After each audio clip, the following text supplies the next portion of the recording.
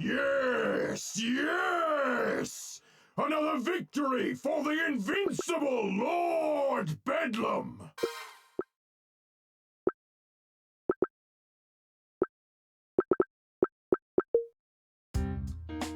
Excellent work, my brothers and sisters. At long last, the first phase of my master plan is complete. Now, gather the spoils of our conquest, so that we may return to our fortress post-haste. So you want all these pet supplies stacked in the truck? Yes, stack the pet supplies in the truck. Okay, just double checking, because there is a lot of dog food here, and I'm just not sure the resale value is worth the back strain, you know? Oh, and do you care about organization? Like, should we sort it by animal, or... Just load the boxes! If you please, value comment. Right. Sure. God damn it. Hey, Dave, can you help me with this? Oh, sure thing, buddy. Try lifting with your legs. I hear that helps. I meant help me lift the box, dude. Oh, gosh, no. I'm a squad supervisor. I'm supervising. But I believe in you, Stan. You can do it. Thanks. Great work on that box, buddy. Way to go.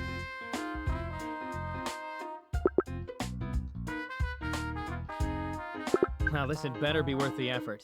What are we even ripping this place off for anyway? Did they not honor one of Lord Bedlam's old coupons or something? We'd better not be eating this dog food. Baloney I can endure, but I'm not eating kibble for it. Hey, fellas. Doing some late night shopping for Fido, huh? That's cute. What kind of mud is it? Looking at the two of you, I guess something like a Yorkie, maybe a teacup poodle, but that's way too much food for a dog that you could carry around in your... What kind of mud is... But that's way... Oh, he's a super Saint Bernard? So yeah, he's huge, massively big, eats a ton, shits are just, you know, gargantuan. Are you a dog person? Let me guess. Frenchie? Corgi? Pitbull. But seriously, step away from the truck and keep your hands off the kibble. This puppy chow heist is over. Oh, gosh. Oh, this is going to ruin Lord Bedlam's whole plan. I've got to warn him. His plan? What about my plan? Hey, get back here! Thanks for your commitment to the team, buddy. You got this. Yeah, sure thing. Oh, really? Why don't you show me exactly what you've got, pal?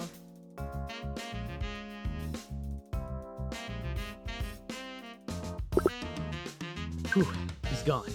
We can talk now. Thank God you're here. My name's Magnum McLean, undercover superhero. I've been tracking these guys for months. Huge case, very sensitive. But wouldn't you know it, my cell phone died before I could call my team for backup. Some luck, huh? So listen, you stop them, and I'll go find a payphone so I can call this in, all right? Great. Go get him, champ. First of all, Magnum McLean? Really? What, your parents didn't alliterate? I thought everyone alliterated.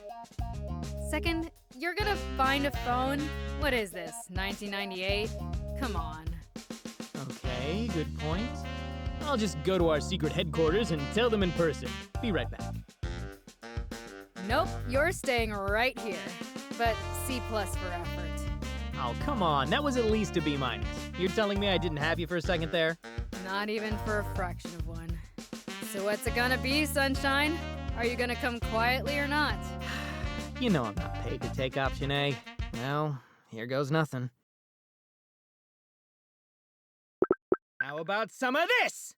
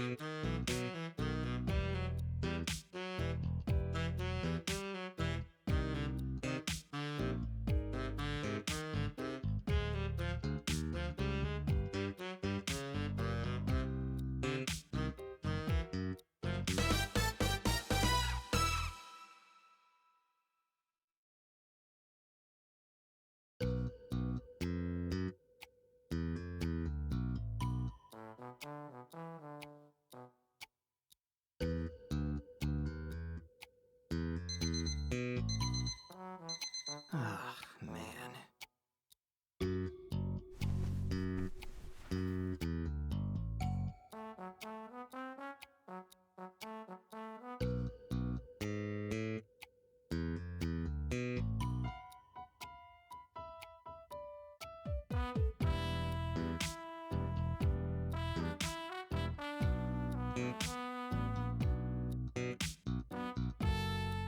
Morning, Stan!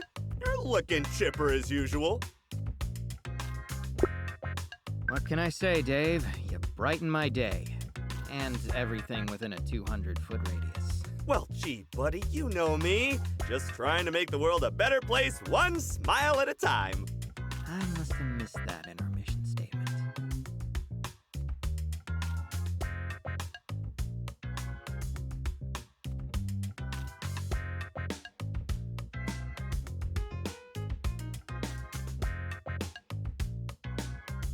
So, pop quiz for you, buddy. What's your assignment for the day? Well, we don't have an operation, and today is Tuesday, so that means I'm guarding a door. Correct! You're assigned to guard the classified Level 4 research chamber. I'm glad that I could count on an experienced guy like you for something so important. Well, I've guarded it every Tuesday for years, so yeah, I guess you could call me experienced. I'm a regular veteran of standing next to a door. Not just any door, a Level 4 door, and Lord Bedlam has entrusted its protection to our team. It's a big responsibility. By keeping that door safe, you keep Lord Bedlam's plan safe, and Lord Bedlam's plans are going to help all of us. Doesn't it feel great, you know, to be a part of something bigger than yourself?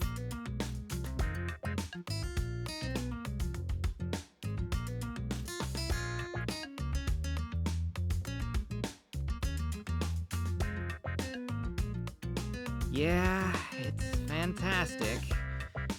Well, can't do such an important job smelling like this, so I'm gonna go take a shower. See you after assembly. Looking forward to it, buddy.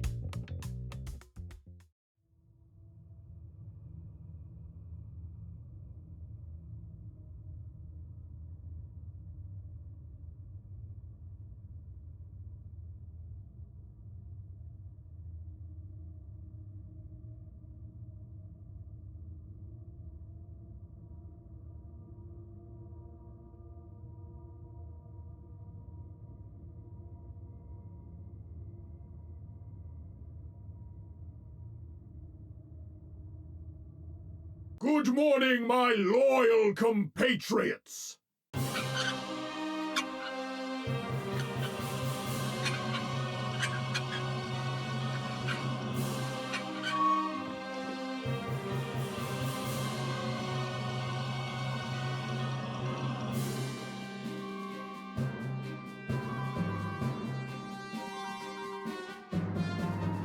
Oh, yeah! You're the greatest, Lord Bedlam! Thank you. I love the enthusiasm. I love you, Lord Bedlam! All right, maybe just a little bit less enthusiasm. Teeny bit. Sorry, Lord Bedlam. Yes, well, moving on. Today is a normal Tuesday, so you should all know your daily assignments. If you've somehow forgotten, consult the laminated schedule you received at the beginning of the quarter. If you lost your schedule, see Sam Leonhardt in HR and she'll make a new one for you. But the printing fee will come out of your paycheck, just so you know. I mean, they're laminated after all. That's not free. We do have some injury updates for you today. First, the good news. It looks like John Kess will walk again after that encounter with Muscle Master. I know we were all pulling for him. The bad news, Mace apparently has no idea who he is following his 7th concussion at the hands of the Shrouded Avenger, so he will not be returning to work. His family has received a fruit basket. For some lighter fare, we do have a birthday today. Congratulations to the Bacon Bruiser, who joined us in June after that unfortunate waffle iron incident forced the Breakfast Bandit into retirement. There will be some mini cupcakes in the East Break Room to celebrate. Please feel free to treat yourself to one between shifts. And it looks like that wraps up our morning announcements. So let's go out there and work together to make this a great day. And remember, The secret cabals, juntas, and unfairly moderated LARPing message boards that manipulate our society must all be destroyed! They will pay for their crimes in blood! And when my master plan comes to fruition, we shall be the ones to exact the toll! Then we shall rip out the diseased heart of modern society and replace it with a newer, better heart of our own making! A heart that actually enforces the rules about period-appropriate clothing and has no limits on caps lock usage! So says the invincible Lord Bedlam! Happy Tuesday, everyone. Go get 'em.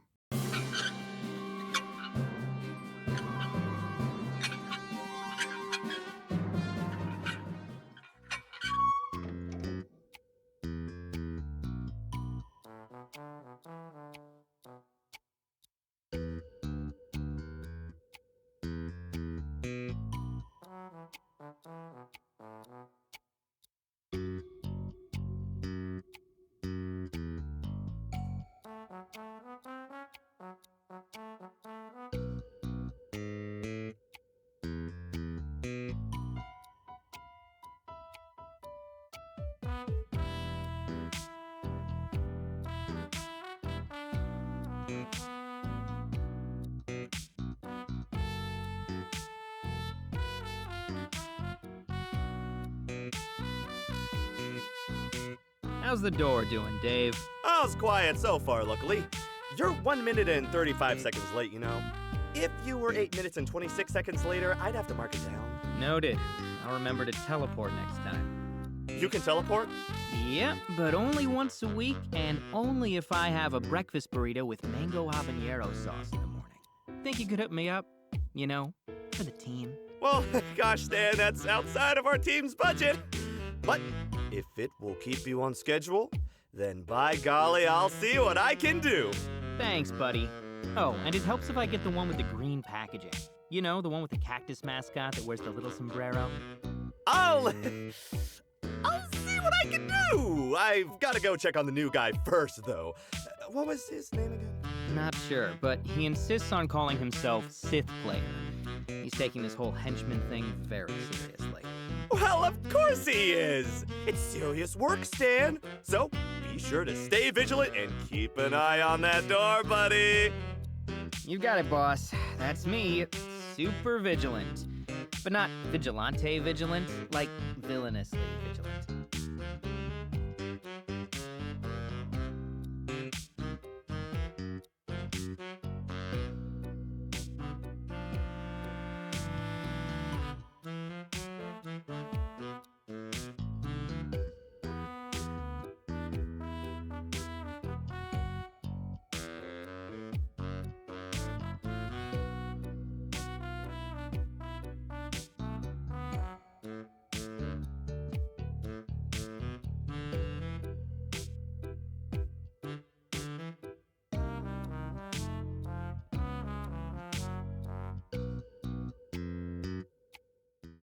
Hey there, buddy! How's your day going? All your tasks on schedule? Hold on, let me check. Yep, door's still there. So my sole task of standing beside it and waiting for someone to actually use it remains right on track. Well, that's just swell! You're always on the ball, Stan. Was there anything I can do to help you out? Maybe get the facility crew down here to give that door the old spit shine. I think the door's shiny enough for now. But do you mind if I ask you something? Non-work related, I mean. Sure thing, buddy. Daily chats with the team are an important part of being a squad supervisor, after all. What's on your mind?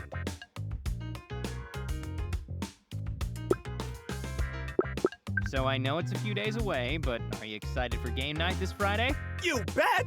Playing games together is a great team-building exercise.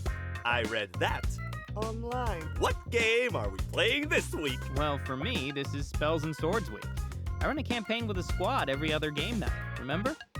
Ooh, sounds fun. Can I join?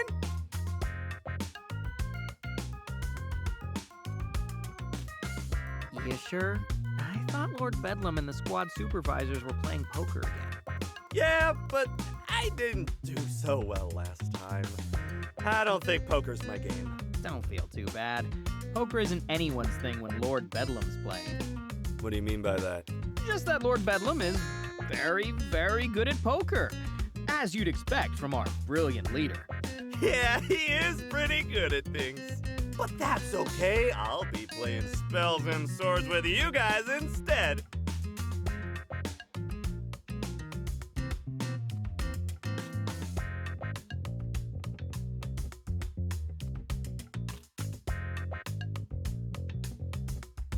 What kind of character should I be this time? Oh, how about a squad supervisor? Is that a class? Why don't you play Bard again? You seemed to have fun with it last time. But I thought I got cursed last time. If I'm still a bard, I'd still be cursed, right? No, this is a completely different campaign, so you'd be a completely different Bard, who's also named Dave. I assume your name will be Dave, right? What else would it be? That's my name. Right, dumb question. Okay, you'll be Dave the Bard. Do you remember all your spells from last time? Of course. I'm pretty good at remembering songs. Right. You don't actually have to sing this time, though. We can just pretend you're singing. Oh, no, it's no trouble. I love singing, and I know it was your favorite part. Are you sure? I mean, Bard was just a suggestion. You could always do something else. Anything else. Oh no, brown cow.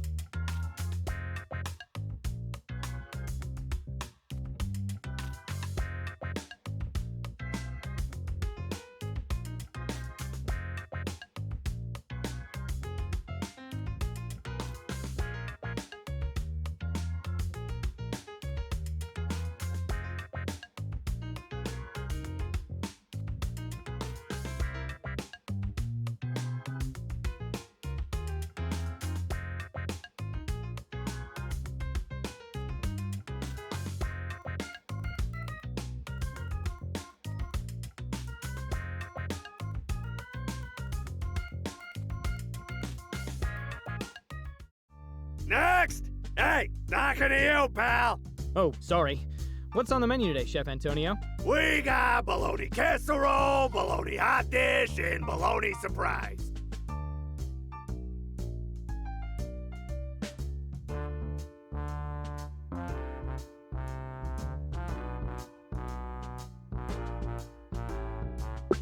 I'll have the bologna hot casserole. I mean the bologna casserole dish. Huh? You making a joke? You think you're some kind of wise guy, huh? No, it was just... oh, they look so alike that... Oh, they look alike? Well, stop the freaking presses! Get a load of this guy! He can taste food with his freaking eyeballs! For your information, there's a distinct difference in flavor between bologna hot dish and bologna casserole. Distinct difference. Got it. But if you can't appreciate it, then I guess you won't mind not having any. No, I appreciate it. I really do. I just admire how you got two so distinctly different dishes to look even a little similar. It's remarkable. You're goddamn right. Now get the hell out of my line. Next! Come on, Oberon, get a move on. I know they got lines in England. Don't you pretend you don't know how it works because you call it a jubery-doo or something. Come on.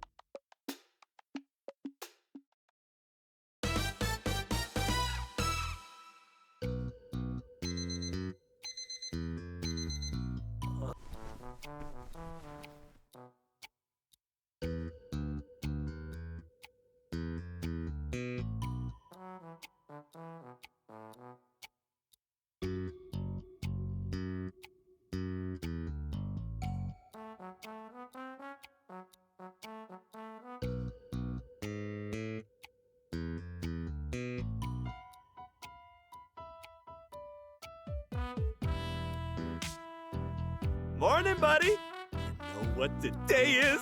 Yeah, it's, Operation Day! Oh boy, I'm so excited. I've got that tingly feeling in my bones. well, that's more than I needed to know. Aren't you excited too? I hear this is a big one.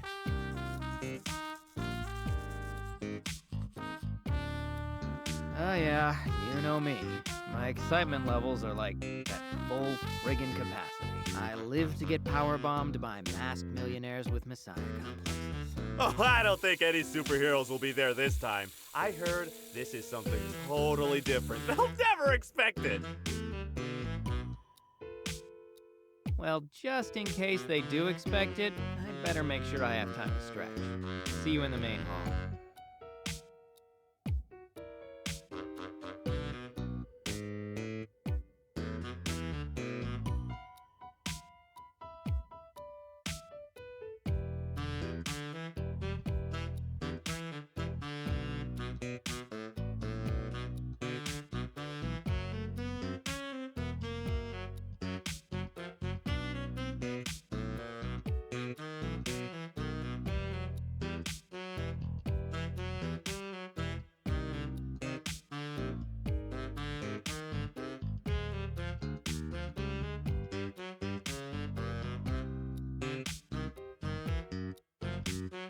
The shadowy masters who control our society are growing nervous, my comrades! With their hold on the artisanal baloney industry shattered, they see the writing on the wall! And that writing says they are the ones who are ruining the weekend for everyone! Not the righteous masses who just want the orc barbarians to stop wearing jeans! I know that each and every one of you are dedicated to our noble cause, and that you will follow both my own orders as well as your captain's without question. Seriously, no questions, no chit-chat, and no scuttlebutt. If you're all being a bunch of chatty Cathy gossip queens, then it makes us look bad, and we need to look our best today. Now go forth, my comrades, and let loose the hounds of our endless parade of glory!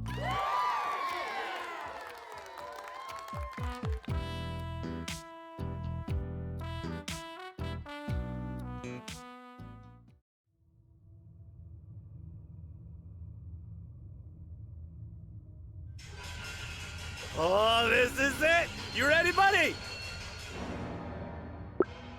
I've got your back if you've got mine, partner. You bet!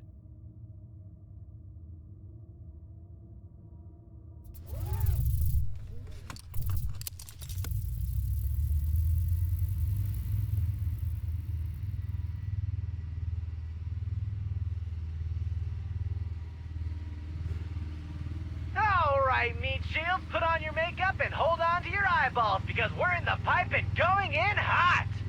Actually, we're third in line in, so we're in a holding pattern for a bit. Then we're balls to the wall with foils locked and guns blazing. Woo!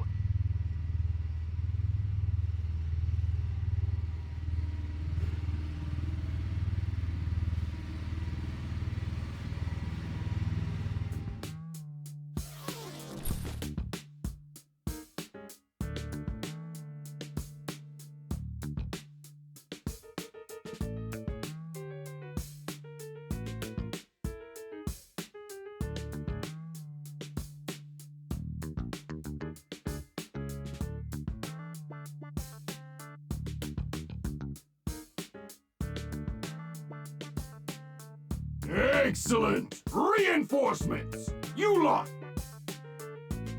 You shall remain here as our rear guard! The rest of you, with me! No problem, Lord Bedlam.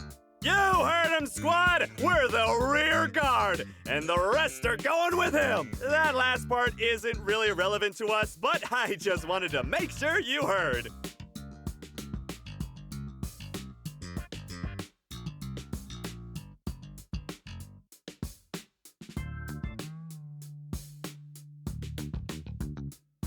Oh boy, the rear guard! What an honor! Gosh, how long has it been since we've been selected for that? Last year, I think. Some lady with wings broke your clavicle. Oh, right! I sacrificed my body for the glory of Lord Bedlam.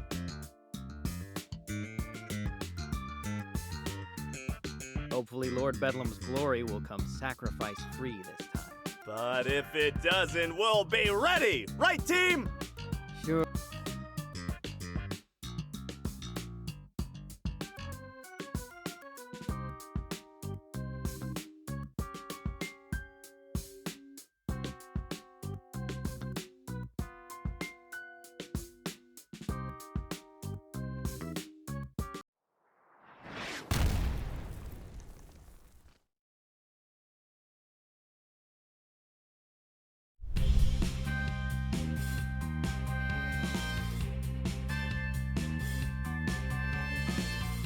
Time to factor here, so I'm only gonna say this once. There's no way you can beat me. That means you can either give yourselves up or get your asses kicked. Your call. I can't make it for you.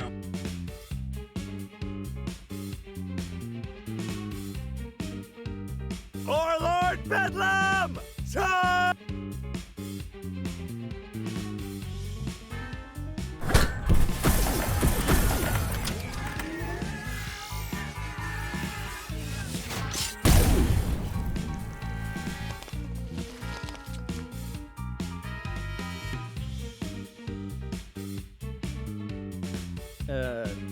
Hey. So,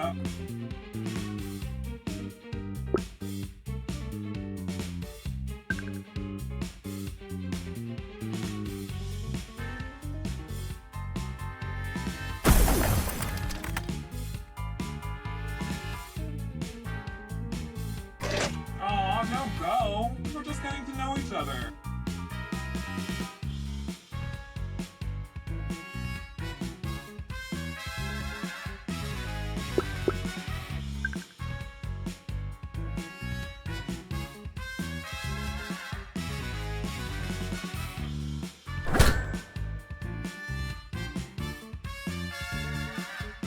Well, I'll give you this. Do I get a prize? Yeah, you win an extended beatdown. Yay.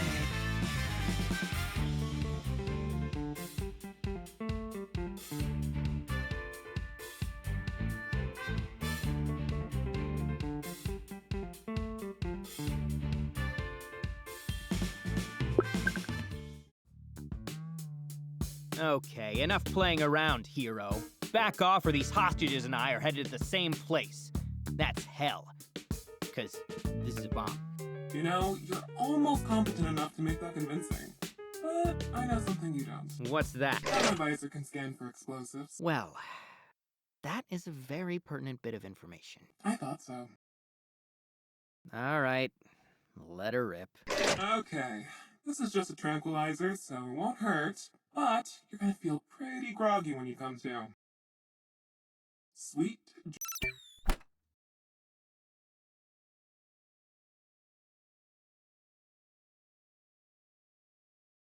Come on, buddy! You have to get up! Where? What? Dave? What's going on? No time! We've gotta go! Onwards, my loyal compatriots! Onwards towards retreat! There's only one Bedlam copter. If we don't get on, we'll be left behind!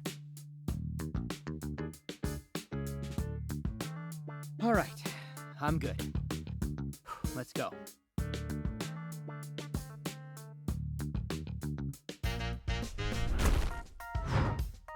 Hey there, sunshine. Gotta say, I didn't expect to see your raggedy-ass outfit here when I got the call. A data science facility's one hell of a step up from a pet store, but you're not too much of a big shot to leave without saying hi now, are ya? After all, we're old pals, ain't we? Oh, you know me. I'm not big on long goodbyes. It's so awkward. Wait, you know her, Stan? But she's a superhero! Case in point, dude, you were there, remember? Briefly, anyway. She dumped me into a trash can. Yeah, that was great. That picture of you was trending for hours. Would have been a great night for me. If you clowns hadn't ended up giving me the slip. Yeah, we were pretty slippery, huh? Oh, what a night that was. Just a peach of a time, wasn't it, Dave? Oh, yeah, I guess. I didn't know you cried so much when you had fun, Stan. I'm easily moved, Dave. You know that. Well, getting to be about that time. Better hit the old dusty trail. Nice seeing you again. Don't be a stranger. Don't think so. This time, I'm making sure you're out cold. And then I'm grounding that ugly ride of yours. Now come on, sunshine. Let's kick this party up a notch.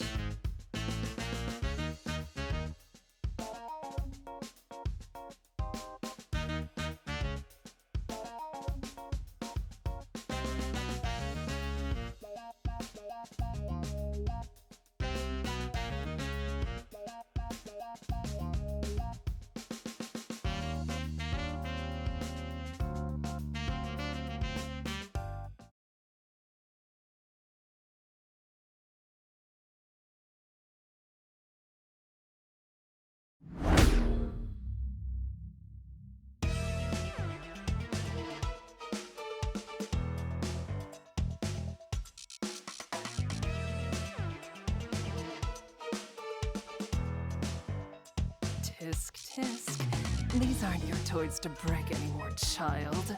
Scorpion, what are you doing here? I just told you. These are my playthings now. If you can't play nice, then I'll have to take them away. You never pay attention, do you? Not even the slightest bit. Don't you ever tire of it? The ignorance? Shut up!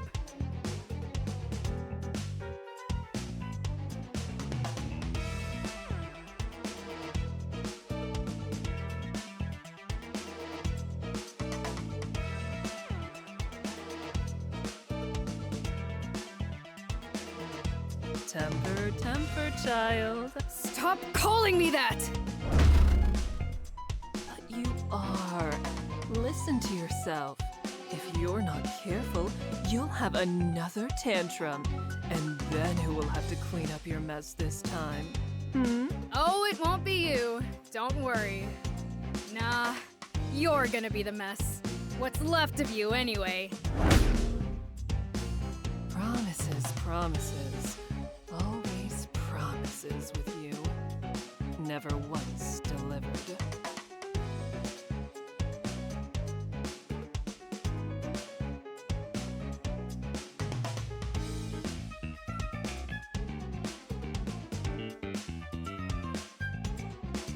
Come on, Dave.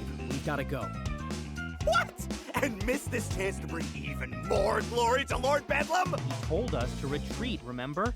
You wouldn't want to disobey Lord Bedlam, would you? No, definitely not. Gosh, I can't believe I forgot. Thanks, Stan. You're a good friend. Sure. I'm the best. Thank me when we're on the way back, man.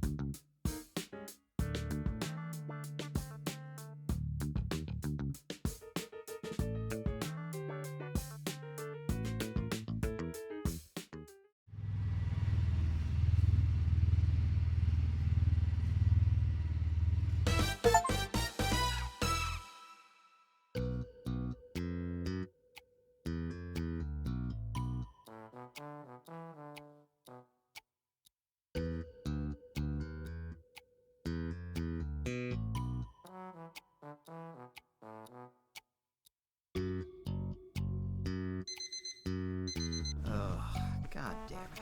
No, I don't want to get up.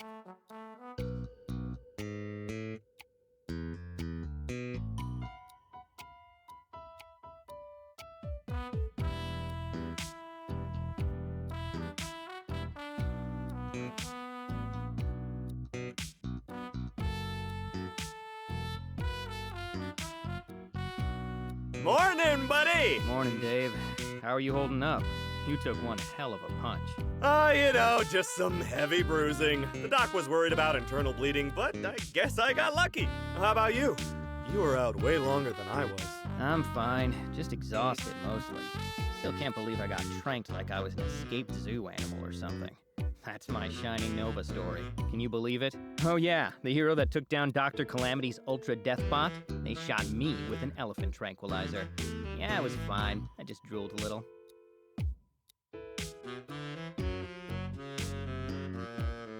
But nothing's bruised, and I don't have a concussion, so I guess I can't complain. Kind of a nice change of pace from being punched or blasted into unconsciousness again when I think about it. Well, I'm just glad to hear you're okay. We lost a lot of the squad, so I need everyone who's left to be working at peak efficiency. How many did we end up leaving behind? Feels like at least half. Sadly, about 60% of our valued teammates gave up their freedom for our cause. How do you know they were arrested? Some could have gotten away. Oh no, everyone got rounded up. It was on the front page of the Cape and Cowl website. Cape and Cowl, huh? They actually covered us? That doesn't happen a lot.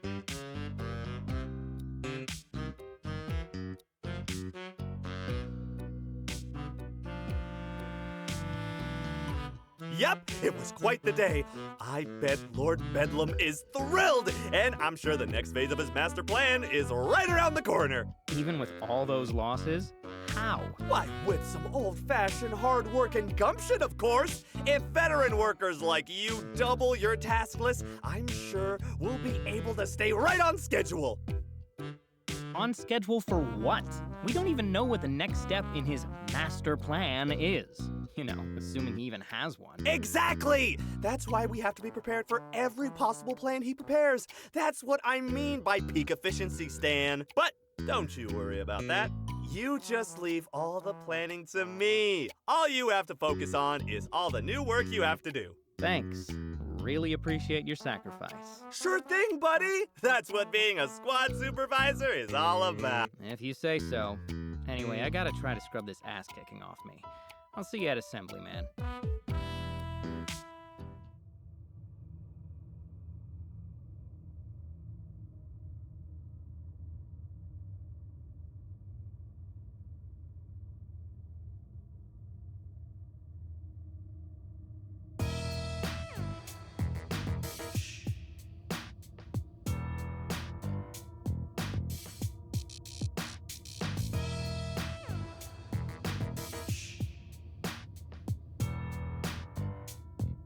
Good morning, my loyal compatriots! Well, most of my loyal compatriots.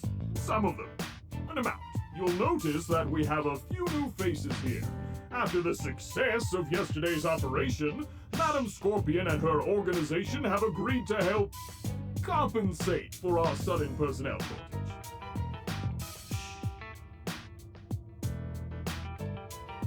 But I'll let her explain the details for herself. So let's all give a warm Lord Bedlam welcome to Madam Scorpion and all our new comrades for joining us in our unending Ferris wheel of triumph! Madam, take it away. Thank you. Today, your organization is making an important step forward. Today, you've joined a select group of the most elite supervillain organizations at the cutting edge of our industry. Normally, a day like yesterday would have been devastating for a small team like yours. How could you hope to replace so much manpower so quickly? In the past, it would be impossible. But today you can, because today, the Scorpion Group is proud to welcome you to the closed beta of our newest project, Henchman, the world's first gig-based henchman contracting platform. Before you are the results, a contingent of micro-earners ready to participate in our shared villainous economy. They have the freedom to choose when to hench and who to hench for. And today, they've chosen to hench with you. You see, with Henchman, an organization like yours can operate as a small, family-like unit for day-to-day operations, but temporarily bolster its ranks through our platform at any time. You can have it all. And let's be honest, that's why we're all in this business, isn't it? So thank you for the welcome. And in turn, I welcome you to the future. The future of your organization. The future of supervillainy, and you will be taking an active role in that future. Thanks to the data you retrieved yesterday, We at the Scorpion Group are nearly ready to take Henchman to the next level, and we'll be working with you to do so. So, in the coming weeks, I will be staying on site to help manage your operations. As part of that, you will receive new equipment, your facilities will be inspected, and your individual performances will be reviewed. I look forward to getting to know each and every one of you.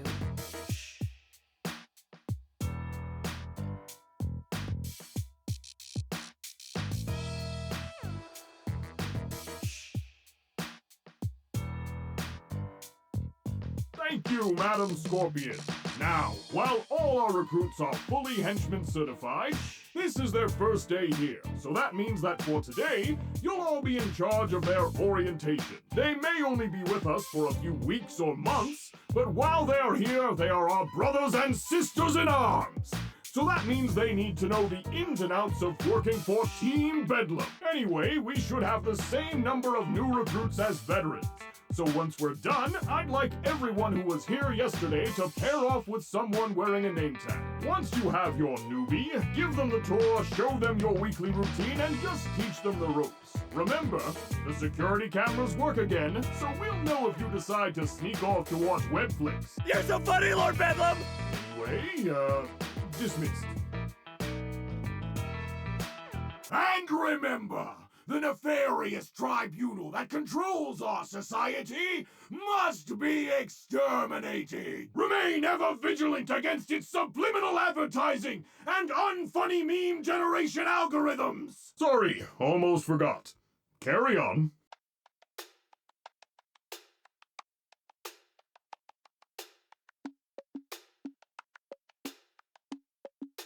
Hi there, I'm Dave. Nice to meet you, Jared. Gosh, you're just going to love being a part of the Lord Bedlam family. We're all like a bunch of second cousins here. Now, bring it in. I'm a hugger, not a shaker. Come on. Wait, where are you going?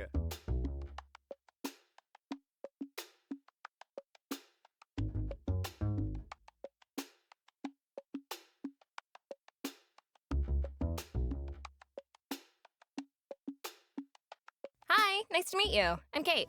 And why does your name tag say Beatrice? Oh shit, it does?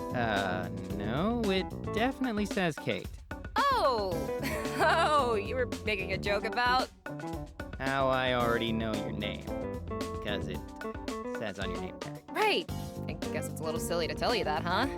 Nah, you're just being polite. I'm Stan, by the way. Guess that makes me kinda rude. Wow, a Stan. I'm not sure I've ever met one. You mean ever met one under 60? No. I mean... Hey, I admit it. It's an old man name. The only benefit is that if you're ever cool enough, you get to be Stan the Man. So, are you cool enough? Well, I'm wearing this goofy purple uniform, so no, definitely not. Okay, Stan, who isn't the man. Up for giving me the tour? Sure thing. I hope you like stone walls and fluorescent lighting, because you're gonna be seeing them all day.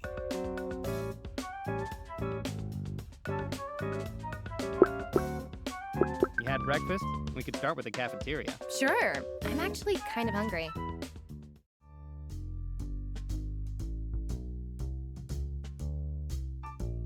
So, this is our possibly sanitary cafeteria. It's, very... Disquieting? That's a good word for it. Or, just kinda gross. Even better. You're so eloquent. Thanks. I took a poetry elective in college. Slept through most of it, but I caught a few gems. Come on, let's grab some food. I'm not normally a breakfast... Well, if it ain't the man with the magic food tasting eyeballs. Yep, that's me. But don't tell anyone. If the other guys found out I had a superpower, it'd ruin the whole social hierarchy. I'd just be so popular and beloved. I wouldn't be able to take it. Oh, don't worry, your secret is safe with me. In fact, it would be a huge help if you'd lend me your services.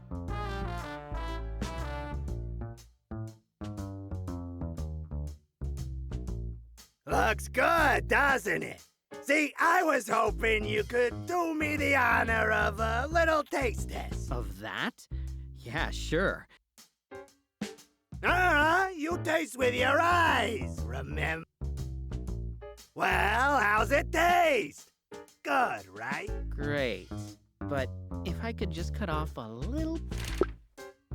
Oh, no, that ruined the sanctity of the test.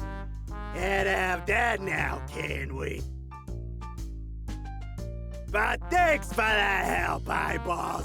And since you don't taste with your mouth, I whipped up an extra special treat just for you. Just a little protein powder with gravy. I call it shithead stew. Yeah. Just perfect.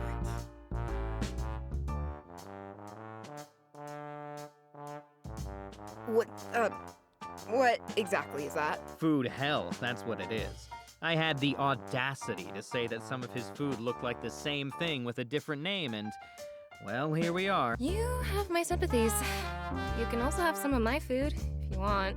I appreciate it, but I don't want to bring this curse down on anyone else. Ah, I see. Guess I'll have to remember to not get in line with you after this, huh? Probably for the best. So, what was that about college earlier? Did you graduate? Yep, Richardson State. Go fighting whatever we were called. I take it you weren't the captain of the football team. Are you doubting my athleticism? I'll have you know that I have the agility of at least, like, 2 whole Panthers. No doubt here. You just seem more like a gymnastics captain. Actually, soccer was my sport in high school. I was a pretty serviceable midfielder, believe it or not. Didn't score a lot of goals, but I could facilitate well enough. Why didn't you play in college? It's just so much running. All right, smart guy. What were you doing in college then? Majoring in history. So basically, I joined a very expensive nonfiction book club. Hey, there's nothing wrong with books.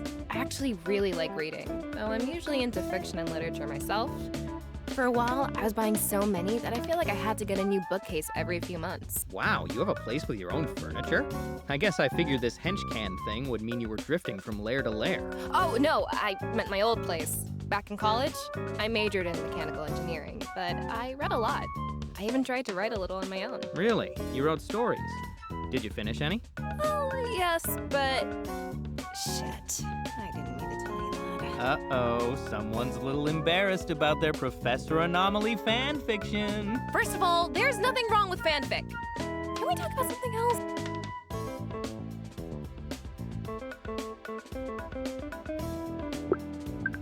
Hey, relax. I'm just teasing. I actually think it's cool. What kind of story were you working on? Just a sci-fi thing, nothing crazy. I called it The Lost Princess of Europa. I started it as a political thriller, then it turned into a space opera, then a romance, then basically just crashed into the sun. It was not meant to be. Oh god, why did I tell you that? Just forget I brought it up, okay? Hey, don't worry about it. It's gutsy that you try something out of your wheelhouse like that. I mean, I could never try the whole science thing. Or math. If I see too many numbers, they just start to blend together into one big confusion smoothie. Come on, you can't be that bad. Totally can. I drew a mean graph, though. The wrong graph, but it looked real nice. If it's any consolation, my stories really weren't much better. When I was writing them, I thought they were just so good, but when I go back to read them, yeah, let's just say I'm definitely a science girl. I still love to read. I just won't be writing the next Professor Anomaly. Well, you're in good company, because I can't write for shit either. Well, good being relative, I guess. No kidding. You can't write, you suck at math. What can you do? Get punched in the face, mostly. I'm a bona fide stud in the field of meat shieldery. How about avoiding getting punched in the face? That seems a little more useful. You might think so, but speaking from experience, aka yesterday, that only lasts so long.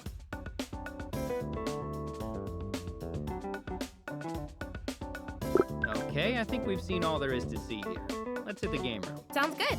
Lead the way.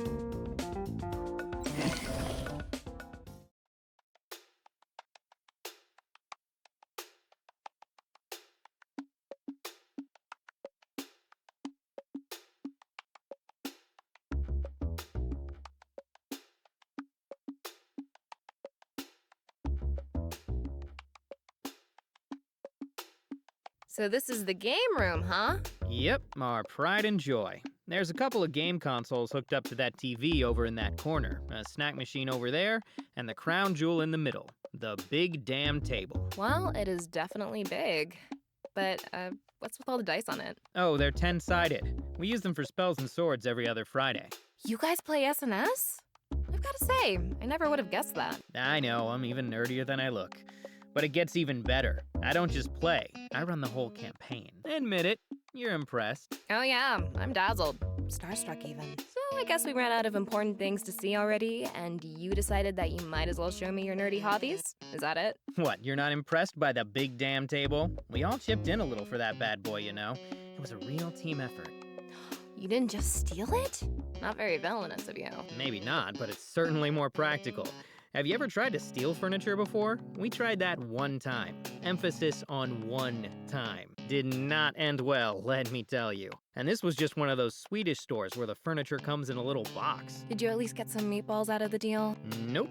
One of my squad mates tried to raid the food court, but she got lost trying to get back to the rest of the group. I always wondered what happened to her. It was a big disaster, basically. Crimson Typhoon had his poster on the revenge wall for a good month. The revenge wall? Sounds ominous. Oh, it's where that poster of Shining Nova is. See?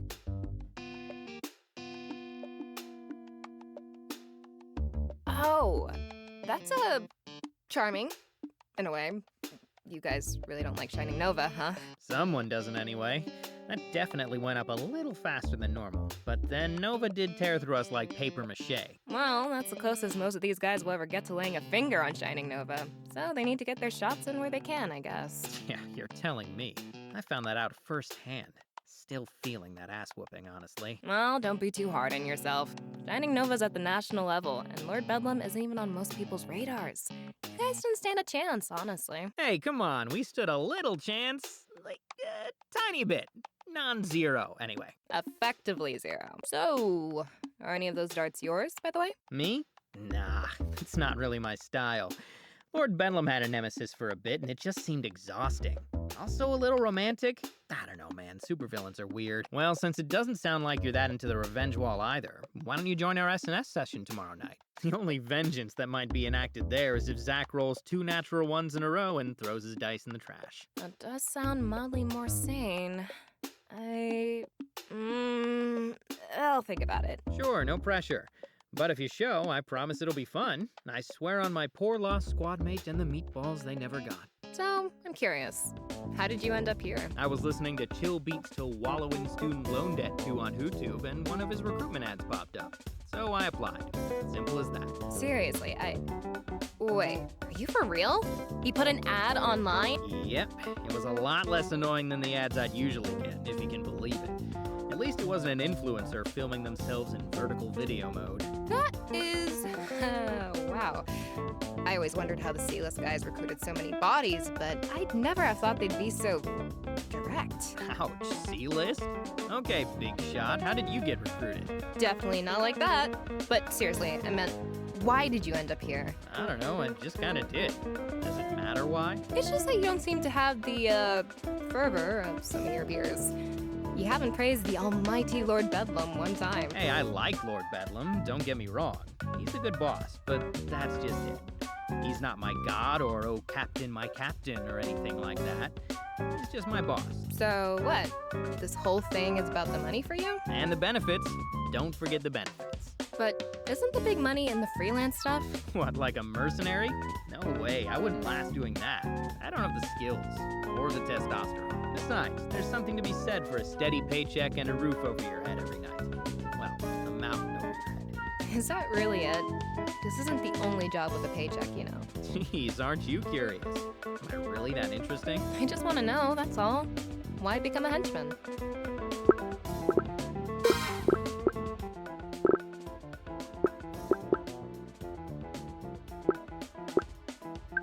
Instead of, what? Finding a cubicle to waste away in? No thanks. Oh, wow. Really? You just want to stick it to the man? Not really stick it to him, so much as throw him a curveball. Do something unexpected for once. I just kind of woke up one day and realized that my life had been this big checklist, you know? I was just meeting the requirements. You ever felt like that? You mean like you've been living for someone else? Yeah, I think everyone has. Some things you just do because you're supposed to. Exactly. I mean, I didn't even want to go to college. I just thought I had to. So being a henchman may just be a job, sometimes a crappy job, but at least it's off the beaten path. Road less traveled and all that shit. So, let me get this straight. You became a henchman to stop fulfilling society's expectations and fulfill Lord Bedlam's instead? No, I mean, look, that's different. I'm doing my job, but it's like you said, I'm not buying into the whole Lord Bedlam cult here. I guess I'm just curious how you've managed that, because I don't want to. Become a Bedlam bot? Well, you're only here temporarily, so you should be fine. Yeah, right, but how do you do it? You just, what, take off the uniform and forget all about robberies and hostages? Pretty much.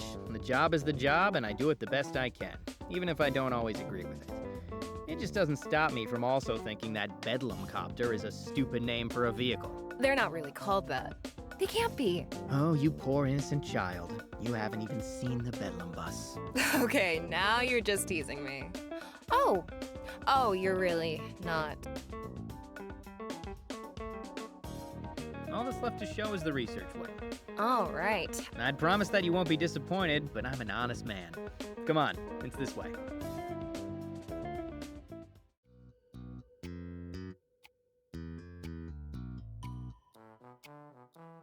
And for the grand finale of our whirlwind tour, I give you the research wing. Wow, this sure is a hallway. Isn't it though?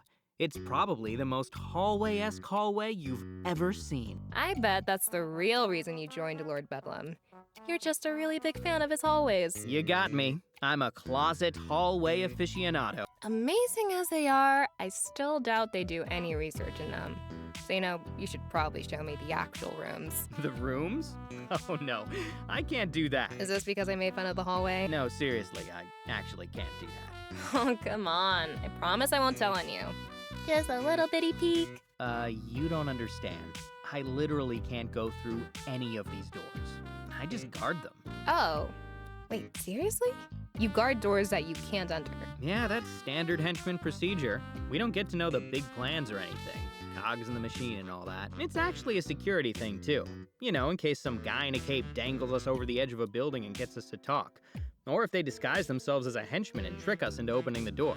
No way! People actually try that? People don't just try it, it worked. It was like one of the go-to moves in the 80s. That's why the rules got made. Do the other villains on the Henchcan app not follow the Secret Lair patrol regulations? Well, I actually didn't do much patrol, so... Oh, right. Engineer. Wouldn't want to waste that on grunt work all the time. But did you really never get guard duty on any of these gigs? That's pretty lucky. Yeah, guess. So, is that your job here? You guard this hallway? Nah, just Tuesdays, thankfully. As much as I love my door, I don't think I could watch it 24/7. Come on, I'll introduce you.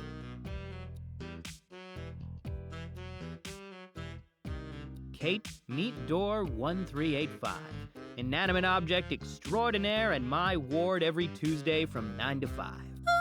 Nice to meet it. And you have no idea what's in this room. Nope, and you won't. Nope, and you won't either. This bad boy requires level 4 security clearance to get through, one of only a dozen in the whole base. It's very important. I'd be more impressed if I knew what was behind it. No idea, but it's a big deal. So probably Lord Bedlam's snow globe collection. Or a super weapon. I see. So anyway, I was... Nope. You've had all day to ask questions. It's my turn now. What? Since when did this tour come with a rulebook? Since I made it up, basically. All right. One question, but I have the right to pass on anything that I don't want to answer. Got it? Hey, that's fair. You have the right to be lame if you want to. I'll judge you for it, but you can totally do it. Judge all you want, but you just get the one. Better make it count. So what's up with this Madam Scorpion lady? She seems legit. Oh, Madam Scorpion. Yeah, she's legit alright. Then why haven't I heard of her before? Until today, I didn't know she or this whole Scorpion group thing existed. Well, yeah, that's the point. I think of it like this. The best crimes have no proof that they actually happened, right? So the best criminals are the ones that stay hidden. Madame Scorpion is one of those. And this is just a rumor, but supposedly she was the apex predator of the assassin world for a while. That's how she got the money to start the Scorpion Group. But just like her old career, she keeps it totally under the radar. It's like a black market mega corporation for supervillains. That's all just a rumor, though. I only know about it because I got recruited for the app. Well, still, that's, more legit than I was thinking.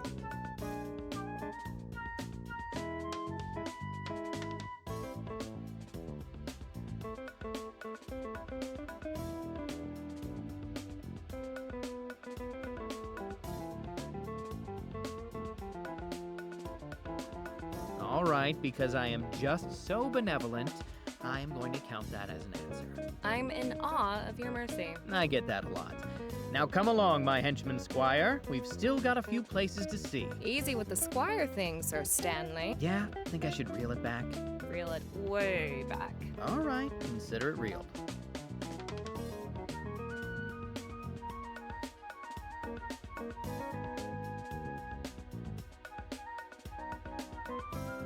And so our whirlwind tour comes to an end.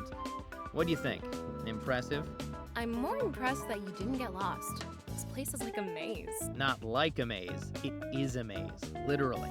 If a superhero ever gave enough of a shit to come after us, they'd spend so long figuring out where to go that we could just leave them in the dust. That's actually pretty smart.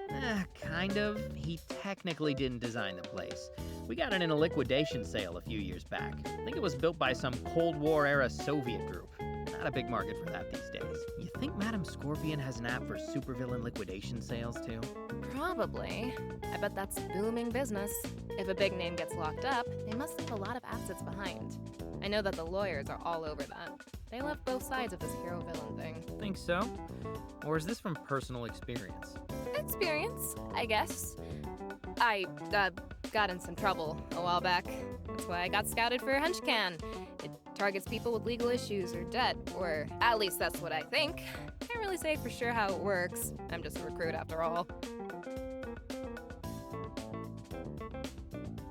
So, I guess I'll see you around? Yeah, for sure.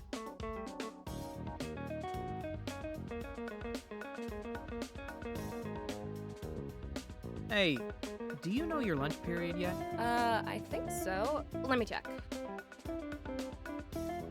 Second shift. Crazy, that's mine too. Want to eat together? I promise I won't get you involved in my holy war with the chef. Good. You seem like a decent guy, Stan, but I don't think I'm ready to starve for you. Can't blame you for that. And hey, maybe by the time lunch is over, you'll know if you can stand my company long enough to join that S&S session? And if you want. Invitation's still open, is all I'm saying. Still thinking about it, but sure. I'll let you know by then. Sure. Great. So, guess...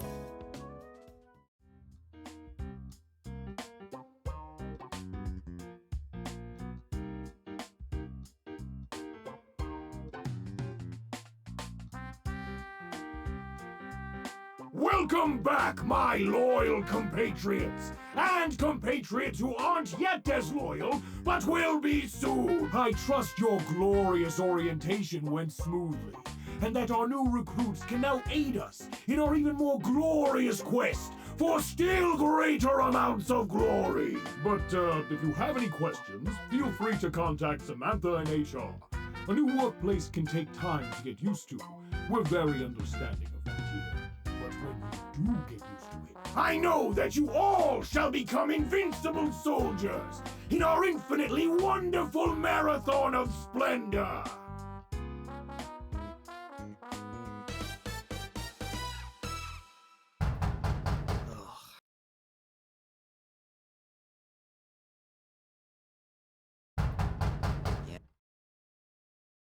Yeah, just a second.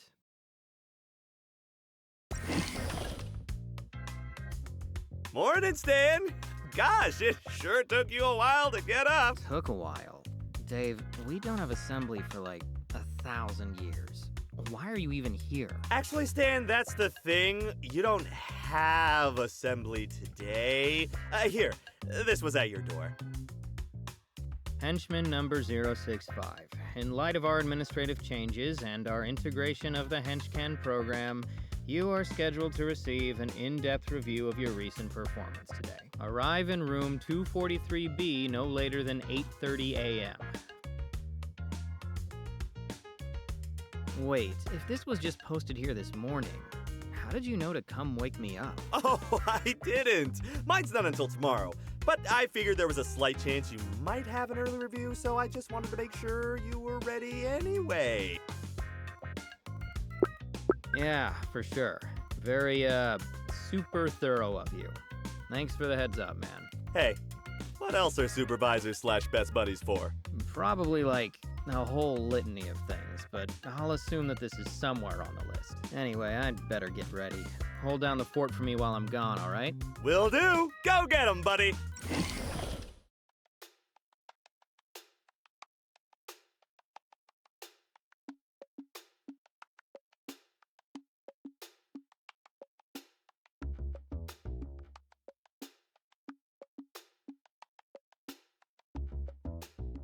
Okay, Stan, you got this. No sass, no back talk, just get it over with.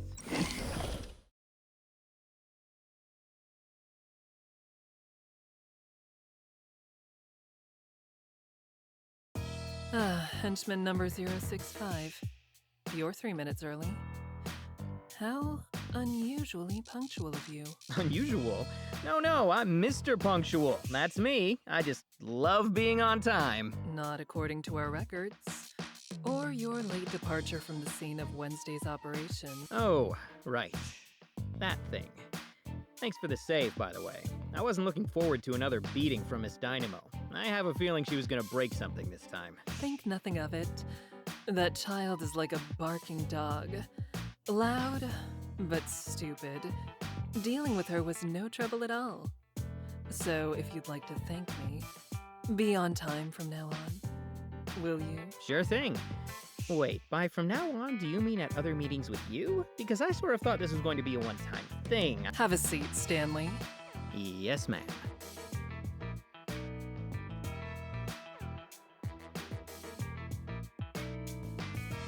Don't fret. This isn't about your punctuality.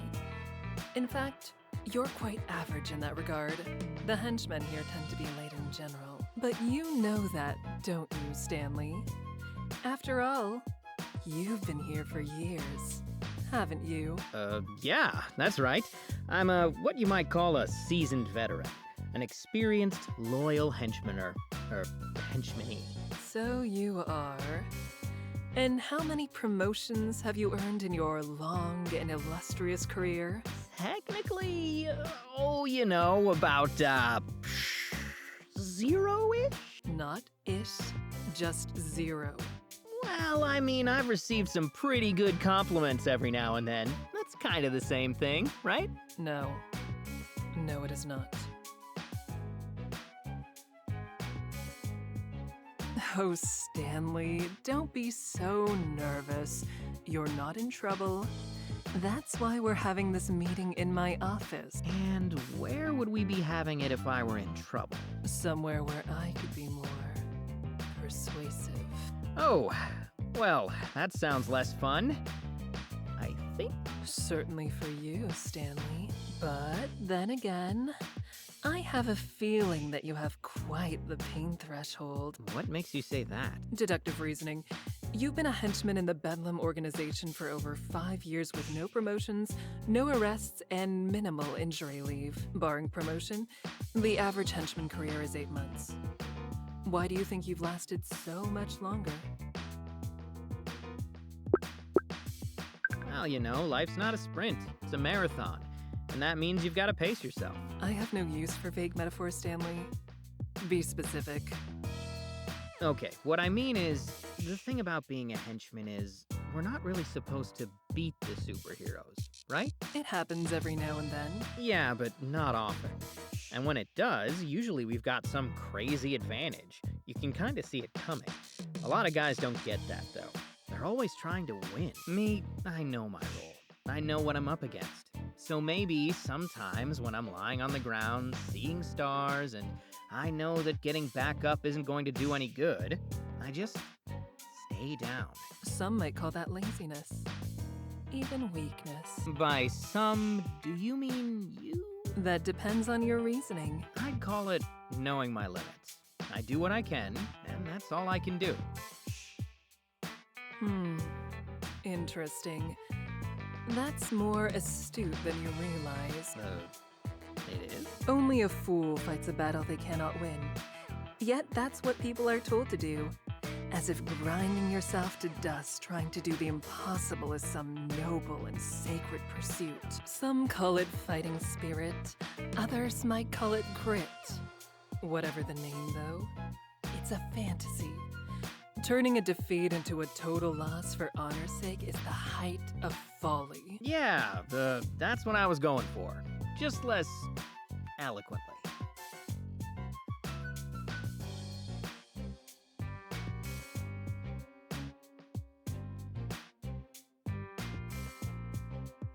Whether you were going for it or stumbled into it face first doesn't matter. You've grasped the concept. I guess. Stumbling just doesn't sound as cool. That's true. Keeping up appearances is important too. But that's an advanced concept. One that I have already mastered, as you can see.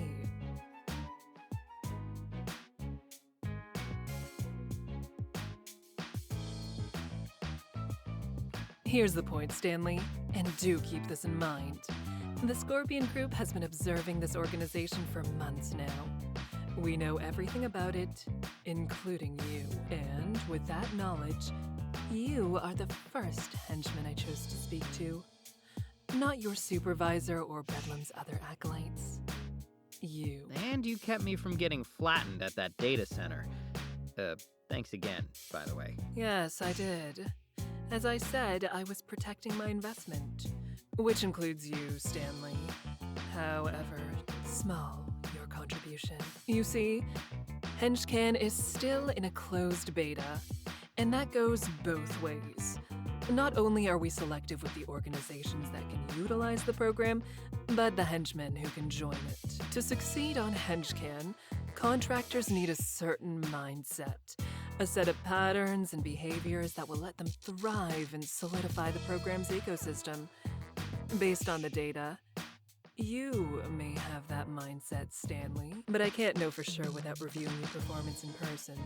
So let's return to that subject, shall we? 2 days ago, you were part of an operation. Your squad was left in the rear guard. Do you recall what happened? A very painful celebrity meet and greet. Yes. Shining Nova is quite the famous superhero. And you two met face to face. Lucky me, right? That makes you the second famous person I met this week. Oh? I'm famous. Tell me, what makes you think so? You just look like it. You're sure you're not a movie star or something? Because you could have fooled me. Shameless flattery. There are worse tactics, but you do realize that I'm your superior, don't you? What? No, don't take it the wrong way. You just look stylish, like you could be at a red carpet premiere. In a catsuit? Yeah, well, it's a nice catsuit. Very fashion forward. You could start a whole trend with it. Yes, I'm sure that's what you meant. Though, I do suppose I must look like a beacon of fashion amidst the sea of purple. So I'll forgive such boldness for now. But back to the matter at hand. You were the final member of the rear guard to engage Shining Nova during that operation. And you did so alone, after your colleagues had all rushed in at once or fled. When you put it like that, I sound pretty stupid. You certainly didn't have the odds in your favor. In fact, we did an exact calculation of your chances of success in that scenario. They were 600,000 to 1. And now I sound really stupid. If your goal was to succeed. But you weren't trying to succeed, were you, Stanley? Why don't we review your moment-to-moment decisions during this encounter?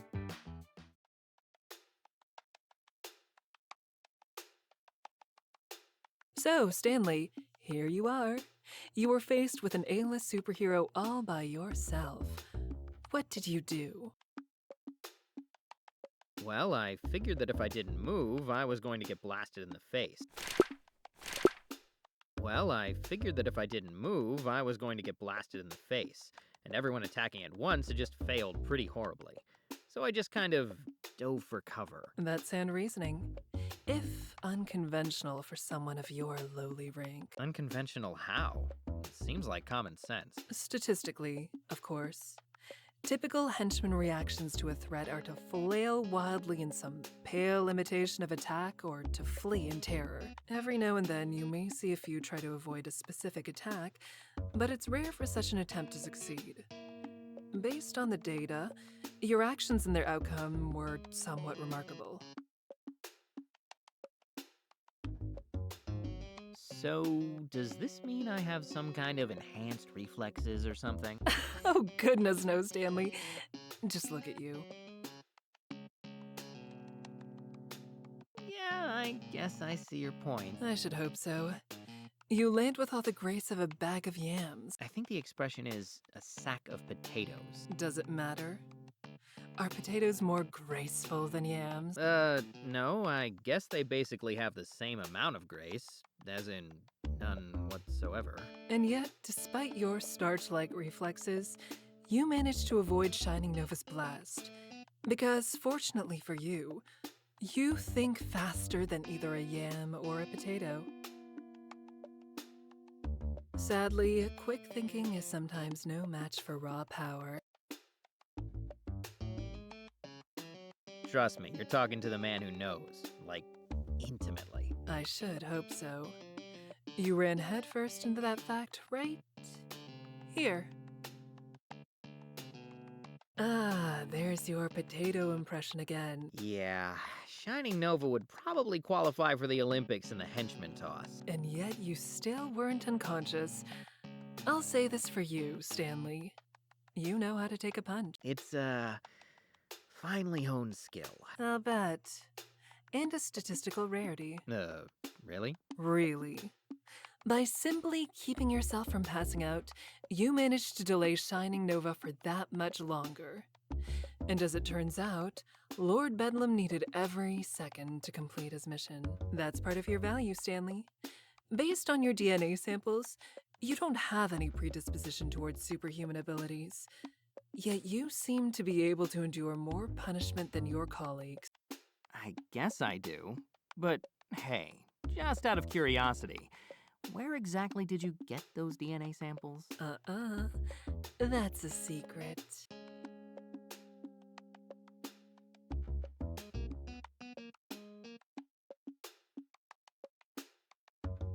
But let's get back to Wednesday's operation. If you look at the footage right here, you'll notice something interesting about where you landed. What might that be? I'm pretty close to a door, and the engineers that we took captive aren't far either. Correct. Though you didn't realize that second bit so quickly at the time. In fact, you don't notice until this moment right here. And then what precisely did you do with this newly acquired knowledge? I threatened them. Sort of. I didn't exactly have a weapon or anything, so I just pretended my communicator was a bomb. An excellent idea. Yeah, I guess someone with super sci-fi vision isn't going to confuse a walkie-talkie for a grenade. No, they aren't. That said, I also don't imagine you would have any idea of knowing that at the time. Given your situation, you made the best possible move. You made use of your environment and the weak-willed, faint-hearted tendencies of most superheroes. With a different opponent, you may have forced a standoff. Yet, even as it stands, you still caused a minor delay. See how Shining Nova abruptly halts? There's hesitation there. More importantly, you showed the kind of attitude needed to succeed in the Henchman program, Stanley. You saw the exposed throat of your enemy, and you pressed your blade against it. Well, I wouldn't say that exactly. It's not like I was using a real bomb. The hostages were never in actual danger. But they didn't know that, did they? For a moment, their fear was real. Your power over them was real. Couldn't you feel it, Stanley? Didn't it taste delicious? Maybe. I can't really say that I've tasted too many emotions. I mean, maybe pain, but I think that's more like blood getting into my mouth and stuff. You'll grow accustomed to it, I have no doubt. It's rather addicting, and as you're starting to discover, effective. Now then, I think we've seen enough of this, haven't we?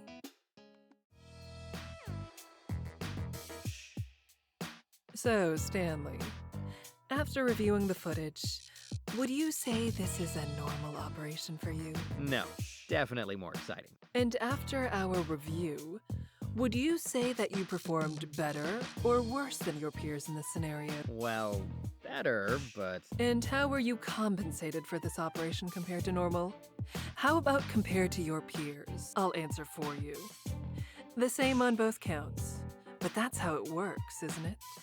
You're paid a salary, and that doesn't change when things are harder or your performance is better. No, you can't earn more without a review, like this one, and they don't come often. But dear Stanley, what if I told you that you can? You mean can? Exactly. I admit, I wasn't entirely sold on the name until we focus tested it with a few slogans. But it really works, doesn't it? I guess so. Where are you going with this? I'm getting to that, Stanley. But first, why don't we turn this discussion inward? What drives you? What do you mean? I mean that as a henchman for Lord Bedlam, who or what do you serve before all else?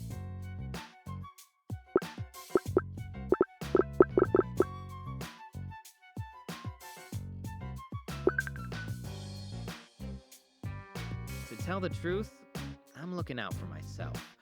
Not that I won't do my job or anything, but at the end of the day, I've got to take care of things for me. Correct. Well said, Stanley. I wasn't aware this was a question you could get right or wrong. Of course it is. It's simply a matter of being honest with yourself. No matter what you had said, your actions would already have spoken for you. During your everyday tasks, you trend right inside the average by every available metric. You do not perform better or worse than any of your fellow henchmen, but when you are personally at risk during operations, you are suddenly head and shoulders above the pack, despite having no powers or exceptional athletic background. In other words, Stanley, you are performing at the optimal level for your own self-interests. You have found exactly how to do your job and collect your paycheck with as little pain and effort as possible. Yeah, I can't really deny it, but that's just how you treat a job, isn't it? You clock in, you do what you have to do, and you clock out. I suppose many do. But this is something that extends well beyond one's occupation. Why should you try to perform any better when you have no incentive to do so? Should you throw yourself at superheroes based on the distant dream of a promotion? No. You have learned that the optimal path forward within this system is to intentionally perform below your potential. So that's what you do. All you need to bring it out is a system that rewards you appropriately. And this, Stanley, is what I have been getting at. With Henchman, you would be rewarded based on the work you do. If you accept more gigs or more difficult ones, then you earn more. If you perform better on a gig, you earn more. Take Wednesday's operation, for example. You would have been paid better than your peers for that, and certainly better than your supervisor.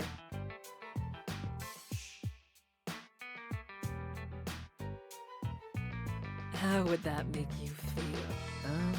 Good, I guess. But, I work for Lord Bedlam. And? He employs you, but should he own you? Your days could be his, and your nights could be mine. You mean Henchcans, right? Your program? Why, of course, Stanley. That's what we've been talking about this whole time. You're exactly the kind of candidate we need. You'd be just perfect for it. And as it happens, I know of a gig tonight that would be an excellent trial run. You should sign up.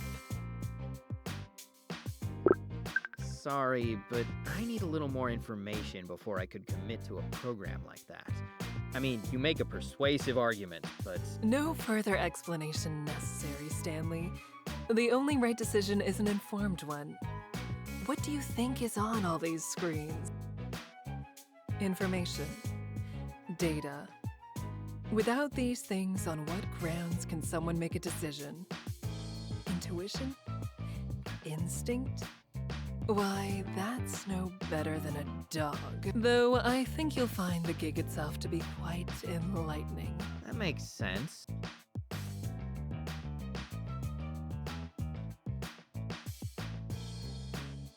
Very well. In the meantime, I suggest you download our Henchman app. You'll find a QR code on the bulletin boards in the break rooms or at the entrance of the cafeteria. Take a few hours to collect some more information and think it over. I'm sure I would. Oh, no, that wasn't a question. You'd really hate it from the bottom of your heart. Then, dear Stanley, you'd see where I have my other meetings. You mean the ones where people are in trouble? Precisely. That is all, number 065. Right. Got it. Thanks.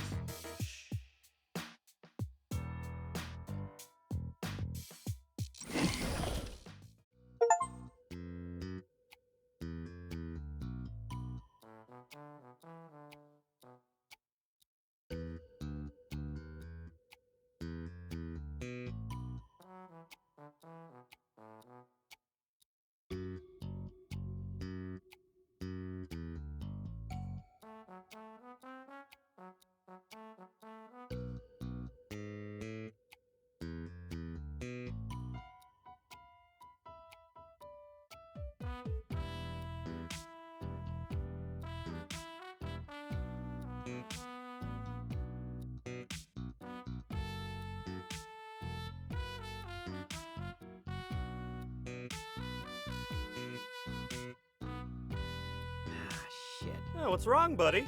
I forgot that Chef Antonio and I are at war. Metaphorically, I mean.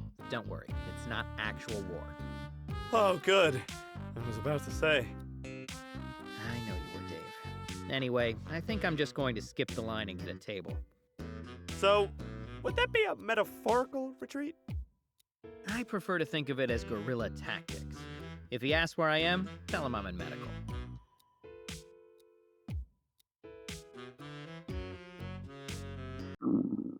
You filthy traitor. That'll learn it. Show that organ who's boss. Damn right, you've got to keep them in line. Sometimes instead of doing cardio, I just berate my heart for an hour. What do you mean sometimes? Wouldn't that imply that you do cardio in the first place? For your information, routinely fleeing colorfully attired walls of muscle is a wonderful fitness routine. It's like Pilates for masochists. I feel like you don't know what Pilates are. All I know is that they usually involve a gym and yoga pants, and I can't see myself inside either of those things. Technically, you're not wrong, and yet you're definitely not right. Still haven't made peace with the chef, huh? Nope, this is grade A eternal nemesis level conflict. We're destined to battle until the end of time. Yeah, well, I don't think that treacherous stomach of yours can last that long. Seriously, just have some of my... Well, gosh, Stan, you didn't tell me you made a new friend. It's a real pleasure to meet you, miss. I'm Dave, squad supervisor. Good to meet you. I'm Kate. She's the rookie I guided around yesterday. Just happens that we have the same lunch block, so... Wait, are you still wearing that name tag? Yeah. Is that a problem? No, it's just that I don't think you have to anymore. That was a one-day thing. I guess not, but I'm still new, so it's easier for people to learn my name this way. Yeah, she's just being considerate, Stan. Gosh, you millennials have no manners. Dude, you're a millennial, and I'm pretty sure I'm older than you. Oh god, I'm older than you. It's this social media. That's what my papa says. Everyone has to clap back or back clap or post little emojis of clapping. Yeah, I mean, if you're gonna clap, do it to my face, you cowards. Am I right? How dare you encourage this? Encourage what? A blossoming friendship? More like an unholy alliance. I think I was safer with Scorpion. You met Madam Scorpion? When? This morning, Stan had his big review. I made sure he was up extra early to prepare, though, so I'm sure he aced it. Right, buddy? Let's not get carried away. I survived.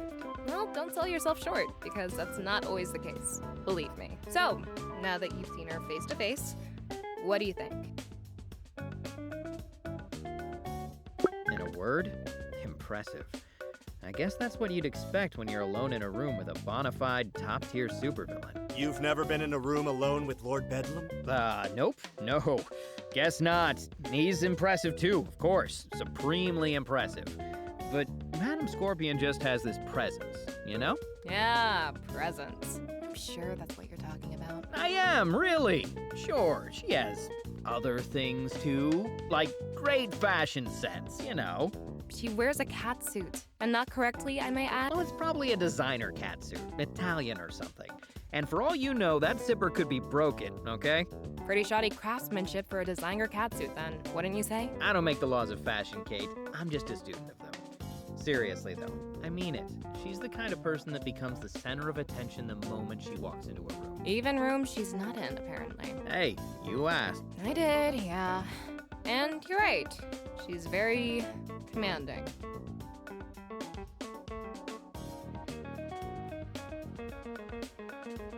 Look, just be careful around her. I'm serious about what I said. Not everyone that walks into a room with Madam Scorpion walks back out. That sort of thing might be part of her former occupation, but old habits die hard. And you'll die easily. My old habits die hard, too. And sometimes I think I'm back on the farm. Today in the warehouse, I called the crates hay bales by accident, and this other time, I thought someone's pet parakeet was a chicken. So what, you tried to take its eggs or something? No, my sister collected the eggs. My job was to butcher the ones we ate. That sounds pleasant. Hey, wait a second. Oh my god, you didn't! Well, it looks like we finally solved the mystery of what happened to Lord Birdlum. It was an accident! It was just old habits, like you said! I think that crosses the line from habit to disorder. Although, now that I think about it, that's a pretty good example for this situation. Thanks, Dave. Oh, you're welcome, Kate. Just a little squad supervisor nugget of wisdom for you. I've got loads of them. I bet you do. So, basically, Stan, be careful around Madam Scorpion, or you could end up like Lord Birdlum. Delicious? Dead, Stan. Very dead. But luckily, the most dangerous thing that you'll encounter tonight are some bad dice rolls, right? True, though they'll be more dangerous for everyone else since... Wait, does this mean you're playing? It may, if your party has room for a paladin. You said they needed a tank, right? Yeah, that's perfect. Just a normal paladin, though? Anytime someone plays a paladin around here, they're usually a dark paladin instead. 'Cause, you know. Oh, right. I mean, of course it's a dark paladin. I just figured that was obvious. Was it not obvious? Neat! You invited Kate to our SNS game too! That's great! It'll be a great chance to do some team building. You're playing too. Stan didn't tell me that. What class are you gonna be? I'm playing a bard, so I hope you bring your dancing shoes because I'm gonna be jamming out some rockin' tunes all night long. Really, Dave, you don't have to sing. We don't have any accompanying instrument. I told you, buddy, it's no trouble at all. Gosh, it'll be like I'm back in my high school glee club again. You guys are in for a treat. We're in for something.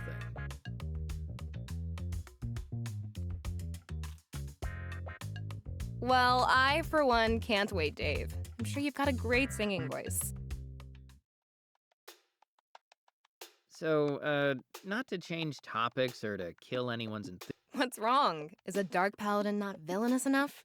Do I need to be a demon paladin or something? No, there's definitely enough villainy. It's just that something else happened in that review. The thing is, Madam Scorpion asked me to sign up for a henchman gig. Tonight. Wow, that's great, Stan!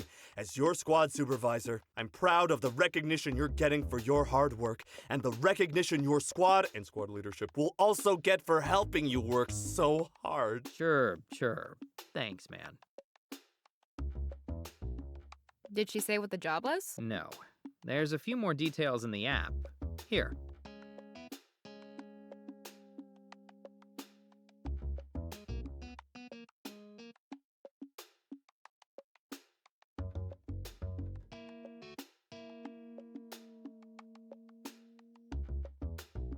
Seems like a good payday. Could be risky, though. This is an entry level from the looks of it. That's the idea, I think. It's meant to be some kind of test. That's a tough call. On the one hand, this is Madame Scorpion, and she's not used to being refused. On the other hand, if it's meant to be a test, then it will definitely be dangerous. Plus, you'd totally be missing out on our awesome Spells and Swords adventure. So if I were you, I'd take some time to think about it. I won't blame you either way, but if you had to decide right now, which one would you pick?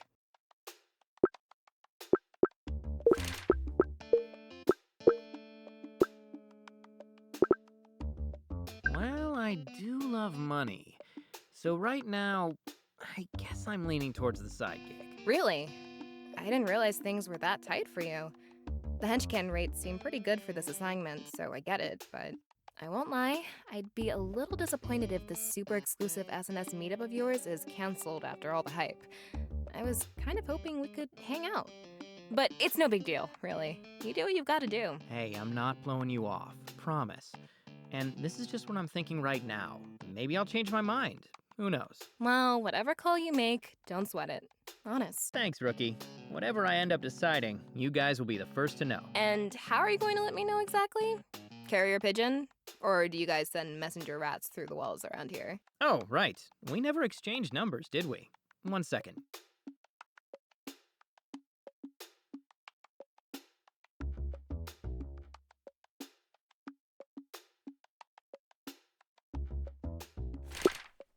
There we go. That'll be easier. Though, I admit, I was sort of looking forward to some kind of trained animal messenger. Honestly, they might be more reliable. The reception in a secret mountain base isn't great. Big shock, I know.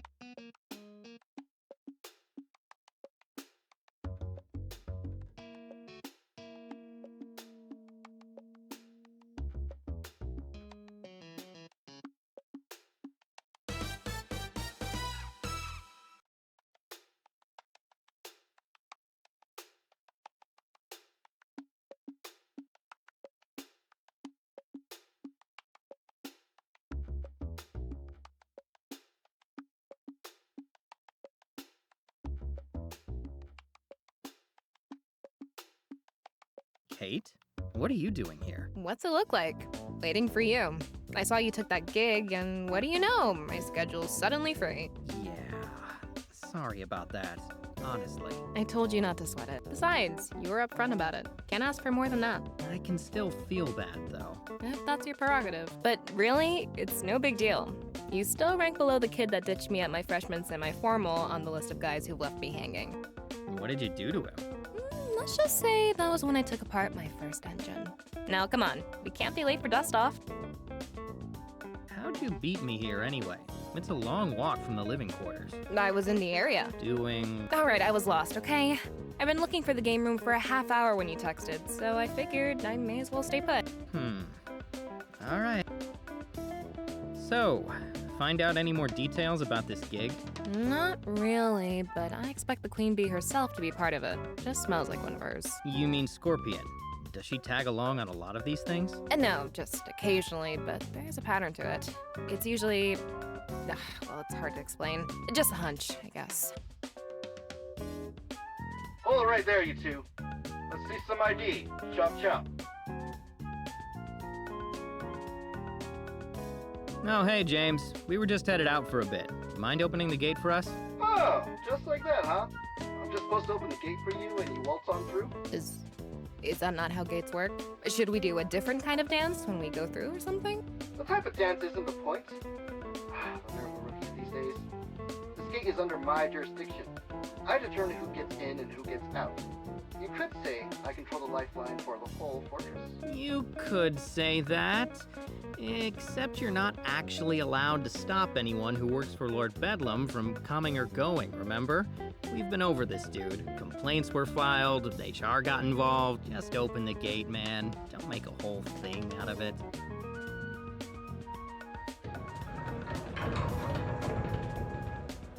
All right, you're clear to proceed. But mark my words, Stan. One day, you'll need to get through and I'll be allowed to stop you. One day, it will be the gate supervisor's time to shine. One day! That day's never going to come, is it? Oh, absolutely not.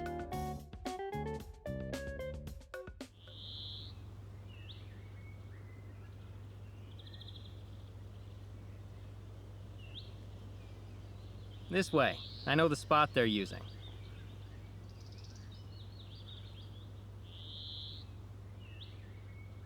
Don't worry, James won't lock us out. He talks a big game, but that's all it is. No, it's not that. Cutting it a little close, aren't we?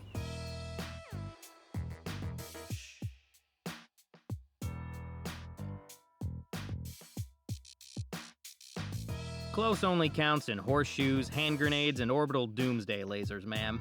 I wouldn't know for sure since we never had either of those last two, but it seems like a safe bet. You're not missing out. Orbital weaponry is overrated, easily identified and easily dismantled. I'm surprised to see that you've brought company, Stanley.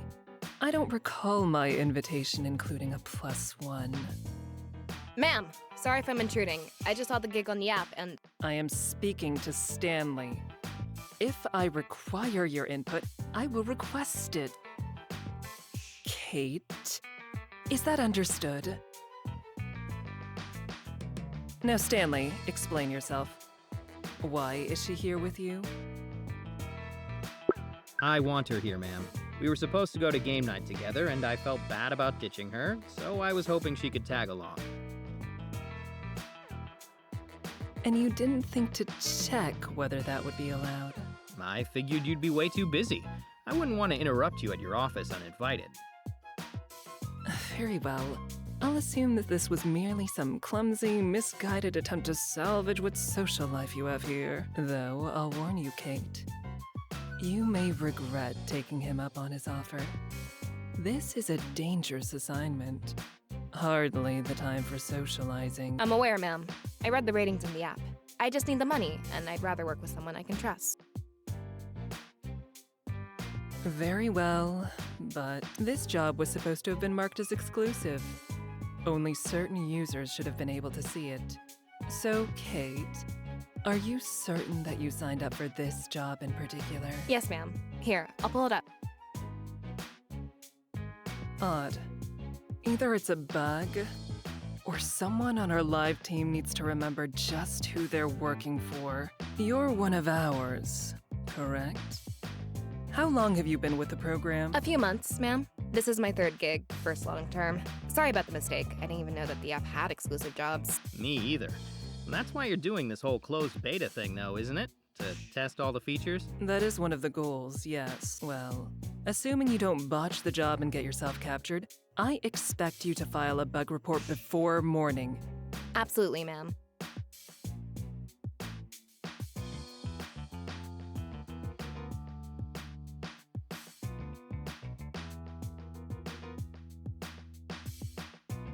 Over half a minute late.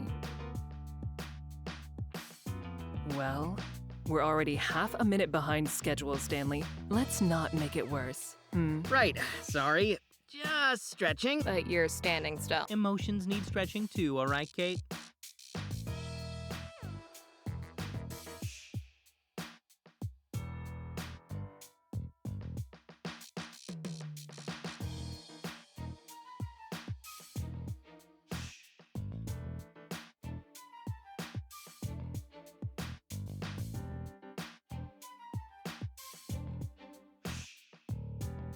All accounted for. Pilot, take us to the next rendezvous point.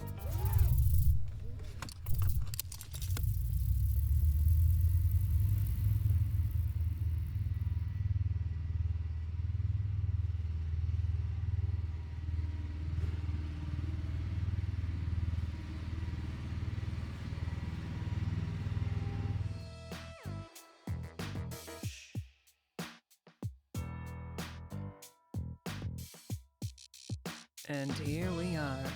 Now, I know this might be a foreign concept to some of you, but while we're exposed, let's try to keep a low profile, shall we? That means minimal chatter, understood? What? I think you know. Now then, all surveillance cameras along our designated route have been disabled, so don't stray from it. We go up the fire escape there, directly west along the rooftops, and enter the 4th building via roof access. Well, get moving.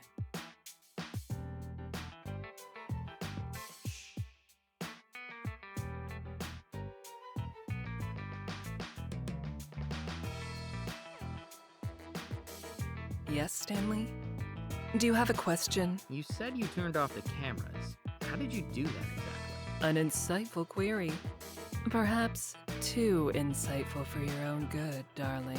Do you really think someone of my stature wouldn't know how to deal with a few cameras? I guess not, but...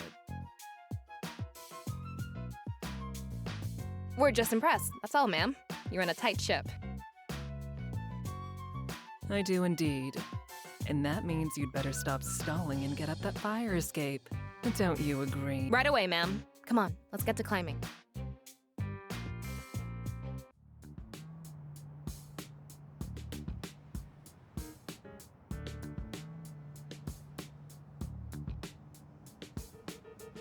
Hey, slow down.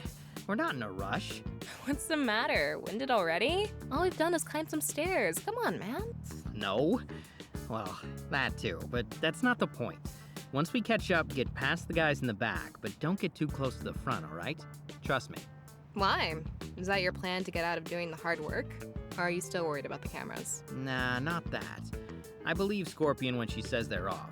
That was genuine curiosity. For an isolated operation, cutting the cameras doesn't sound too crazy. But does she do this for every gig on the app? I know it's the digital age and all that, but it still doesn't seem like something that a person should be able to just do with the snap of their fingers. No, you're right. Well, I have my theories. I'm kind of surprised you latched onto that detail. I'll try to take that as a compliment. But all that aside, just trust me on this. The front and the rear are always the worst places to be on any team larger than a dozen. The guys in the rear have it the worst because that's where the superheroes usually show up. And the guys up front deal with the in-house security. But the guys in the middle, they usually make it. Well, unless it's just a big mess and everyone has to scatter. But I doubt that'll happen with Scorpion overseeing this in person. Oh, yeah, that's good thinking. I never really thought of it like that.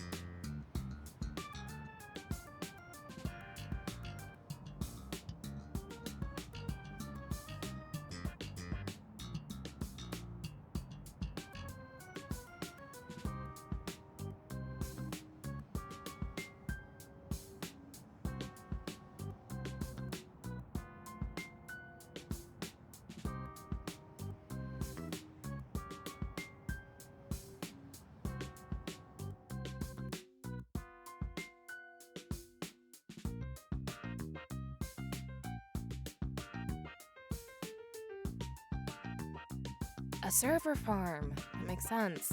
You guys were on a data heist for your last operation too, right? Yeah, we were. You figure that's what we're after here too? It would fit. Scorpion doesn't do things randomly.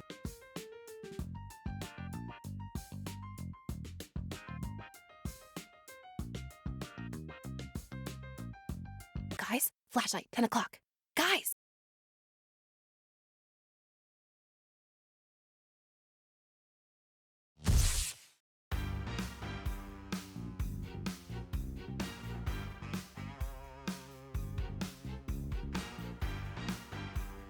Hey, get back here!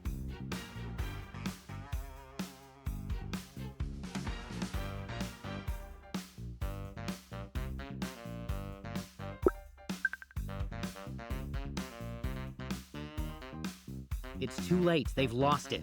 This is why we stayed in the middle of the group, remember? But if they don't get it together, this whole thing is done for. No, they're done for. This whole thing keeps going with or without them. You think Scorpion's gonna bat an eye when she sees that half these guys are missing? No, she definitely won't. Exactly.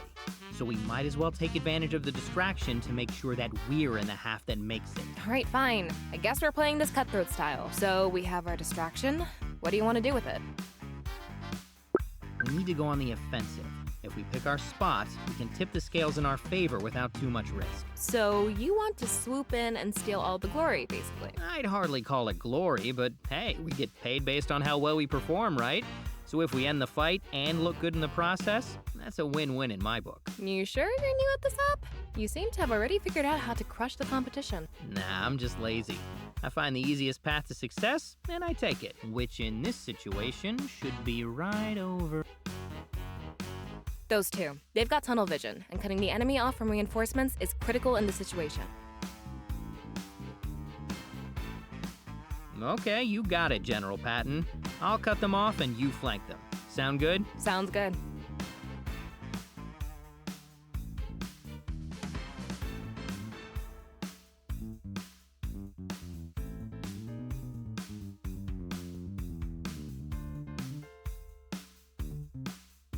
All right, you can either...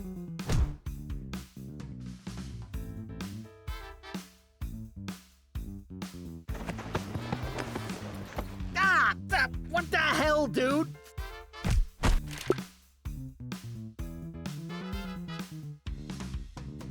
Okay.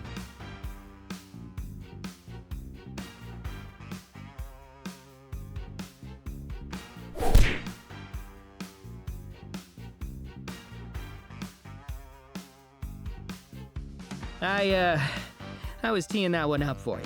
I could tell.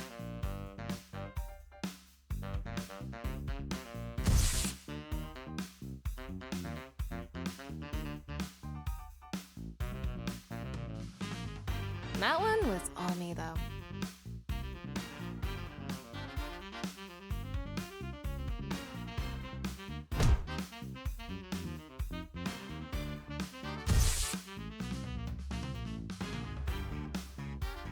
And that was all me, so we're totally even. As long as we're not counting style points. Oh, we definitely are. Now come on, let's wrap this up.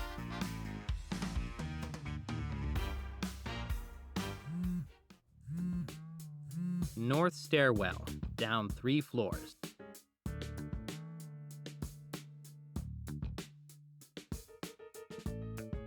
More servers. Is this whole building filled with them? Don't doubt it. Classic Madam Scorpion target. But what's this place doing in the middle of the city? The only places with this much sensitive data that I know of are intentionally isolated. Wait, you've been to one of these places before? Don't be frightened. It can't hurt you.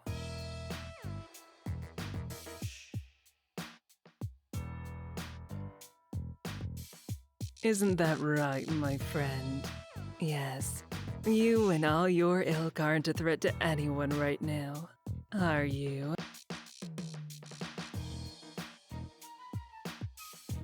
But we can't just have them lying around like that, can we? It's unsightly. So, Stanley, darling, you're coming with me. Your next task is in there. Hey, be careful.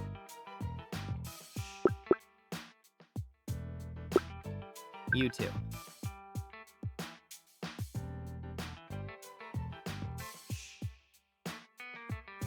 Thanks for choosing me, ma'am. For, whatever this is. Don't bother. Your ability to shirk any duties related to manual labor simply makes you more useful to me here. Nothing more. And I'm curious to know how the operation has gone for you so far. Oh, you know how these things are. Pretty routine. If you've broken into one data center, you've broken into 100. Don't play coy, Stanley. The question was largely rhetorical. I know exactly how everything happened. First, you elected to stay in the middle of the group with your partner. A prudent measure, and one that quickly paid dividends as things... How to put it gently? broke down. Yet you took advantage of that confusion quite well, I must say. Any fools who lose their composure so easily are good for little else beyond a distraction in combat. Oh, and human shields, of course. But I doubt you'd have the strength to carry them around with much grace. That's not what you're bringing me along for, is it? Oh, Stanley, what an absurd question. I'd never tell you that. Deception is the key to everything, including and especially martial conflict. Which is why your little counterattack went so well. Yeah, hitting them while they were distracted definitely made it easier. And Kate was a big help, too. Where'd you guys find her? She pulled out some MMA cage fighter type shit out of nowhere. So she did. I'll be sure to look up her profile. How did you know what was going on up there anyway? In a manner of speaking, yes. I would think that was obvious. But not in person, right? You couldn't have. Did it have something to do with the cameras? Persistent about that, aren't you? Very well. I'll give you a hint. But only because I like you. Yes, it has something to do with the cameras.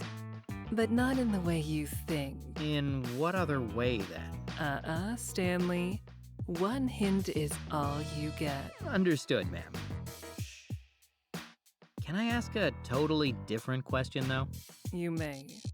So long as you are prepared for the answer. Sure. Look, it seems pretty clear that you didn't need any help with this job. So why bring us along at all? Need? No, of course not. I don't need anyone. People are more of a luxury good. They can make things go faster, more smoothly. Like with the cleanup. Yes, exactly. And those that didn't make it past the upper floor played their part as well. Drawing guards, creating a mess that's just waiting to be found. Whoever finds that will surely assume that my target was on that floor. And why not? The company who stores their data there is a weapons manufacturer after all. The perfect red herring. But what you're after is here instead? Precisely. And when our friends have cleaned up the mess, no one will suspect I was here. Among terabytes of private data scraped from the far corners of the internet. So while some hero or agency spends weeks chasing down a fake lead, any trace of the true theft will have disappeared. You're bashful all of a sudden? What happened to that bold charm? I locked it away. At your request, I might add. Such a good listener. But I hope you didn't throw away the key. Boldness does have its place. I'll keep that in mind. Hold this for me, darling.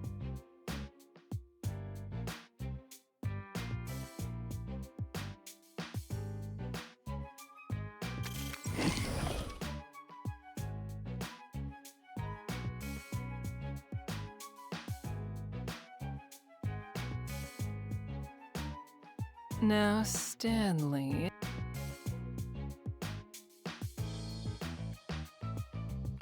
Would you kindly step through that door? Oof, that's a real doozy of an assignment. But sure thing, I'll do my best to gut it out.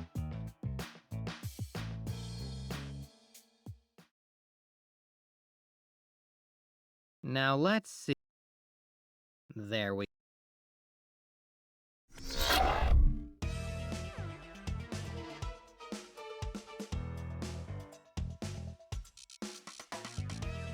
Shit! Thank you, Stan.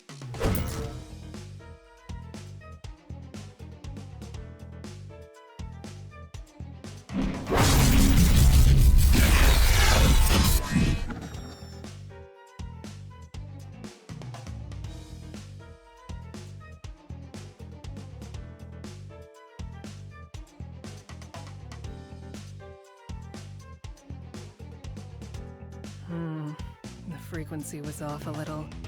Those cuts should have been much cleaner. But you were an excellent distraction, Stanley. Thanks? But why did you even need one? They kept this unit from connecting with the main network to mask its presence. Not the first time I've seen that trick, so I wanted to be sure that I wasn't walking into anything. So they had a super secret robot just sitting in here, specifically to guard this room. What exactly is hidden in this data that you're after? Hidden? Why, nothing at all. Just mundane details gathered from insignificant individuals. Seriously? All this for some mundane details? Individually mundane, but together, as precious as gold. Ma'am, we heard a commotion from over here. Do you need any assistance? Not urgently, so no. Is the cleanup complete? Just about. The others should have it wrapped up momentarily. It was a struggle with the few hands we have remaining, but we got it done. Very well. Then help Stanley with this last one. Don't leave a trace behind. Yes, ma'am. That was unexpectedly naive, Stanley. Don't disappoint me again. You alright? What happened? Yeah, I'm fine. God used his bait, but as you can see... Well, I'm glad it's lying there and not you. Wait, are you bleeding? What happened? Oh, that. Yeah, we ran into a straggler. I think its pathing got messed up on the way here, so it was slow to respond to our employer's little mess. I took care of it, though. No big deal. Really? After what I saw, anything that could take you on must be at least a little bit of a big deal. Oh, come on. Taking out some underpaid night shift muscle isn't much of a feat. I know a few moves, that's it. But seriously, I just got a little careless. I'll ice it when I get back. Now, come on, let's get this sucker in the dustbin.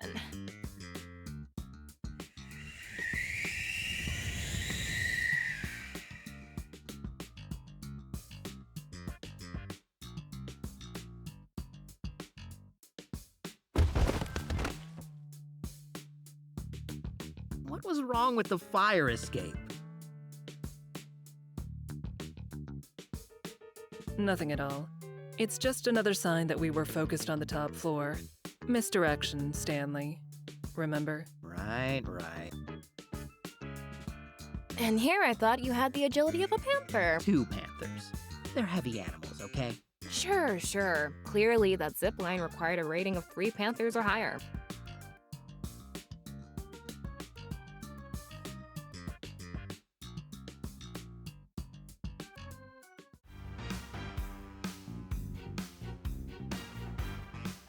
Holy shit, I think he can actually make it. He could have 30 seconds ago, but not now. And you should be glad that's the case. That's one less person who gets a share of the completion fee. I'd suggest closing the door, Stanley.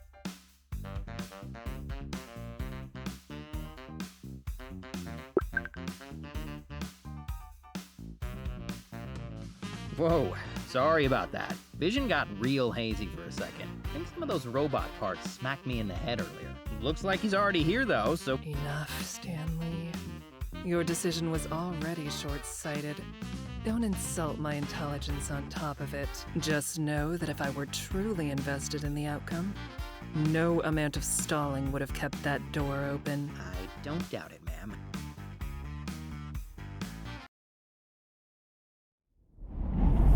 Scorpion!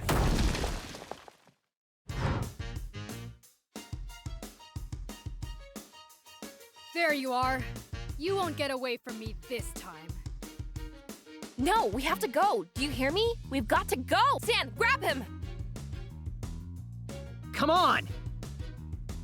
Doors!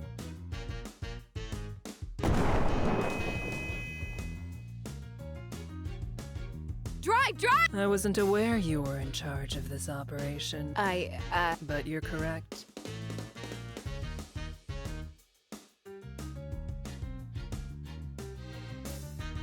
No pursuit. How curious. That was good improvisation. Thank you, ma'am. Oh, don't thank me. The only person who should be thankful is that barbaric simpleton. The next time we cross swords, I'm prepared to kill her. Though perhaps I should amend that. Stanley, you ought to count yourself lucky as well. Right now, a decision like that just costs you money. One day, it could cost you your career. Yes, ma'am. I'm very grateful. Obliged, even.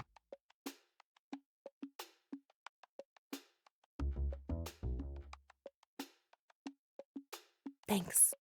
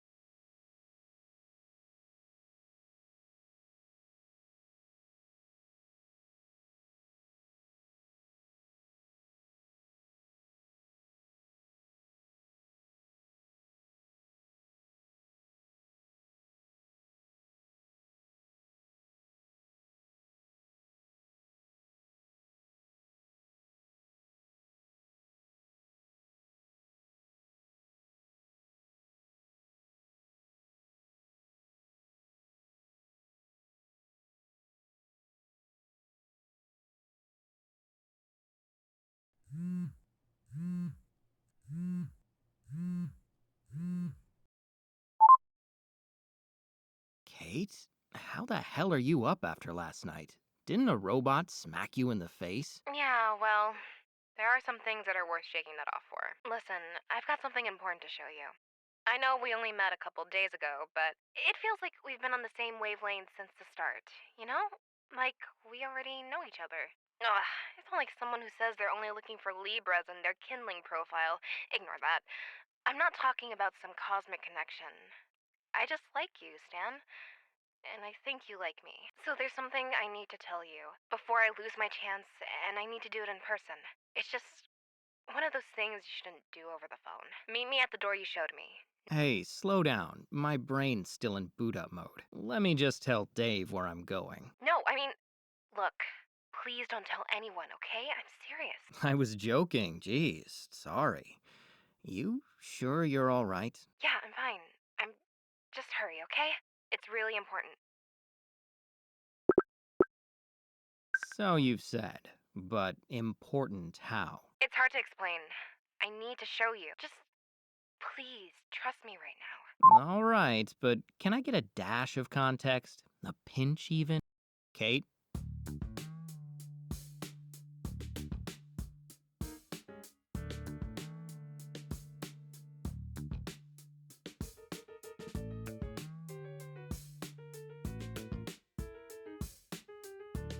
Come on, man. Get it into gear.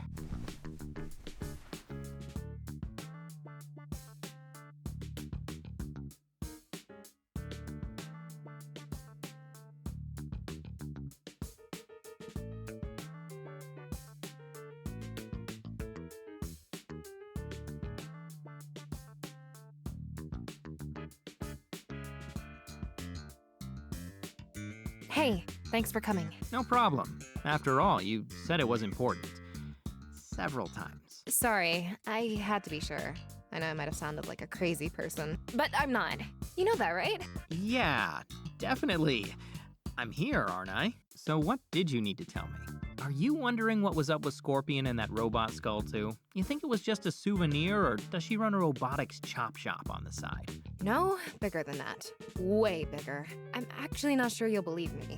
So first, I want to show you something. You know this door that you've never opened? Well, we're going to open it. You're gonna stab me in there, aren't you? What? No! Why would you think that? Well, you have been following me around a lot. I mean, somehow you just happened to be waiting for me right after I accepted that henchcan gig? Come on. You've got to admit that was more than a coincidence. Okay, yeah, that's a little suspect. Fine, I admit it. I've been following you around a little, but not to stab you. I mean, what the hell, man? When it comes to potential stabbings, it never hurts to double check. That another official piece of veteran wisdom? As official as it gets. Right. Well, we're not getting through this door all that officially, so you may want to stand back. Moment of... After you. Figure you should see it first, considering how many hours of your life you've spent standing right next to it. Wow, polite and pessimistic. All right, let's see what Lord Bedlam's been hiding. Maybe this is where he stashed all that dog food.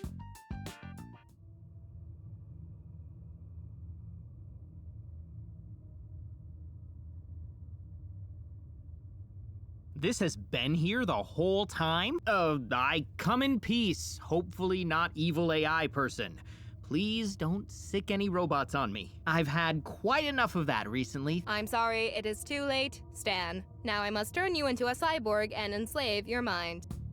Don't worry, we're still about 3 decades away from any serious threat of an uprising, and there's a good chance the robots get too distracted by social media to actually overthrow the government. So this huge housing and all the circuitry inside it are gonna be dedicated to posting GIFs? At that size, I bet it could just make a few thousand of them as easily as searching for one. Oh no, by then we'll be living in a post-GIF society.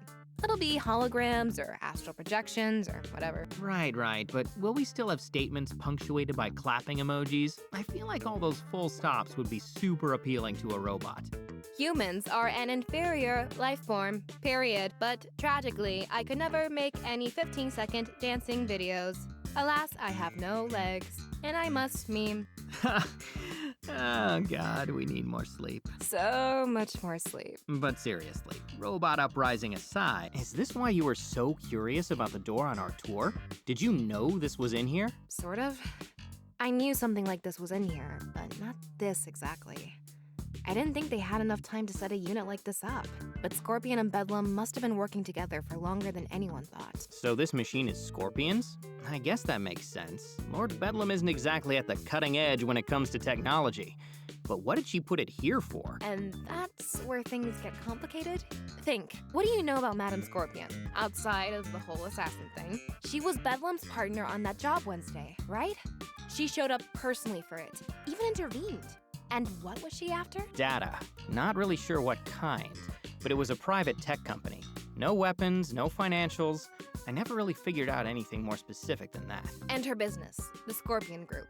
They've got this new Henchcan app, right? Others too. And how do apps identify, recruit, and monetize users? Data. The private kind that companies aren't technically supposed to keep, but always do. Okay, I follow you. But is that really all this is about? An app for hiring meat shields? No, it's more than that. Think about it. You were part of her second data heist in a week, and those are just the ones you know about. That would be overkill for a few apps, and it's more than a business asset to her. Come on, you saw her in action last night, didn't you? Think about how she acted. Did she say or do anything that felt off? Yeah, actually. Remember that thing with those guards in the first room? She knew every detail about it without even being there. And when I brought it up, she started this whole cat and mouse thing. Somehow, I think she was tapping into the security system there. Then later, before I got turned into a decoy, she was able to hack open the door just by touching it. And I didn't notice her carrying anything to actually take that data with her, now that I think about it. That sounds consistent. So, based on that, clearly she can communicate with complex inorganic systems. Oh my god, Madam Scorpion's a robot. I thought you said we had 3 decades. What? No, she's human. She just has powers that let her brain work like a robot's. Sort of. It doesn't officially have a name because she's the only known case, and she's not exactly forthcoming on the details. I like to call it cerebral superprocessing. On a basic level, she appears to absorb and process data subconsciously, way beyond the rate of a normal human. However, it's expanded to a variety of physical and mental abilities. Right, so that's how she was able to hack that door. She must have some kind of superhuman Wi-Fi, too. Sure, if that helps you understand it better. That Wi-Fi and her enhanced physique could come from nanotech that rides off of her power's coattails, or a completely organic evolution of her baseline abilities. It's like I've been telling you, she's uniquely dangerous. And since you've been caught in her gravity, well, I figured you ought to know. Appreciate it. I don't know if I'll be able to put it to use, but at least I know a little more about what all this has been for. No problem. Like I said, you deserve to know at least that much. You might work for a supervillain, but the difference between someone like Lord Bedlam and Madam Scorpion is vast. You're way out of your league. Kate, I'm always out of my league. That's part of the job. But why the steroidal server over there? Isn't all that information in her head? I'm not sure. Maybe it's meant to augment her power or cycle new sets of data in and out.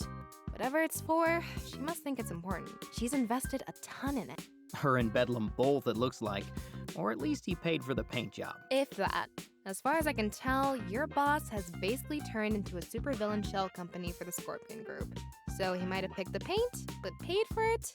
Doubt it. Good point. I don't think that dog food heist paid enough for a liter of soda, much less 20 gallons of paint. But hey, why don't we go find ourselves some index cards and string so we can set up a conspiracy board somewhere other than the secret supercomputer room, okay? Not that I don't appreciate the glimpse behind the curtain, but something tells me that if Scorpion finds us here, then it'll be the last thing we glimpse. Come on. Stan, wait. Wait for what? Now you know I hate to pull rank, but listen to the vet on this one, okay? There are times to wait and talk things through, but this is not one of them. I mean it. Stop. And I appreciate you calling me up here and showing me this. Really, I do. But I can't get caught in here, all right? You told me the big important thing you wanted to tell me, so now let's go. That's the thing, Stan. There was one more thing that I needed to tell you. Kate? That's not my name. Shining Nova. There you go. Knew you'd recognize me eventually. Just had to jog your memory a little.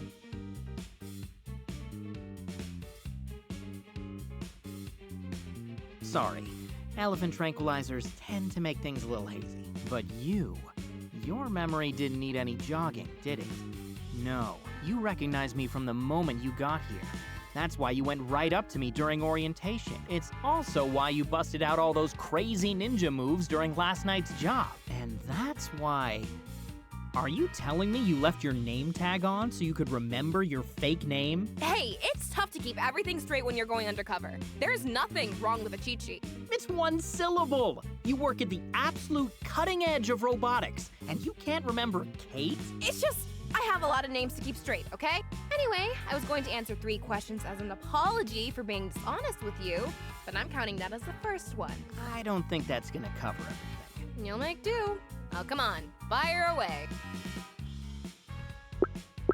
Isn't it dangerous to tell me all this? I could blow your cover. I'm past that stage, but honestly, I trust you more than anyone else in this place. A low bar, considering your profession? Maybe, but it still counts for something. You're capable of doing the right thing, Stan. I can tell. Maybe I'm capable of taking you down. Taking me? Okay, it's not that funny. But isn't it though? Hey, last time you had your ass-kicking outfit on. I think this time I'd stand a chance. Oh, honey, every outfit is my ass-kicking outfit. It's like if we were playing basketball and I was dunking all over your face. So you made me switch shoes. It wouldn't change a thing. But you tried your best. So you get orange slices at halftime and a participation trophy at the end of the game. Hell yeah, that's what I'm talking about. I'll put it in my trophy case next to my Hero Weekly cover issue. Wait, you were the guy getting clobbered by Captain Commodore? Holy shit. Isn't it Captain Commander? Honestly, no one knows. All right, I'm counting that as 1 question. You get 1 more. Make it count. So how are you planning to escape? Even if I don't tell anyone, and I might still have to, you're not going to be able to stick around after this. I know. I'm a professional, man. More than you. Sorry, that came out wrong. I appreciate the concern. It's really...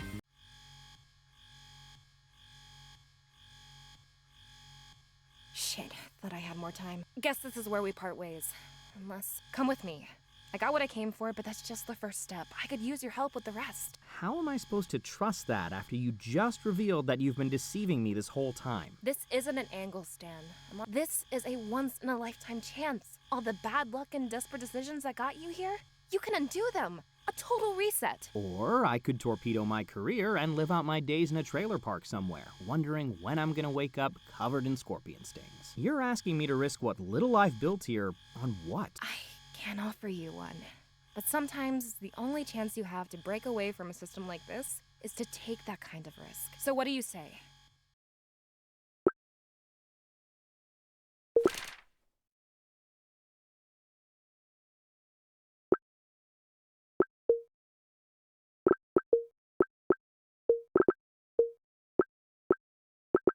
I'm not going anywhere. And neither are you. Stan, God damn it. Could ask you the same thing. But you don't have to. Just grit your teeth and do the right thing. Just grit my teeth, pull myself up by my bootstraps, and make it happen, huh? Oh, is that all it took this whole time? Gee, I wish I'd known. The part about you being an engineer. That much is true, right?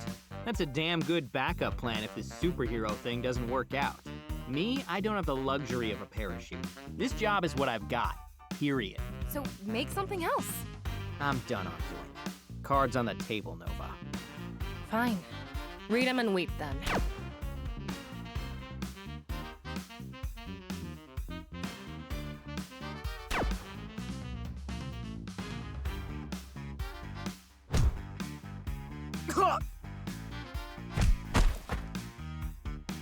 There. You put in your minimum effort. Now at least, just stay down. Damn it.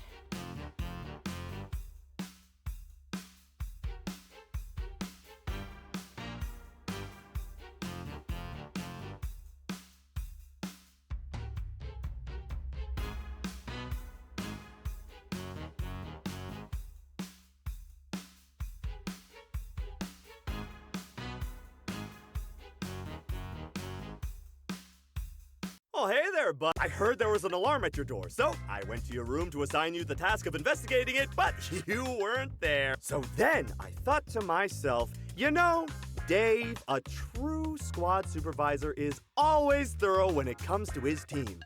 And that's when I decided to check on your door myself to make sure everything was A-okay. How is good old door 1385? Oh, you know, it opens and closes, like doors do.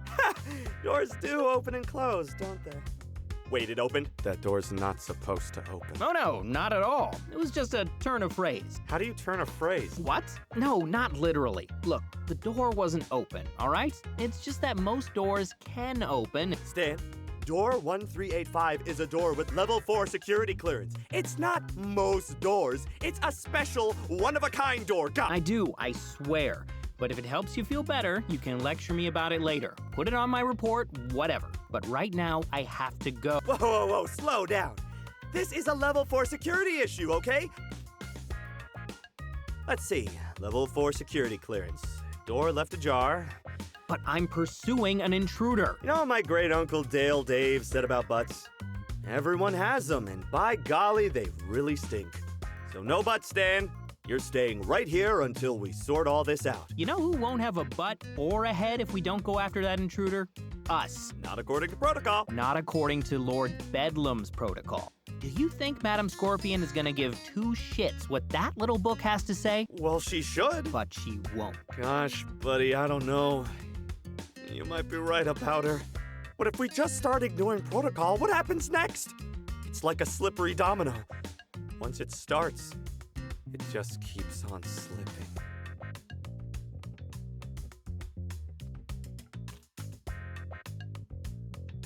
You know, with all this talk about door 1385, I'm getting a little nostalgic.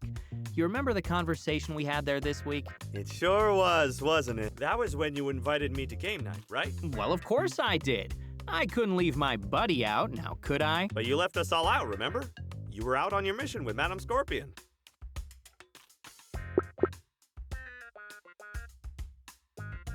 Lord Bedlam wanted me to.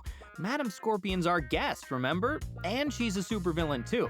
So as a henchman, he said it was our duty to follow her orders like his own. Well, that does make sense.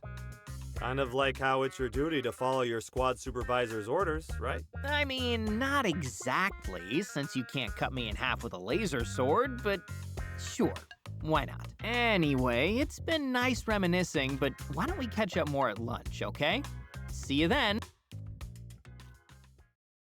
Whoa, just where do you think you're going, mister? You have to wait here.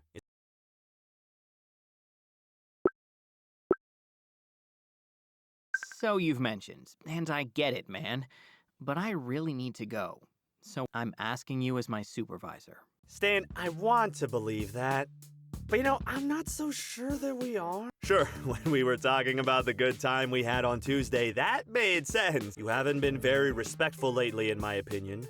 We're very nice, so when you say you're my best buddy, it makes me think that you're just trying to butter my bread. Don't you mean butter you up? See? That's exactly what I'm talking about. I mean what I say, and I say what I mean, but you're always trying to tie my words into a knot and toss them back at me. So you know what? No, I don't think you can leave. I already told you that I can't stay, Dave. Oh, it matters, Stan. It matters more than anything. Of course you think that. I've been patient with you, Dave. Real patient. Like a monk in purple spandex while you strut around with that big grin on your face, reminding me how you're in charge. Like your job title makes you so special. But it doesn't. When some Cape demigod crashes our little heists, you and I are identical to them. Whatever rank Bedlam may plaster on your ID, you're not above me. So when I say that I'm leaving, I don't think you can actually stop me. But you're free to try. How you will refer to him as Lord Bedlam, Henchman 065.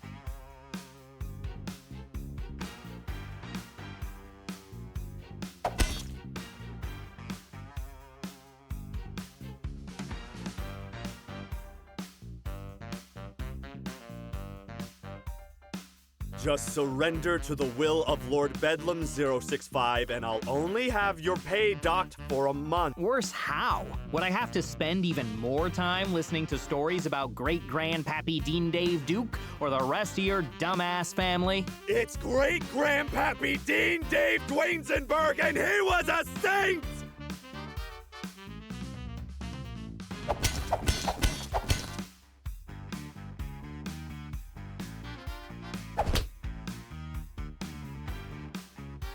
For Lord Bedlam!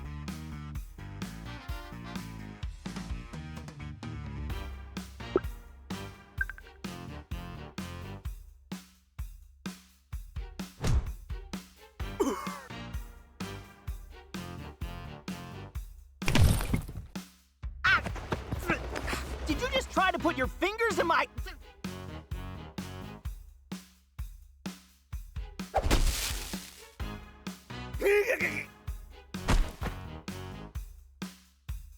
How the hell did she make that look so easy?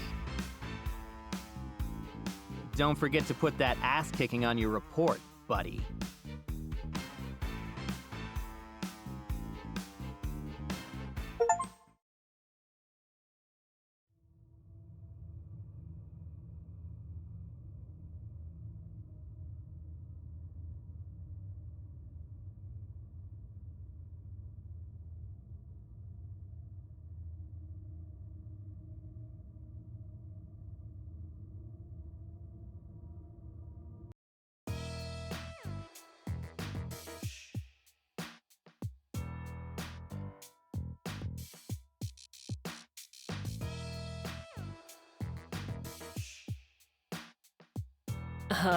There it is.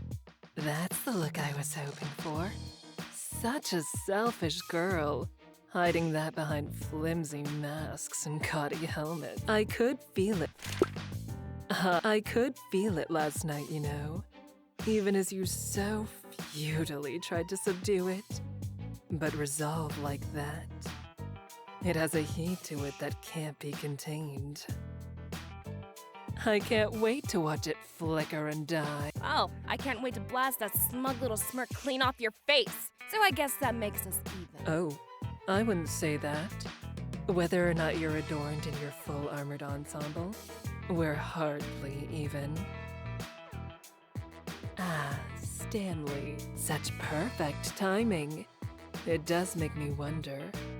What has you wandering the halls at this early hour? Why? Have we caught you in the midst of a morning tryst? Well, Oh, don't be so bashful. Be a dear and restrain this impostor. It would be fitting, I think, for you, of all people, to be the one to capture Shining Nova. He's not going to do that. He isn't. I'm not? No, you don't have to. I still mean what I said, Stan. It's not too late. You're not just some extension of her will, or Lord Bedlam's, or anyone else's. You're not just henchman number 065. Then why are you trying to choose for him yourself? Kate here is just trying to manipulate you. Stanley, listen to me. I've been very impressed with you, you know. You have potential. But when opportunity exposes its throat to you, you must learn to drive a dagger through it. Do not concern yourself with the fate of this charlatan or anyone else, regardless of what these self-proclaimed heroes may tell you. For us to win, others must lose, starting with her. Go on, Stanley. Do it. Stan, don't. I'm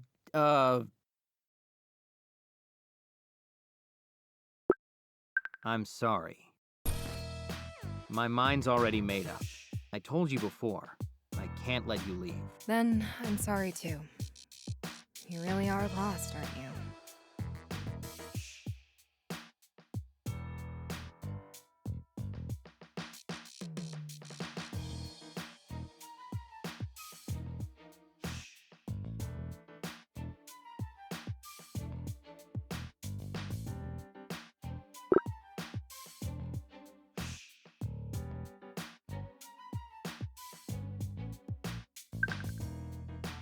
Easy. It's over, okay? Just put the nasty laser cannon down and...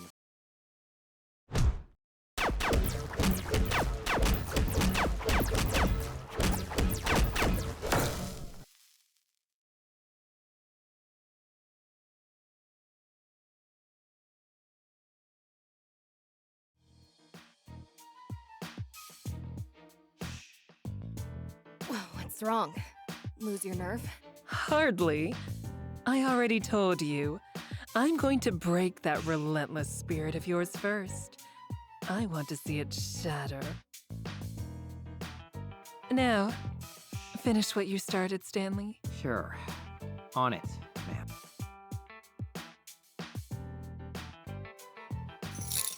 I meant it, you know. Don't say it. Once I can handle it, but any more empty apologies and I'll kick your ass again. I don't care if she kills me afterwards. That word doesn't mean a thing.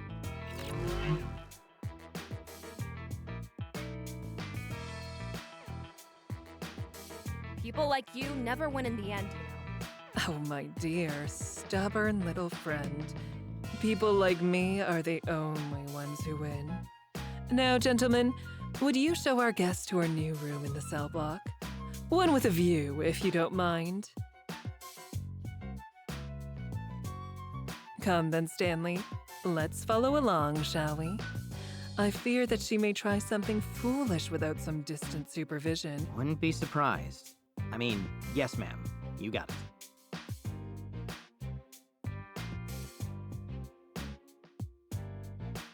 Eyes up, Stanley. There's nothing to mope about. Sorry, ma'am. Just a long night. I know. I was there for both, remember? Yet, despite it all, you did your job well back there. In fact, you did it exceptionally. If it's true that you delayed her earlier, don't let that self-righteous little imp guilt you into thinking otherwise. Superheroes are always such sore losers. You're making a mistake. What you're doing is wrong. You're a monster. Excuses, nothing more. Like a child who insists that anyone who beats them at a game is cheating. They can't accept it. I guess not. And, thanks. I did my best. I know, Stanley.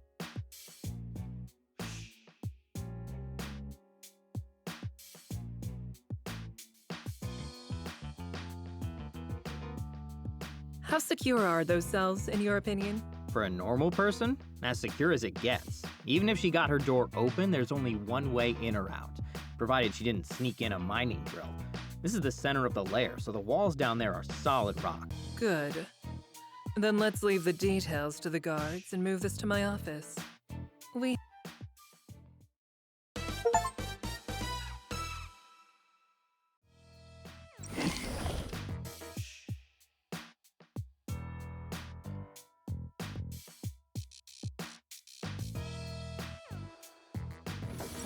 You look tense, Stanley.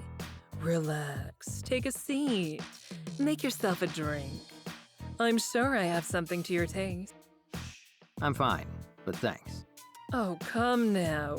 You deserve to treat yourself a little, don't you think? After all, you've just had your heart broken, haven't you? Oh, poor Stanley.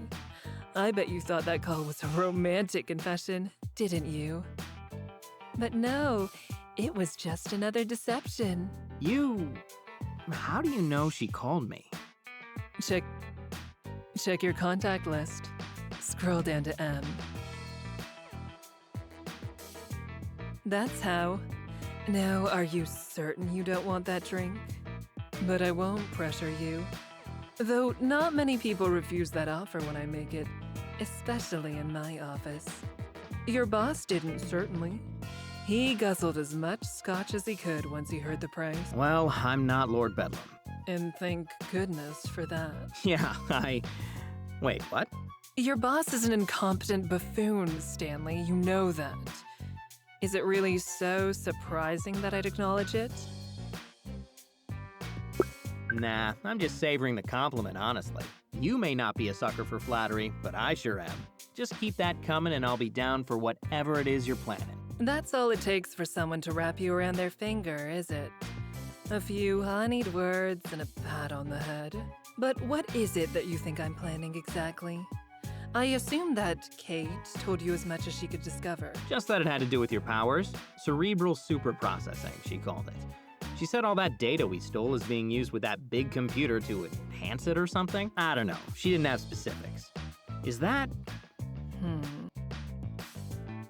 Yes, that's all correct. Broadly speaking, not the worst name I've heard for it either. That little gremlin is astute. I'll grant her that. But it's not the whole picture. The truth is that machine is one of many. I'm building a global network. One that I can connect to at any time and fill to the brim with personal data. It's nearly complete. And once it is, it would be more apt to call my abilities something like precognitive analytics. Precognitive as in, like, predicting the future? You're serious? In a narrow capacity. I won't predict all things at all times. That's the path to madness. But say a specific market trend, or a handful of people in a combat situation. You're wondering why I'm telling you this. Care to guess? You need to protect it. If Shining Nova found it, others might. And the whole point of this network is that it's disconnected from you, right? So you can't always keep it safe. And you want me to be your man on the ground. Is that it? For this particular location? Yes. Very good, Stanley. This is exactly why I chose you. All of my other regional uplinks have a lieutenant tasked with keeping it secret and defending it from harm. I spent the last several months handpicking them. You're the last piece, Stanley. Normally, I'd bring in a suitable candidate through the app. However, You met all my criteria, and you've now proven yourself loyal. You're the man for the job. I take it you mean loyal to you, and not Lord Bedlam. Correct. Like all the other supervillains I've chosen, he knows nothing of my true purpose.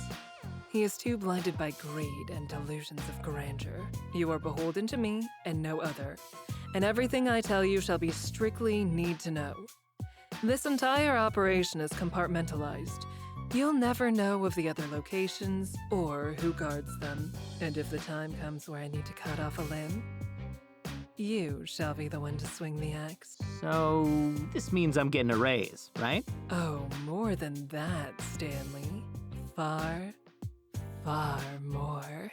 All pending your acceptance, of course. That, and one final test of your mettle. Really? One more? One more especially because of today. You see, now that she's been rooted out, I need to have a little chat with our mutual acquaintance in the cell block. But that's for later. For now, you're free to leave. And I'm sure that imbecile will come barging in here any moment and blather and bluster like he owns the place. But he does, doesn't he? Oh, Stanley. Do you think all these supervillains pay for their lairs up front? They take out a mortgage like anyone else. And I'm the one who lends it to them. Now run along. And don't worry. I'll find you when I need you.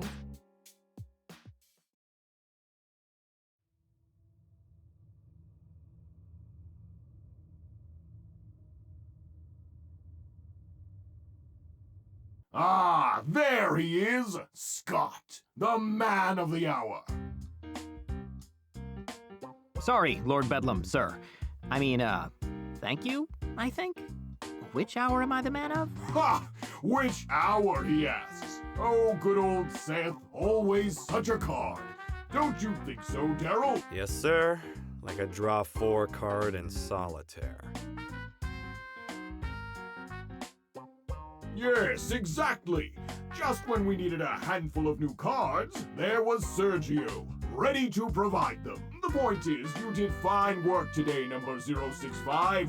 We're all quite proud of you, even our esteemed guest. Oh, Madam Scorpion? Yeah, she was just talking to me about it in her office, actually. What? She was speaking to you about... I mean, you had a meeting in her private office? But this isn't the first time, is it? No, she's mentioned you before. Did she discuss anything else? Or anyone? You know, by chance. Yeah, a few people. Why? Was there anything specific you were wondering? Specific? Oh, no. Nothing in particular. Just simple curiosity. But if I were to ask for specifics, you would be obligated to tell me, of course. You are my employee. Not that the madam will tell you anything she hasn't already told me. But I can see why you would hesitate to answer. You've been under a lot of stress. I'd hope that she isn't putting even more pressure on you in these meetings. No, not really. Good. It just wouldn't be fair to you, especially after such a triumphant day. You deserve to rest, to celebrate.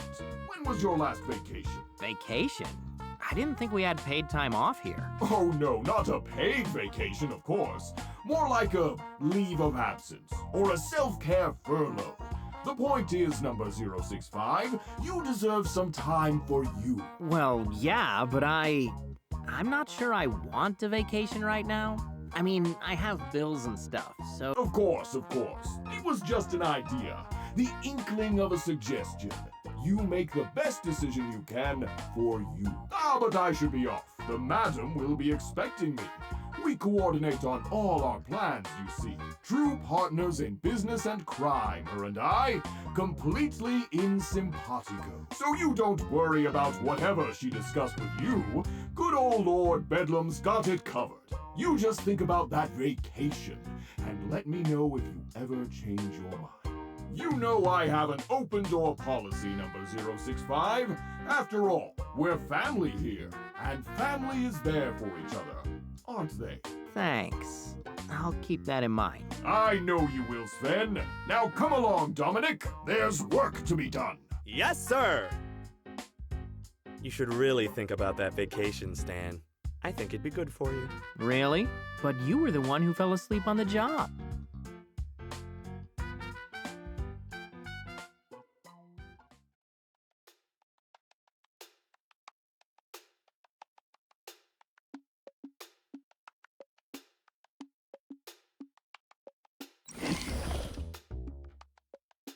I didn't sign up for this. Damn it, Kate. Why did it have to be you?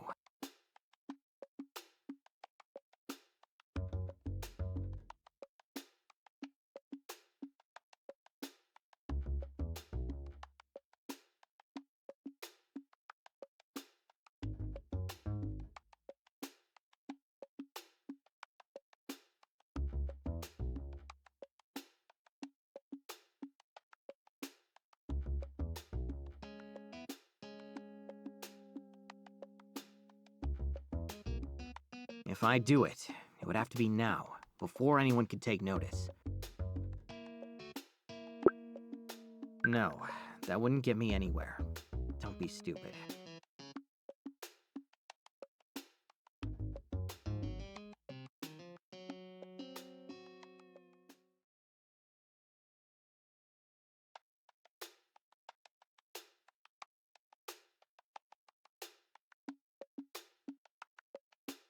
How long is she gonna leave me hanging?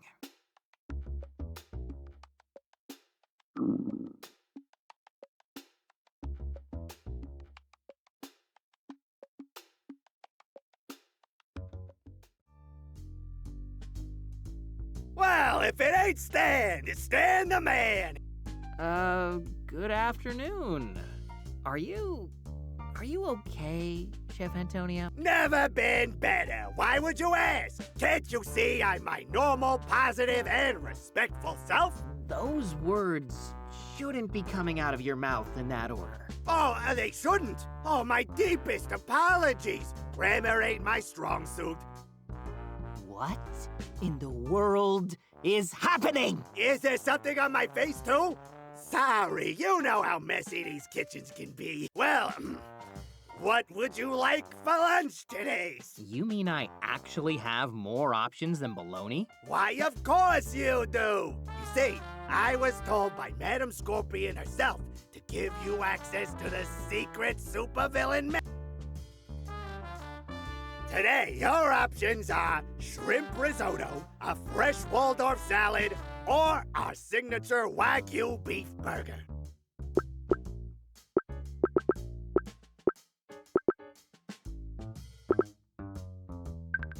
I would adore a burger, but do make sure the beef is both properly wagged and yewed. It just doesn't taste right if you have one, but not the other. That's not what Wagyu... no problem. We always wag, and you, all of our beef.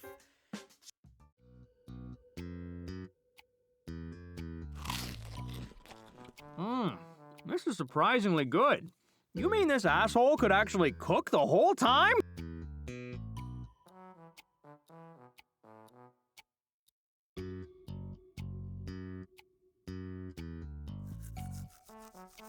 What a weird day. My schedule's all out of sync.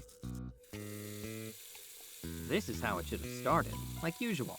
I brush my teeth, then I run into... Hey, Stan. God, what the hell, man? Where'd you even come from? Madam Scorpion's office. She sent me to find you. Said you were supposed to meet her there in 25 minutes. She also told me that I need to apologize for earlier. While protocol is important, it is more important to react to changing circumstances and adapt your methods, and I did not recognize it. Tell Stanley exactly that, and then ask if that apology is good enough for him. Do not leave until he accepts it. Apology accepted, Dave. Thank you. It's big of you to admit that you were wrong. Sure. No problem. Now, if you'll excuse me.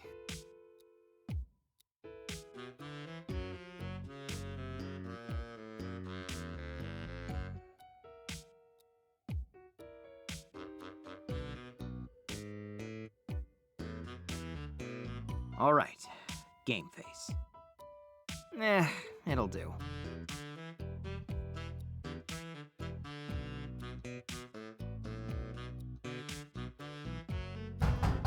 Ma'am, you asked to see me? Right on time. Come in, Stanley, and get the door behind you.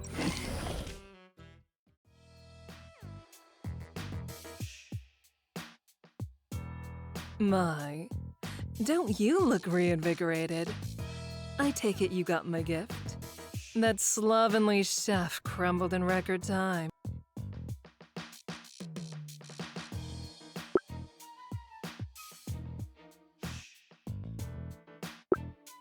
So that was a gift and not an investment? The latter, of course. When your time is as valuable as mine, everything is an investment. But if you're asking whether I value you personally or professionally, I say, why not both? That's your whole axiom, isn't it? Why can't I have it all? Well, why can't I? And if I can have it all, then you can too. Should you pass this final test? Ah, right. The test. You mean the interrogation. If you want to take the fun out of it, it's such a cold, mechanical word for something so alive, so intimate. We're going to pry open the mind of a superhero today, Stanley. And you're the key. You're the thing that will make her defenses crumble and her secrets known. How do you figure that? This seems more like your thing, so... And that's exactly why it will work. It's a classic approach. I'll start things off, then at my signal, you'll make your grand entrance, and she'll latch right onto you. A lifeline in her most fragile moment. She'll try to appeal to your better nature or what's right. Let her. You'll barely have to lie. She'll do most of that herself. Let her think you want to help her. What makes you think she'll go for it? Don't you see how she looks at you? She admires you, Stanley. In all things but matters of morality. Shining Nova is paranoid and prone to over-preparation. She no doubt has several backup plans in the event of her capture. But give her the chance, and she will choose the one that involves you. I'm certain. She believes that she can turn you to her side, that she can change who you are. It will be her undoing. And who am I really, in your opinion?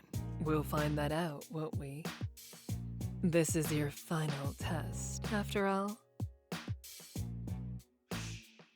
Do this for me, this last little thing, and I will know your nature. Have you survived so long as a henchman because you're pragmatic, or because you're lazy? When the perfect opportunity lies before you, can you abandon your mercy and seize it? Answer that for me, Stanley. I have my hypothesis, but I must know it absolutely. And have you survived so long as a henchman because you're pragmatic?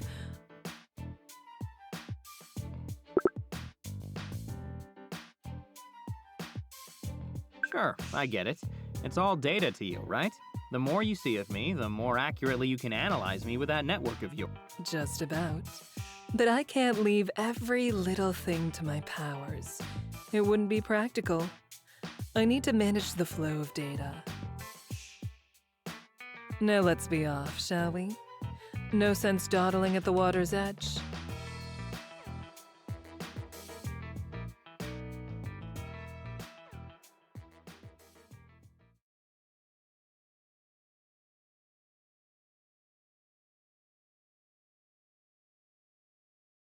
Hey, we have cameras down there, right? Do any have microphones? You know, so I could listen in or something. Just so I know what I'm walking into.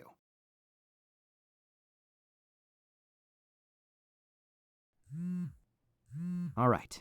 Show.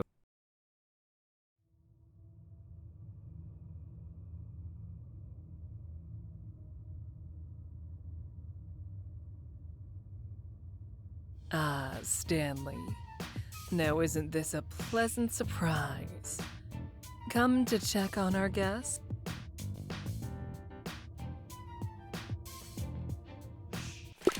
Stan, you look well. Lord Bedlam sent me. He wanted someone in purple down here during the interrogation, to keep him informed. Of course he did. He always does have to remind everyone whose lair this is, doesn't he? It makes you wonder who he's trying to convince. It reminds me of you, my little saboteur. You think I'm like Lord Bedlam? That's rich. Aren't you? You both lie to yourselves. The difference is, your lie is one of righteousness instead of ego. As an example, Stanley, would you come a little closer? I need you for a demonstration. Me? Oh, I'm just here to observe, so... Scorpion, leave him alone. This is just between you and me now. Oh no, he's very much involved. You made sure of that when you picked him as your mark. Unfortunately, you chose poorly. In the end, you saw through her deception. Yeah, I guess I did. And I was so proud of you for doing so. Yet...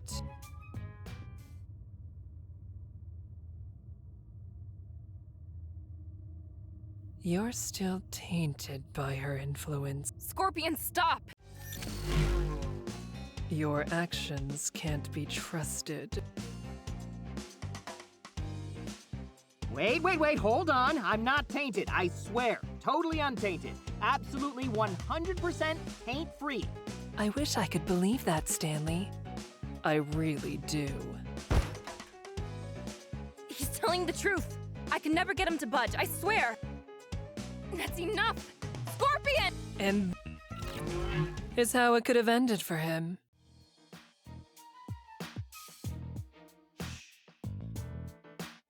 But you didn't think about that, did you?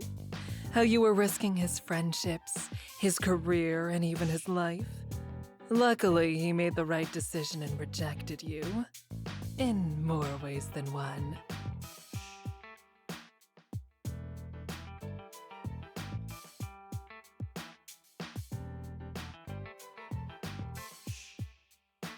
And once he did, I dare say his prospects have already improved.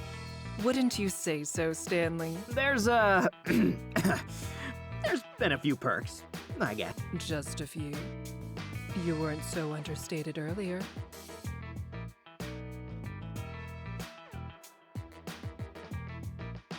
Perhaps a reenactment is in order. You're seriously screwed up, you know that? I mean it, there's something fundamentally wrong with you. Well, of course. It's part of my charm. Whatever. If you're going to kill me or take off the torture kitty gloves, then get on with it. But if you're just going to gloat and fillet yourself, don't waste your breath. You're not even good at it. So defiant. Oh, we're going to have such fun together, I can tell. But that will come later. And never fear, the gloves will come off.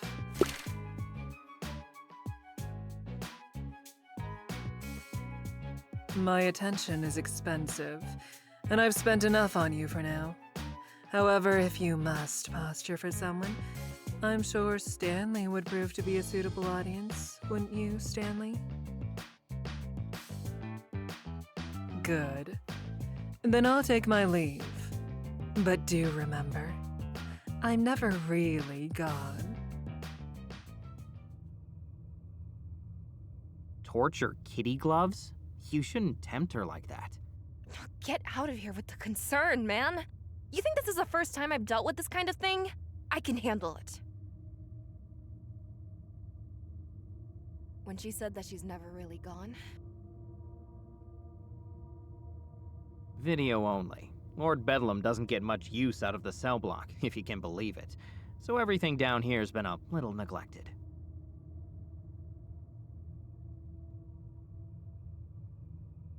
Now pretend I'm upset with you and turn your back to the camera. Speaking of Lord Bedlam, He didn't send you down here, did he? What makes you say that? I know you better than you think. So, why are you really down here?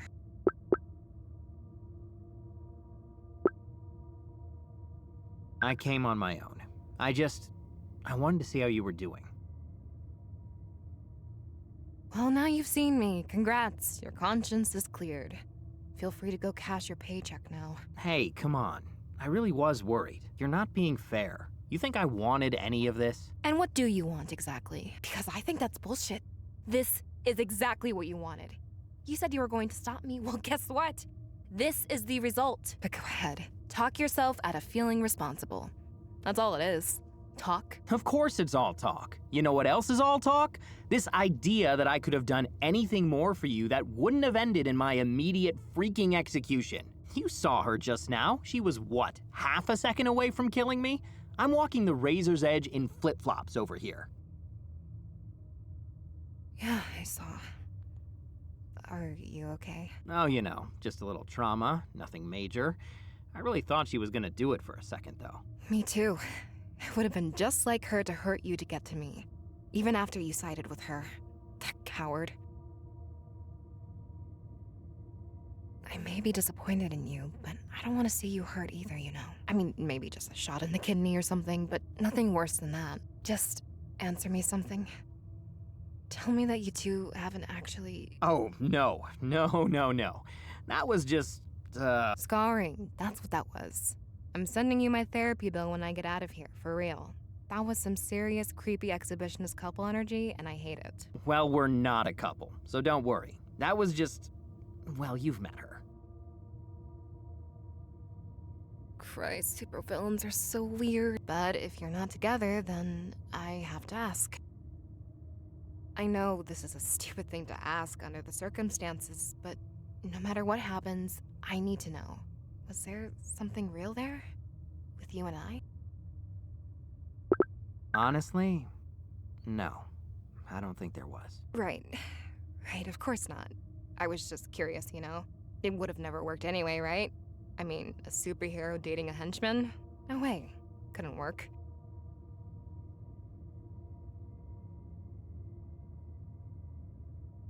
Yeah, my thoughts exactly. Even so, I still needed your help, Stan. But it's not too late. I still need your help. You can still choose the person you want to be.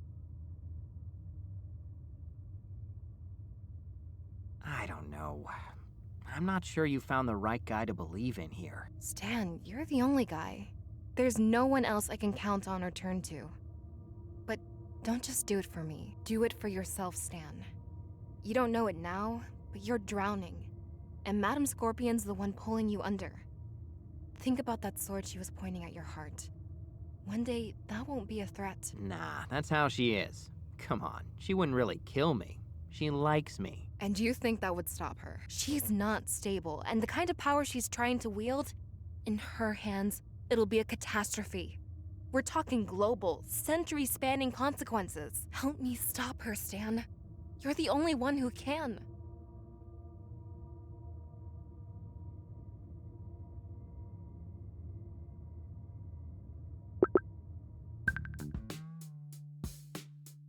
God damn it. You know what? You're right. She's crazy, and she needs to go down. Just like that.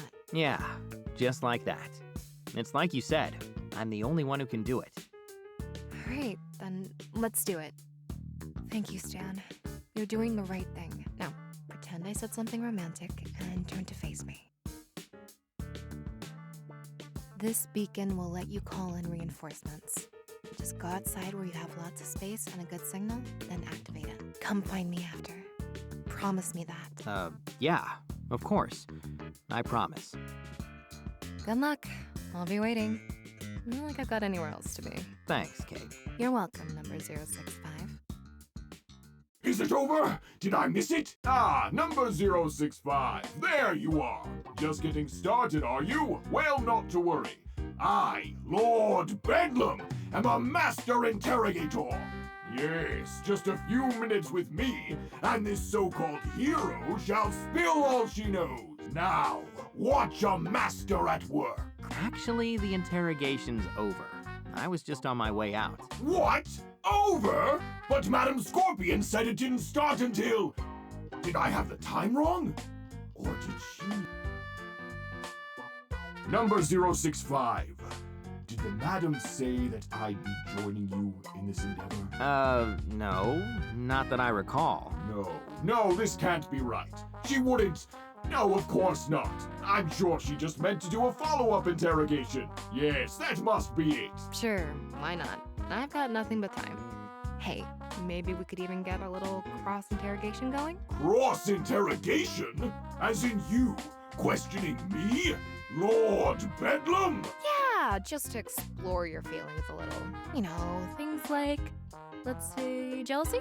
Jealousy? What would I, the magnificent and freshly scented Lord Bedlam, have to be jealous about? Oh, I don't know. But you won't find out until we talk about it. Well, I suppose not. What's the harm?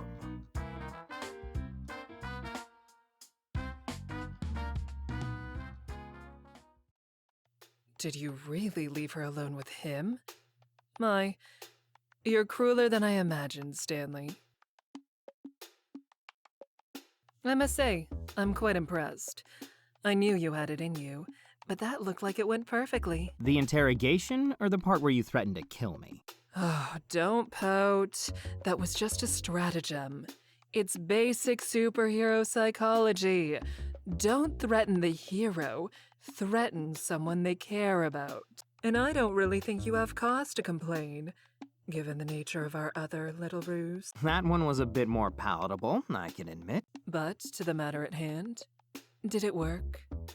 Does she trust you? Yeah, I think so.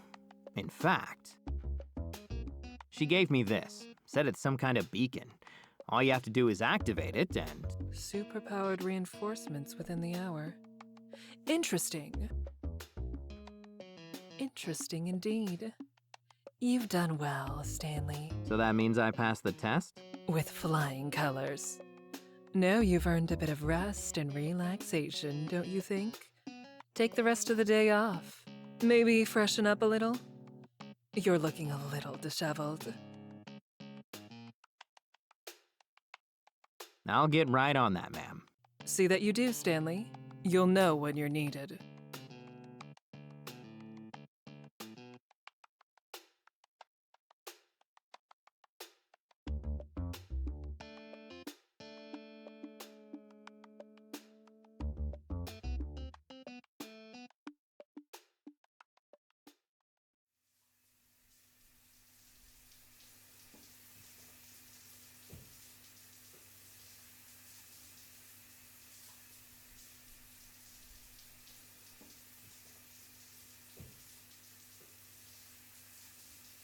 Her name's not Kate. It's Shining Nova.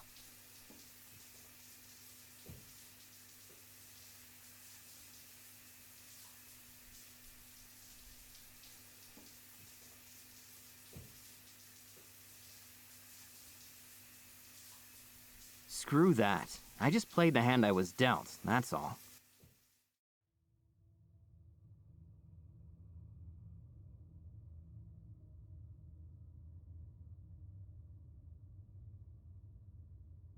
You know what, Stan? To hell with it. You are the man. My, aren't you looking spirited? I'm not sure I've ever seen someone get dressed with such passion, especially to wear something like that. Oh, trust me, it's not the uniform. I was just... I don't know. I guess something's just got my adrenaline going.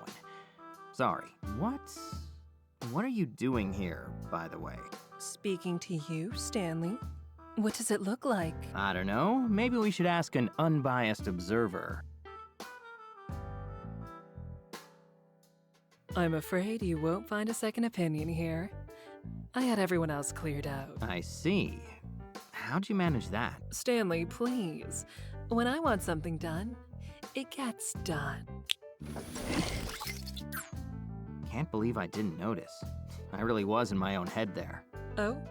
Lost in thought, were you? More like Feeling myself, you know? Just kinda amped up. As you should be. You did well back there, just like we talked about, even when you had to improvise. Hey, I aim to please. Please? Me? Or yourself? What are you implying? Only that you can't always serve the whims of others, Stanley. Sometimes you need to do something for you.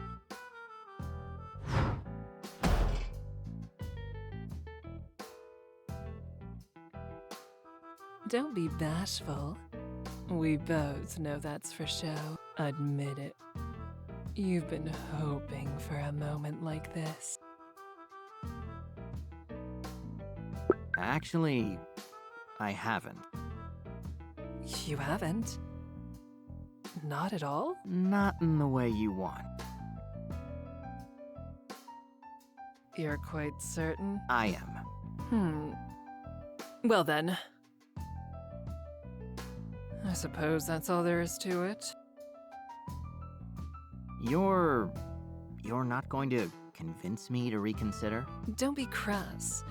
You've made your decision, and I'll respect it. That's, thank you? I admit, I thought you'd be more upset with me. Quite the contrary. Not mincing words about what you don't want is sometimes more impressive than the opposite. And I have no interest in a paramour who doesn't want me back. The last thing I need or desire is for someone to take me as a lover out of a sense of obligation. So wipe that guilty look off of your face before it makes me nauseous. Yes, ma'am. Good. Then all that leaves is the other reason I'm here. You may wear that for now if you wish, but when you return to your quarters, you'll find a new uniform waiting for you. I suggest you try it on tonight. We have a busy day tomorrow, and there are some new features that you'll need to adjust to. I'll be sure to give it a spin, ma'am. Oh, and Stanley? This new confidence of yours, it's an asset. Try to maintain it.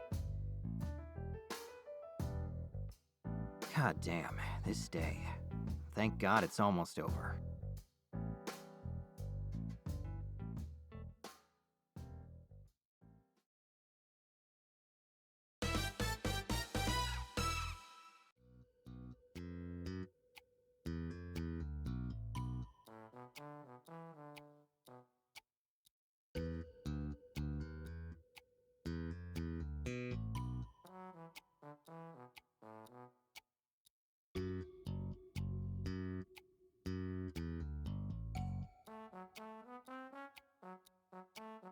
If you have business with Madam Scorpion, you'll have to wait. Lord Bedlam has a meeting scheduled with her. I know he does. I'm in the meeting, so stand aside. You're in the meeting? How's that? That can't be right. I was willing to apologize, but I'm still your supervisor. You can't just make things up like that. You don't have to believe me. We can always go ask Madam Scorpion herself. I'm sure she'd understand the delay if you just told her you were my supervisor. You can't let him through. Appreciate it, buddy. Don't worry, I'll be sure to put in a good word for you.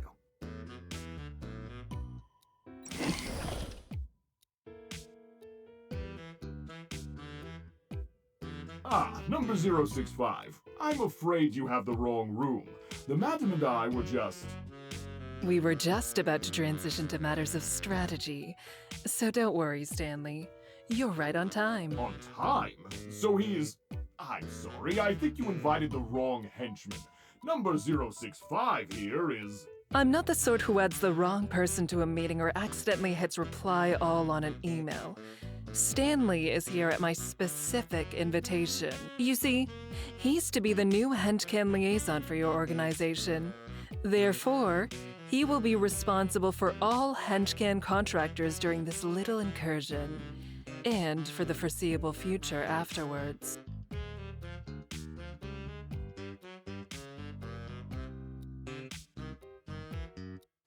He He's what? I mean, due to recent events, these contractors of yours make up nearly half my workforce. Are you certain that number 065 here can handle it? Quite certain. I've handpicked him for the job, as is my right. It says so right in our contract. You did read the contract, didn't you, Lord Bedlam? Well, yes, but I didn't think. I mean, shouldn't we have one of my supervisors in charge? They're experienced, you know. No, my decision on this matter is final. I've thought this through very carefully.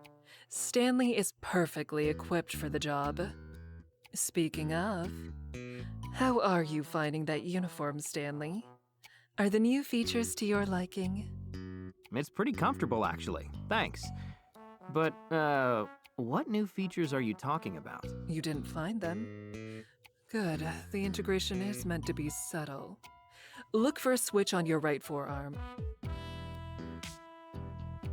Think I found it. This thing here? Holy shit!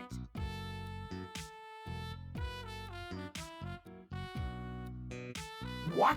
You gave him energy sword hands? I've been trying to get those for years! Yes, well, as the Henchman liaison, Stanley needs to represent the Scorpion Group as well as yourself.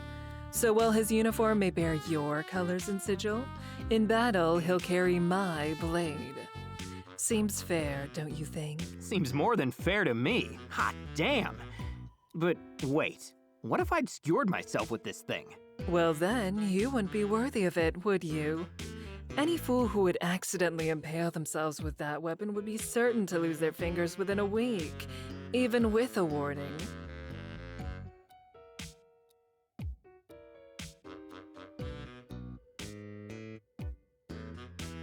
Thank you, ma'am. I'll do my best to put it to use. I have no doubt. Speaking of, let's dispense with the small talk and get down to business, shall we? Now then, by activating this beacon, we can draw in Shining Novas back up to a location of our choosing. Once we do, we can pin them down and eliminate them. And in doing so, eliminate any threat to this fortress. How much backup she has exactly is uncertain. Her abundance of caution could mean that it is no more than 1 or 2 for most trusted colleagues. However, we can be certain of one thing. No matter how many arrive, that petulant child, Miss Dynamo, will be among them. Knowing this, and given the beacon's need for a clear signal, where would you two suggest for an ambush? You know the terrain better than I.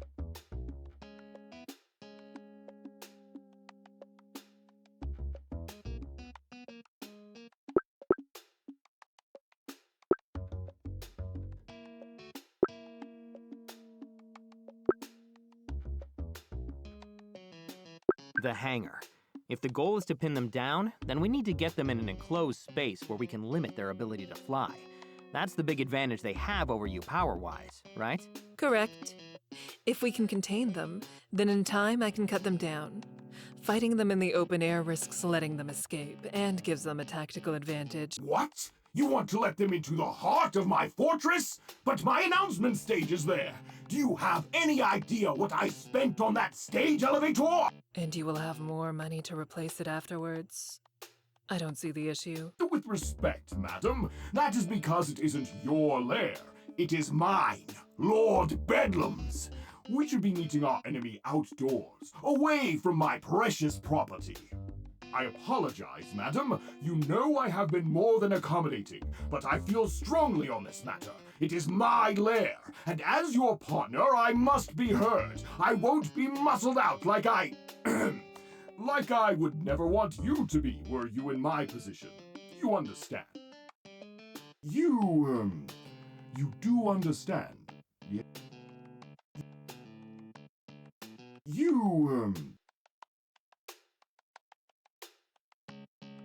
Yes, I understand you. I understand you quite well. But I will grant your request anyway, as a token of good faith. After all, you are correct. We are partners, are we not? Why, yes, of course. We most certainly are. Now then, Perhaps we should move on to the logistics of deployment. First, why, yes, of course.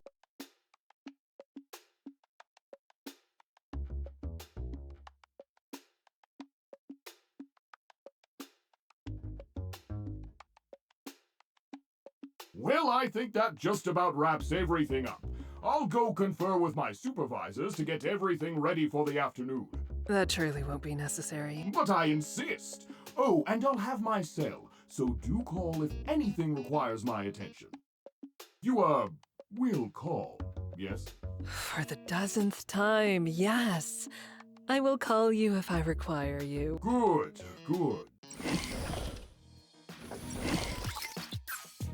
So, Henchman liaison, huh? Pretty clever. All of this is making sense now. You send him on an operation that depletes his manpower, replace his losses with contractors from your app, and put your inside man in charge. Hostile takeover in less than a week. You're ruthless. Why, thank you. I'm flattered, but I may need to be more hostile than that. He's tugging a bit too hard on his leash for my liking. That's why I relented on the location of the battlefield, to give him more rope, as it were, whether he hangs himself with it or not. Well, we'll see, won't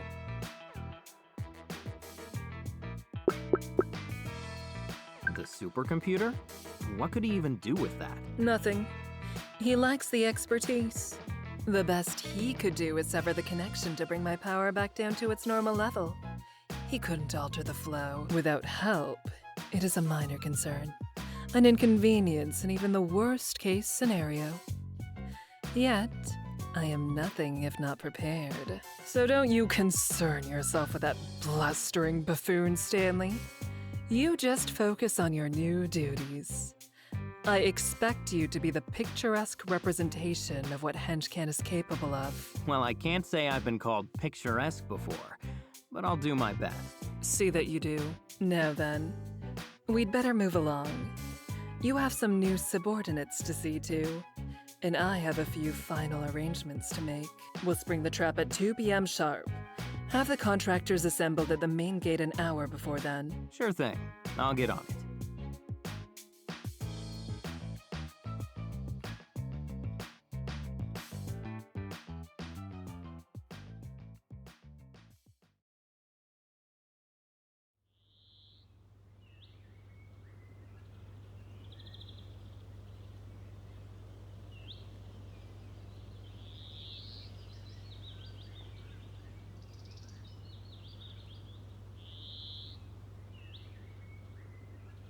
Okay, all the Henchman squads are in position. For all the good it'll do them. Excellent. Then the stage is nearly set. We're simply waiting on... Let the very trees of this forest quake with fear, for they now give shade to the world's most sinister outdoorsman, Lord Bedlam! Yes, these fuzzy rats have the right idea. Tremble and flee before me! You're late, Lord Bedlam. And very, very loud. I believe we discussed avoiding both of these qualities. Well, my tardiness couldn't be helped. I had to make sure we had those pigs in a blanket ready after all. Feel free to help yourself to one, by the way. Chef Antonio outdid himself.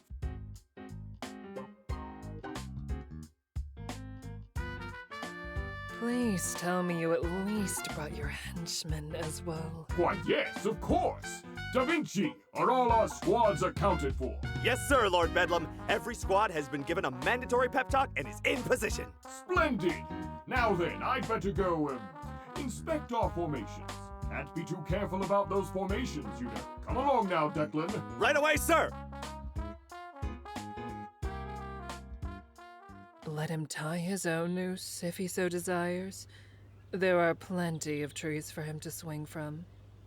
Just focus on the task at hand, and make sure that all our contractors have their phones on, would you?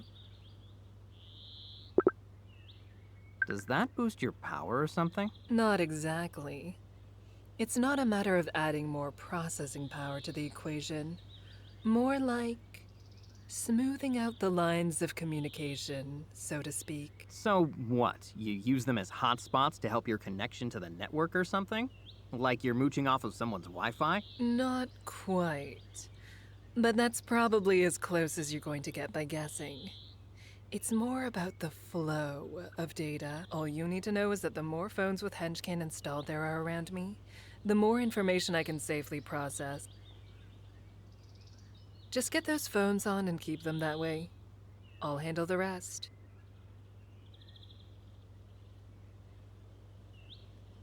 Well then, let's cross the Rubicon, shall we? A little melodramatic, don't you think, Caesar? Not at all. This is the dawn of a new age, Stanley. Whether the world knows it or not.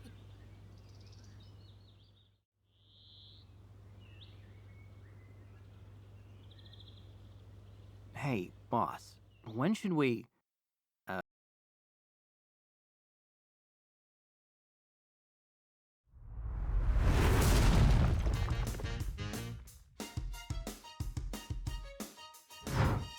You lilac losers didn't seriously think you were hiding in here, did you? That's almost sad. But not quite as sad as you idiots thinking that beacon you activated was the real deal. I bet you actually thought I was gonna walk in here blind, didn't you?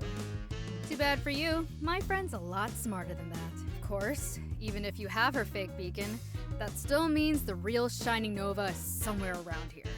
So that being the case, I'm gonna grab one of these trees and start playing home run derby with you assholes until one of you tells me where Shining Nova is. And I ain't gonna regret a second of it. Oh, you'll know regret before the end. Despair, too. I promise you that.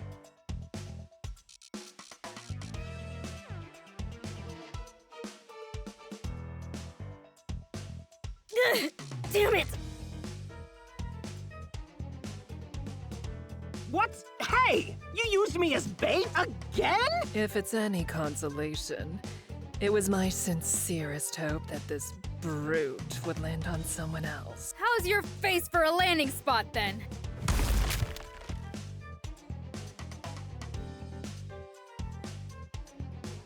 Are you threatening to hit me? Oh, well, I wasn't intimidated before, but now I'm terrified. You're just so tough and strong. Whatever shall I do? Oh, can it, bitchinatrix. I ain't here for conversation. I'm here for my friend, and that means no messing around.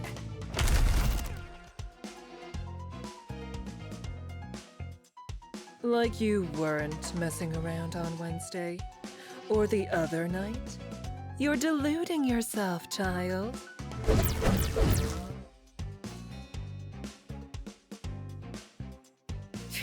Don't be so cocky.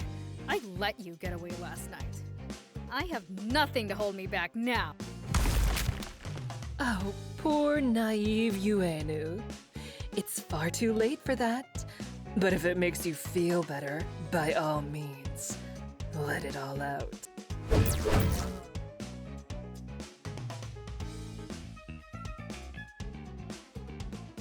You think that's gonna rattle me? That you know my name? Don't be stupid.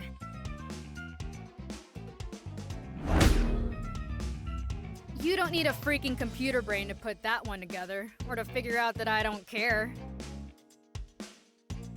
Yeah, Nova told me about your power, and guess what? Predicting me won't do shit. I just have to hit you hard enough and fast enough that it won't matter if you see it coming.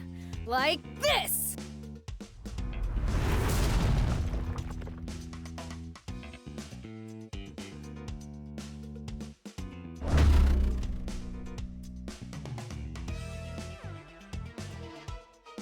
Still think you know me, huh? But I do, Uenu. Intimately so. And my sword does too. With each swing, it learns more and more. Haven't you noticed? Each time we fight, I grow stronger. You said it yourself. You know of my powers, and strength isn't one of them. It's yours. I bled it from you. What? You're stealing my powers? Reverse engineering. And with just a few more cuts, I will drink the last drop of knowledge I need from your veins, and let the rest spill to the ground as the life leaves your eyes. Then I guess I'll just have to squash you here and now.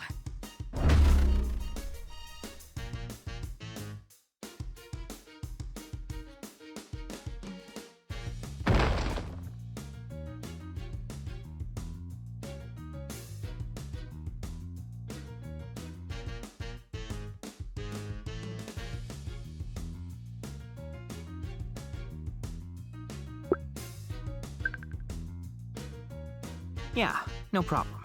Easy peasy.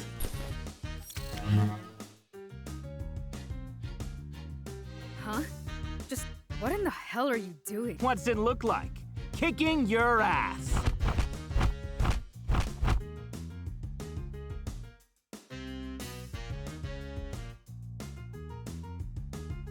I hate to break it to you, Sunshine, but that ain't what it looks like at all.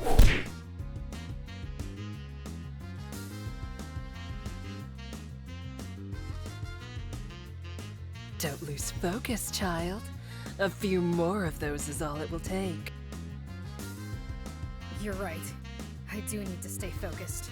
But not on you. You and your flying monkey can wait right here for me, though, wicked bitch of the West. I'll be back to finish pummeling you as soon as I'm done.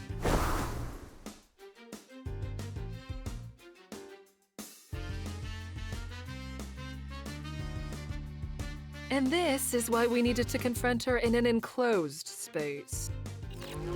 Nevertheless, I appreciate the attempt at assistance, Stanley. However inelegant. I do my best, ma'am. Was it true what you said, by the way? About copying her powers? Some of them. My sword has only finished analyzing the enhancements to her musculature so far. Enough to create a rough nanotech imitation. Though it is admittedly a bootleg version. But the biggest prize is yet to come. Just a few more direct hits and I'll be able to crack it. Damn, a sword that analyzes things as it cuts them.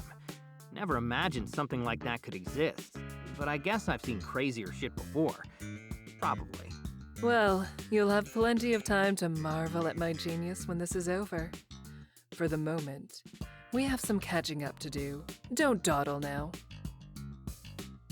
What? Hey! You could at least... never mind.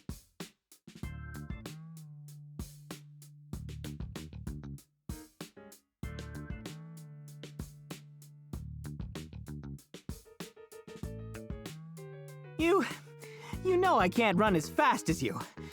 Think of it as on-the-job training for your new position. What, am I the Lair's new fitness instructor too? I guess the position's open. Our last one quit when Lord Bedlam tried to mandate Lair-wide hot yoga sessions as a way to save on AC costs. Speaking of the Lair, why'd you cut the door up like that? That thing's probably gonna be a bitch to replace. It was sealed and cut off from the power grid. Someone was trying to delay us. Seriously? Who would have the balls to try and lock you out? That'd be me, you smart-mouthed little shit! I've got the balls! But it ain't the lady we have any beef with, oh no! It's you. Knowing you, that beef's probably overcooked. Overcooked? I've never overcooked a piece of beef in my life! You hear me? Never in my life! Whew. No, it's okay. I'm calm. I'm rational. I'm in control. Lost my cool a bit there. But who wouldn't? After having to grovel and play nice with you. Because you got a promotion? It makes me sick! I haven't eaten! I haven't slept! And I won't be able to until I beat the ever-loving piss out of here!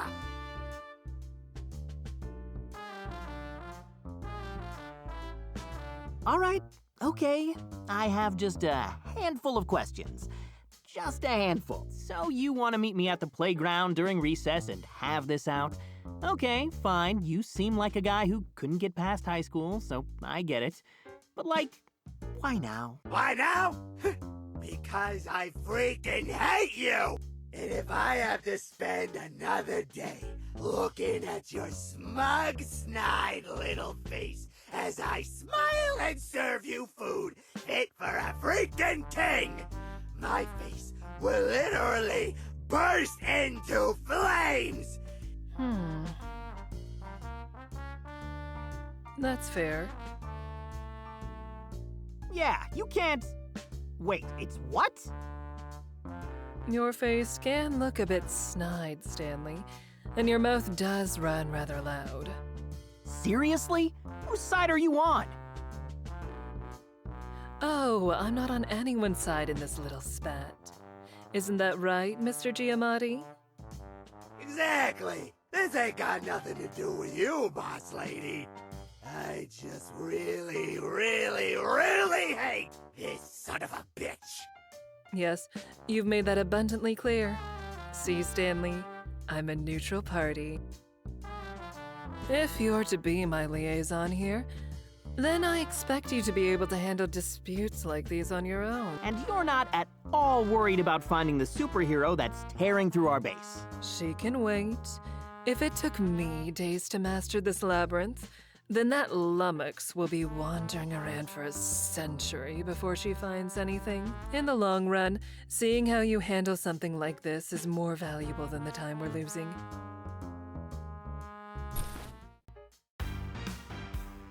All right, let's do this, you overgrown sack of baloney. Oh, it's way too late for flattery, you son of a bitch!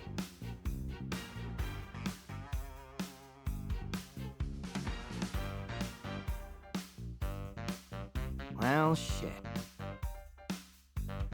Nope, that's a whole freight train worth of nope. Hold still, damn it!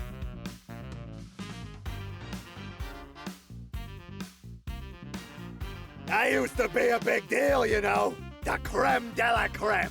King of the freaking castle. Then those good-for-nothing inspectors came along with their health code violation. Baloney? Bullshit, that's what! Bullshit upon bullshit, a whole mountain of bullshit. But I knew the truth. They were bought and paid for. They had to be. It was those sniveling little weasels and Mama Mozzarellas. And the funny thing, one of those health inspectors, he looked an awful lot like you. You know, I want to deny that, but if you came up with that whole theory in the first place, then I don't think I've got much hope of convincing you otherwise. So hey, if it makes you feel better, it was me, Antonio. I'm the one behind it all. That health inspector, a clone from another dimension that I controlled with my mind. And Mama Mozzarella? Why, Mr. Giamatti, I am Mama Mozzarella. I knew it! I knew it was you this whole time!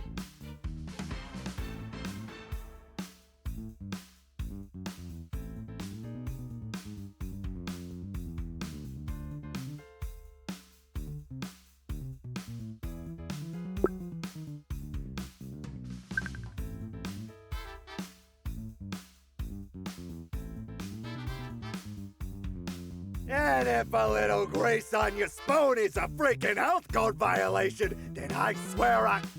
Hey, what the hell are you doing? What's it look like? The same thing you did. The same? The same? Yeah, sure you. Yeah, the same, but better.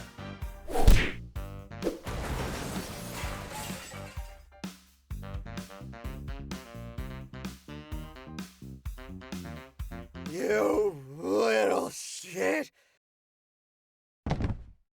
And for the record, all your food really was the same. It all tasted like shit. Now I'm kinda hungry though, not gonna lie. My, what an amusing little performance. Efficiently done, Stanley. Bravo. So is that the thumbs up from the Emperor's box then? Oh, no need to stain the floors. I think he's learned his place.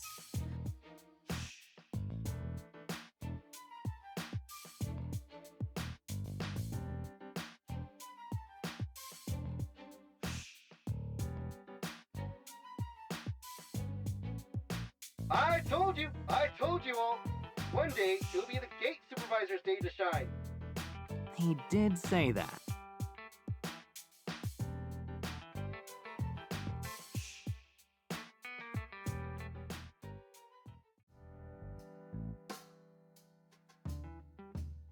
See? Look how easy things can be with a little teamwork. Is that whining I hear?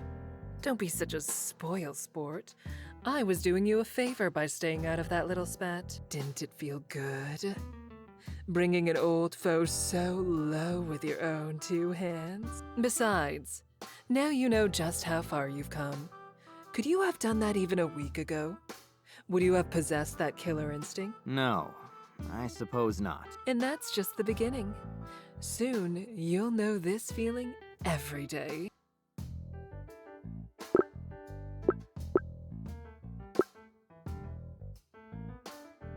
Really? You're not just feeding me a bunch of honey-coated bullshit? Of course not, Stanley. What would I gain from— Really? I'll take your word. I would hope so.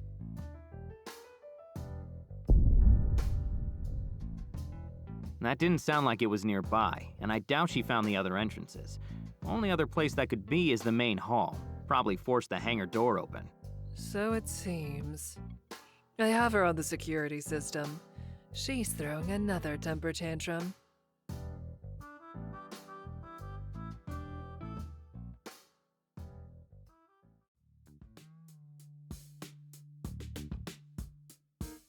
This doesn't have to be hard, you know. In fact, I'll make it real simple for all you magenta morons. One of you can take me to Shining Nova, or I can bring this whole goddamn mountain down on your heads.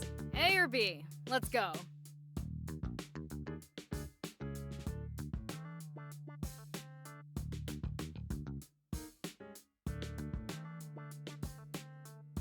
I'd really rather this mountain stayed intact, if you don't mind.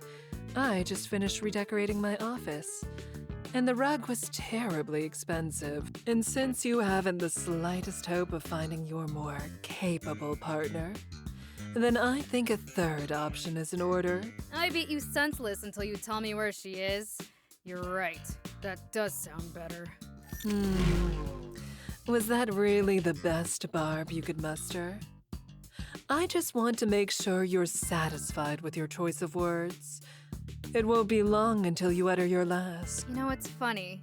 You told me I'm the one who never keeps her promises, but you keep throwing out these big, scary threats without backing them up. You haven't even scratched me with that glow stick, and I'm supposed to be shaking in my cape? Give me a break. You're nothing but a paper tiger who knows how to accessorize. And today, I'm finally gonna rip you to shreds.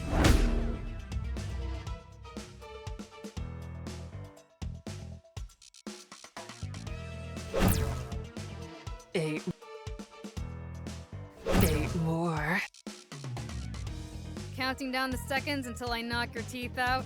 The cat's left until you die.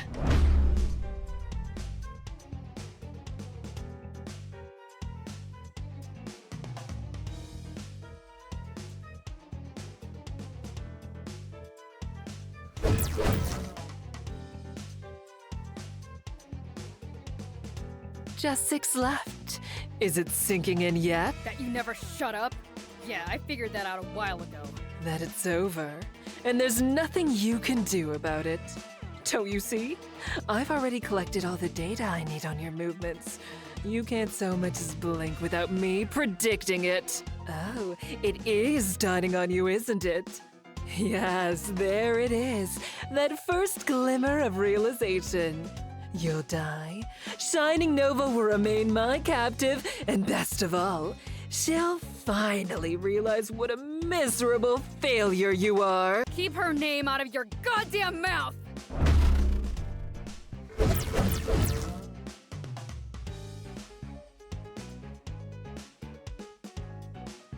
And now you're down to 3. Maybe 2 if I strike you flush. Ah, but that would be needlessly cruel, wouldn't it? Telling you that you had 3 cuts left and then killing you before you're prepared. But you won't be ready no matter what, will you? No, I can see it. You're not willing to die. I did warn you, though, didn't I? I said you'd no regret. If you're not bluffing, then you're the one who should regret telling me. Because now that stupid little toy is never gonna touch me again.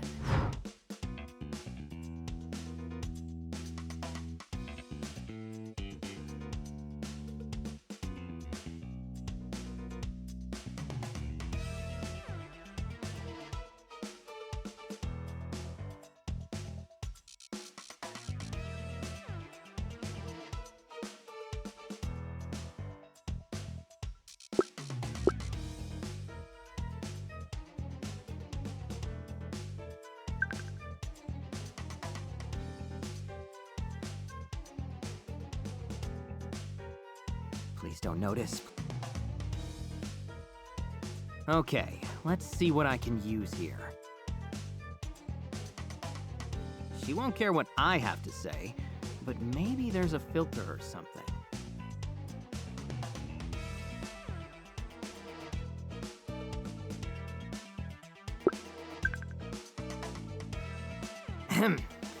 Okay, here we go. Filter active and microphone on. Dynamo! Dynamo, stop! It's me, Shining Nova! I'm totally... Dynamo! Dynamo, stop! It's me, Shining Nova! I'm totally alright and not at all locked up in a cell somewhere. Also, I found my armor. Crazy, right? What the? Nova? Is that really... How did you... That was low, Sunshine. Didn't take you for that kind of goo. Well, life's full of little disappointments. Guess so. Shit, man. What the hell have you let this bitch do to you? You should be more concerned about what I'm doing to you.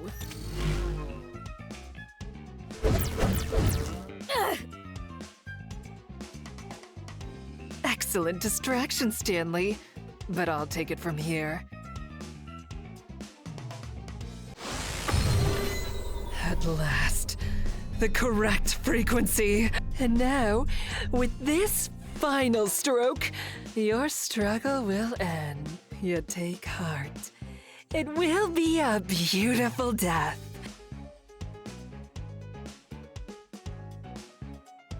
Death? Defeat? You've gotta be kidding.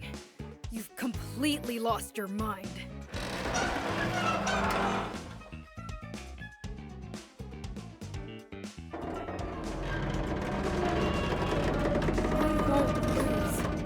Not this time. I won't!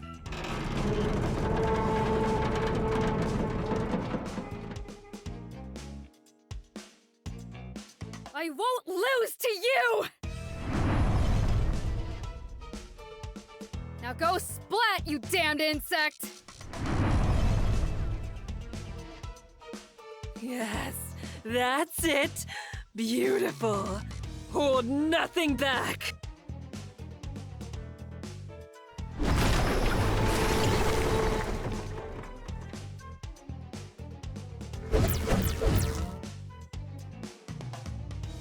Now. No despair!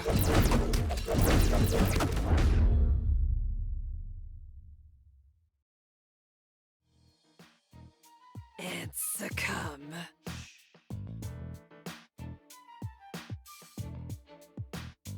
But how?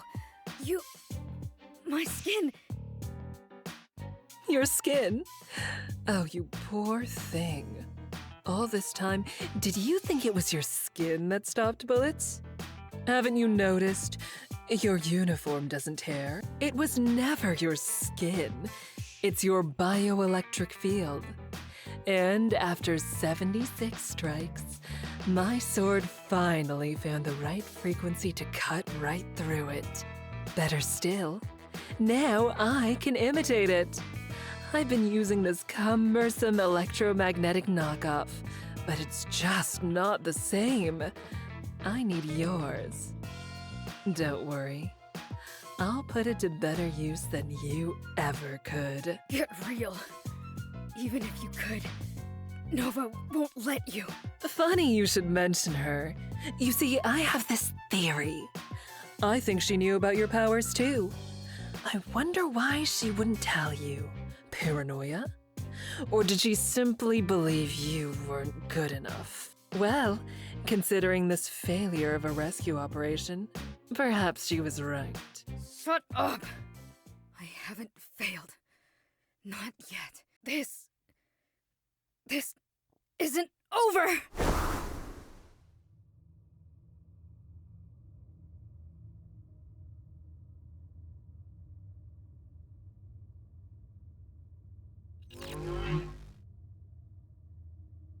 It seems quite over to me.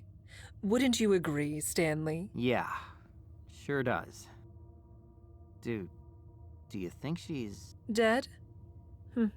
Not yet. Not that it matters to me. I'm satisfied either way.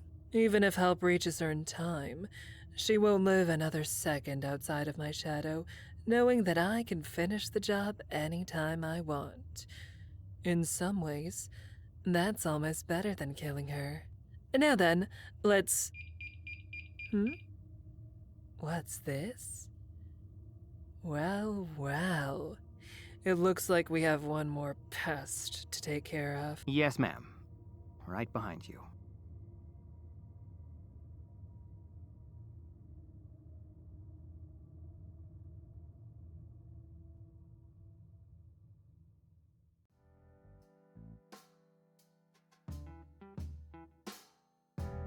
Hey, where's Lord Bedlam? When you mentioned that we had to deal with another pest, you didn't mean... Possibly. Though I can't say for certain. We'll find out when we reach my regional uplink. Someone's trying to access it.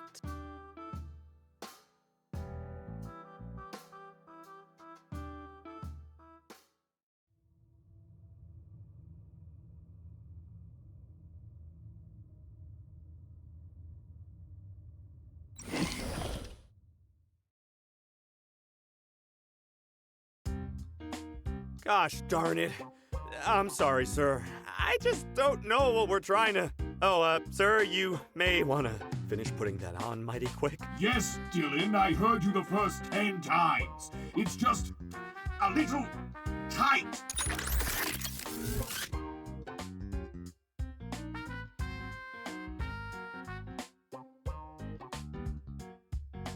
Yes, excellent. At last, my glorious new raiment, What? When did they get here? Why didn't you tell me? I'm sorry, sir. I was trying to, but... No buts, Damien. Just go finish your task. I'll handle this. I'll handle this. I'll handle every ounce of this. Just like a true hero. Lord Bedlam, please tell me that's not you in there. What on earth do you think you're doing? The only thing I can do, for you have left me no choice, you traitorous arachnid. You were scheming to replace me. Don't think I couldn't tell. And with him, of all people, a mere henchman. Well, I won't stand for it. I won't be forced out of my own evil organization. Not again.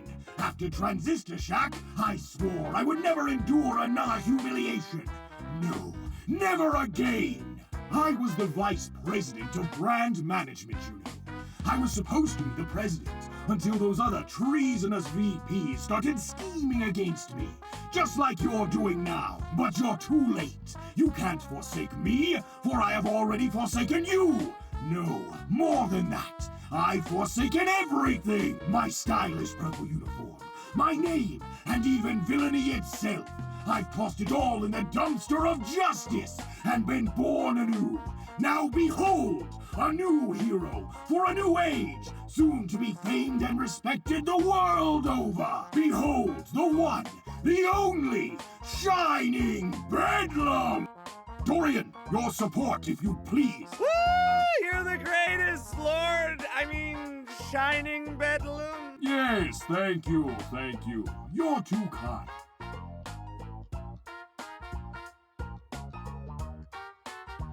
This stupid, selfish son of a bitch. On that, we agree.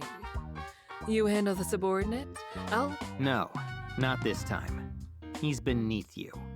And more than that, he's mine. So he is. The stage is yours, Stanley. Ah, sending your minion first, are you? How like a villain, sacrificing her own pawn just to test the might of my shining justice. The only thing that's being tested here is my patience. And again, you've been testing that for years. Oh, well, you won't have to be patient for much longer, number 065, for your misdeeds shall soon receive their proper reward. And by reward, I mean a blast from my patented, unstoppable Bedlam cannon! You mean Shining Nova's patented, whatever she calls it? Definitely not that, though. How the hell did you get it anyway? Don't tell me she gave it to you. If you must know, we struck a mutually agreeable bargain.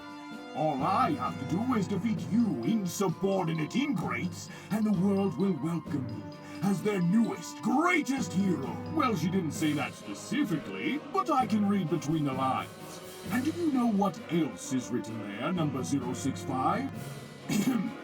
I said, do you know what else is written there, number 065? No, what else? That you're fired!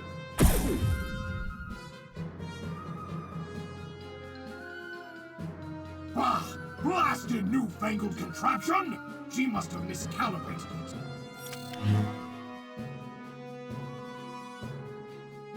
It's not miscalibrated.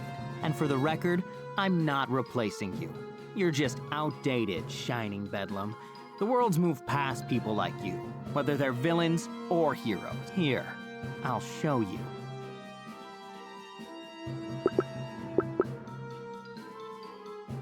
How about some of this?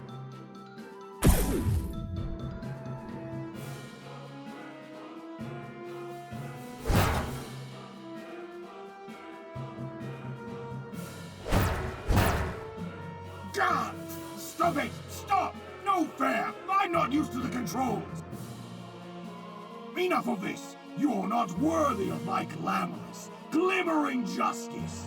If that mutinous witch is going to use her underling to fight her battles, then I'll use mine. Forget that damnable machine, Donald! Get over here!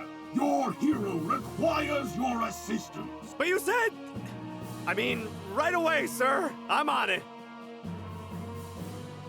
Hey, Dave. Hey, Stan. You know, I don't like to think of myself as a violent person, but this...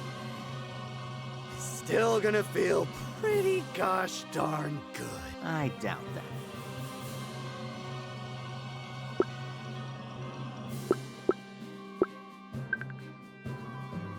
Oh, wow. I didn't know you could... do that.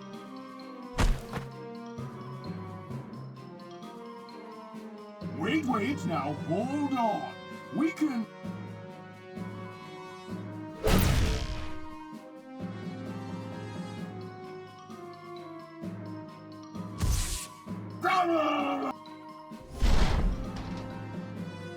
You know, that works a lot better when I have a weapon that can actually cut through things.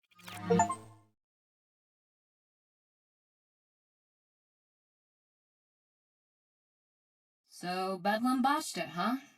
Damn it, I tried to tell him to bring the suit to me instead of using it himself, but no.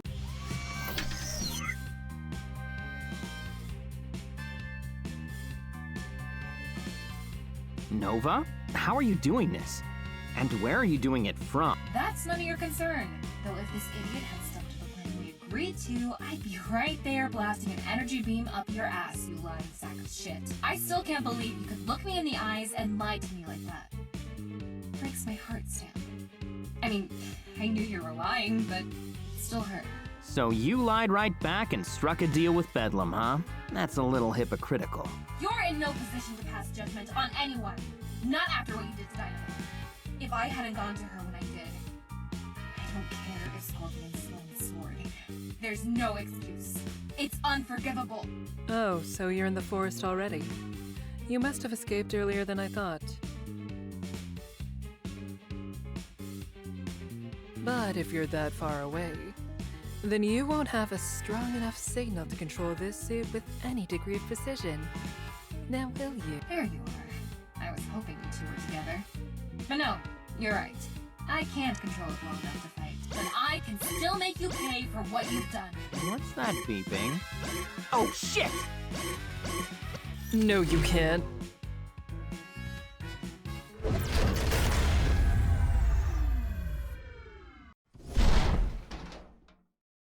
No one on this earth can make me do anything.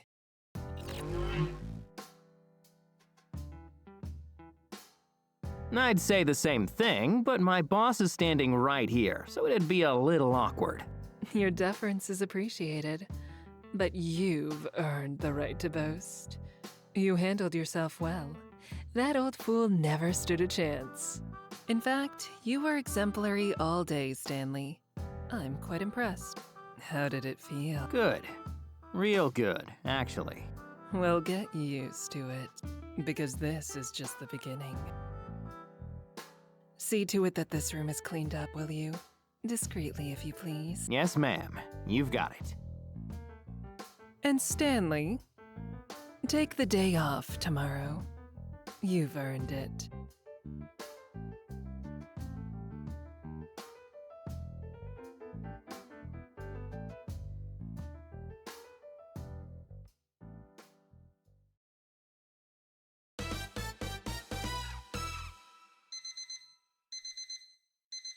Ugh. Damn it.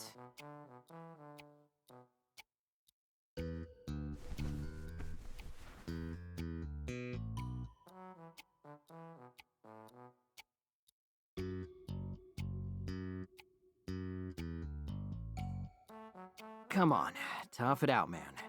You'll just stretch later. You're almost there. Just one more 4-star job, and it's all yours.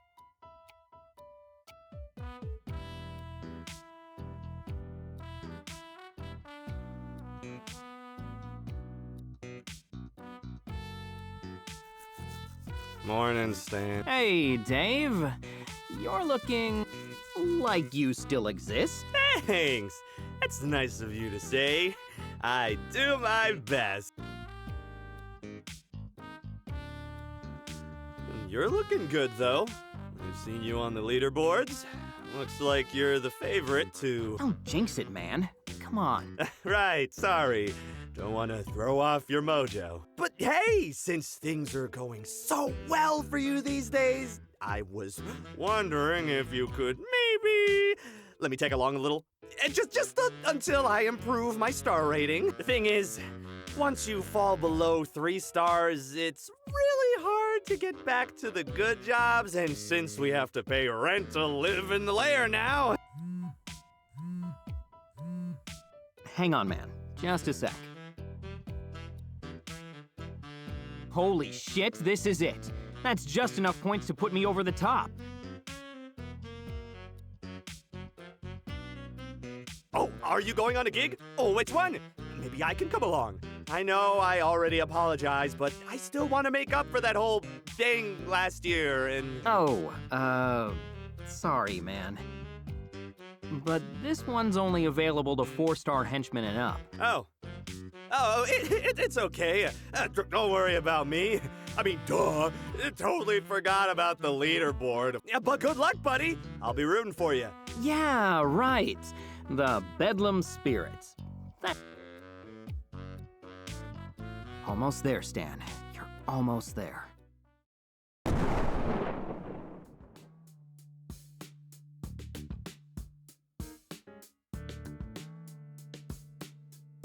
All right, let's make this quick. You two focus on nabbing a few racks and making a mess. I'll go install the package. Remember, we need to make this look like a smash and grab.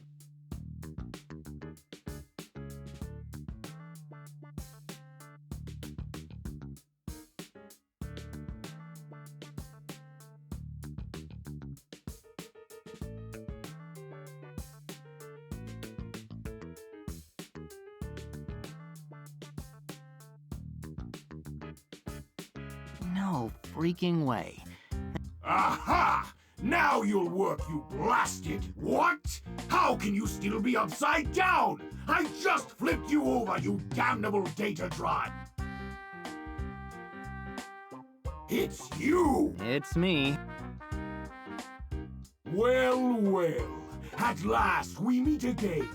For the first time and the last. My eternal nemesis. Nemesis, huh? Does that mean you're a superhero this time? Or did you ditch that for good after that whooping I put on you? No need to raise your voice.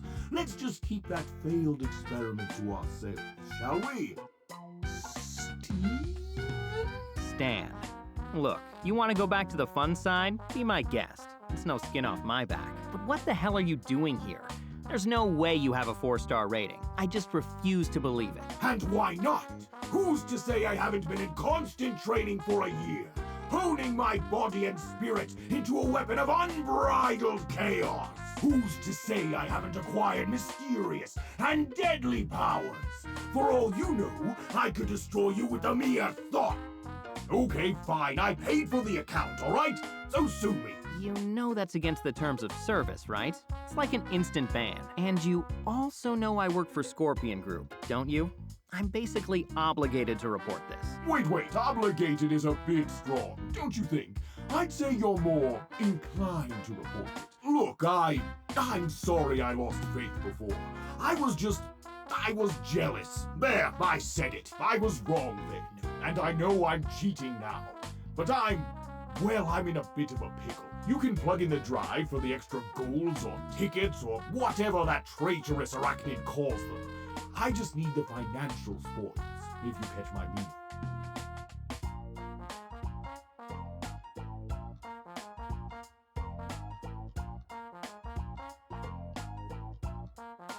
Okay, fine. But officially, we never spoke. Got it? We went through this operation without ever even seeing each other. Absolutely. Mum's the word and the word's your mum, as they say. Thank you, Stan. Yeah, that's right. Now, mind stepping aside? Yes, of course. Though naturally you should feel honored that I, the mighty and humble Lord Bedlam, am granting you this honor. Lead the way, oh Stan. And for the record, you don't just plug the drive in and watch it go. There's a few steps after that, though it helps if you're not trying to plug a USB drive into an Ethernet port. Oh, I want to die. Leaderboards.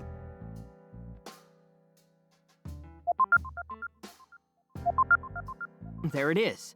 Congratulations to user Stan the Man for being the first henchman to reach 1 million points, and hereby winning HenchCan's first ever Henchman of the Year award. I did it. Madam Scorpion? Well done, Stanley. See you at the celebration.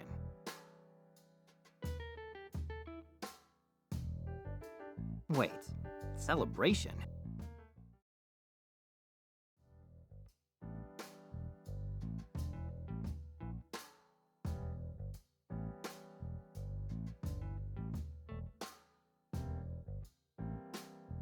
Ah, Stanley.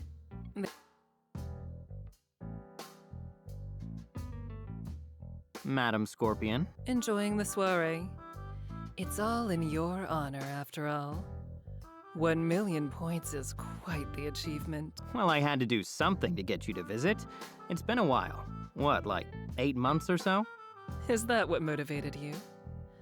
Well, that would explain why you outpaced all my analysts' predictions. Though, naturally, I predicted it down to the minute. I could tell. Was that text automated? It was maybe 20 seconds after the board updated. Scheduled.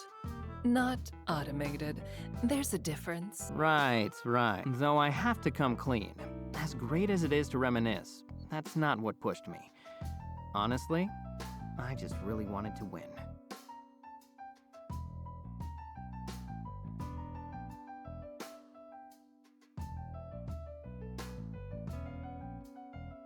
And I have to say, the free vacation won't hurt. Vacation? Oh no, you don't qualify for the vacation. You're a liaison. If you're absent, that will expose our secondary asset. Wait, seriously? But Oh, lighten up, Stanley. I'm only toying with you.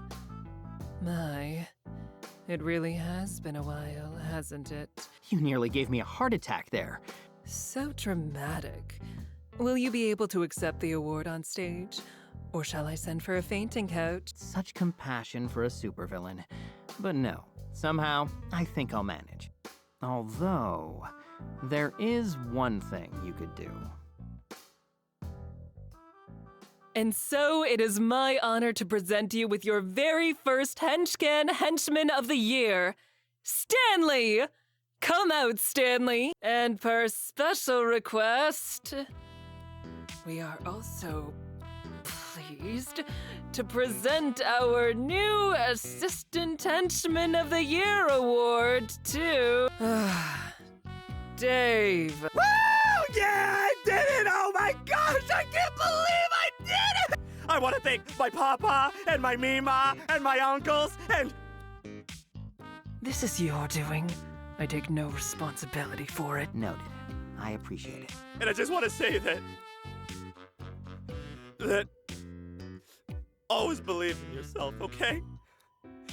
Because if you believe in yourself and you get your parents to pay off all your credit card debt, anything is possible, you know?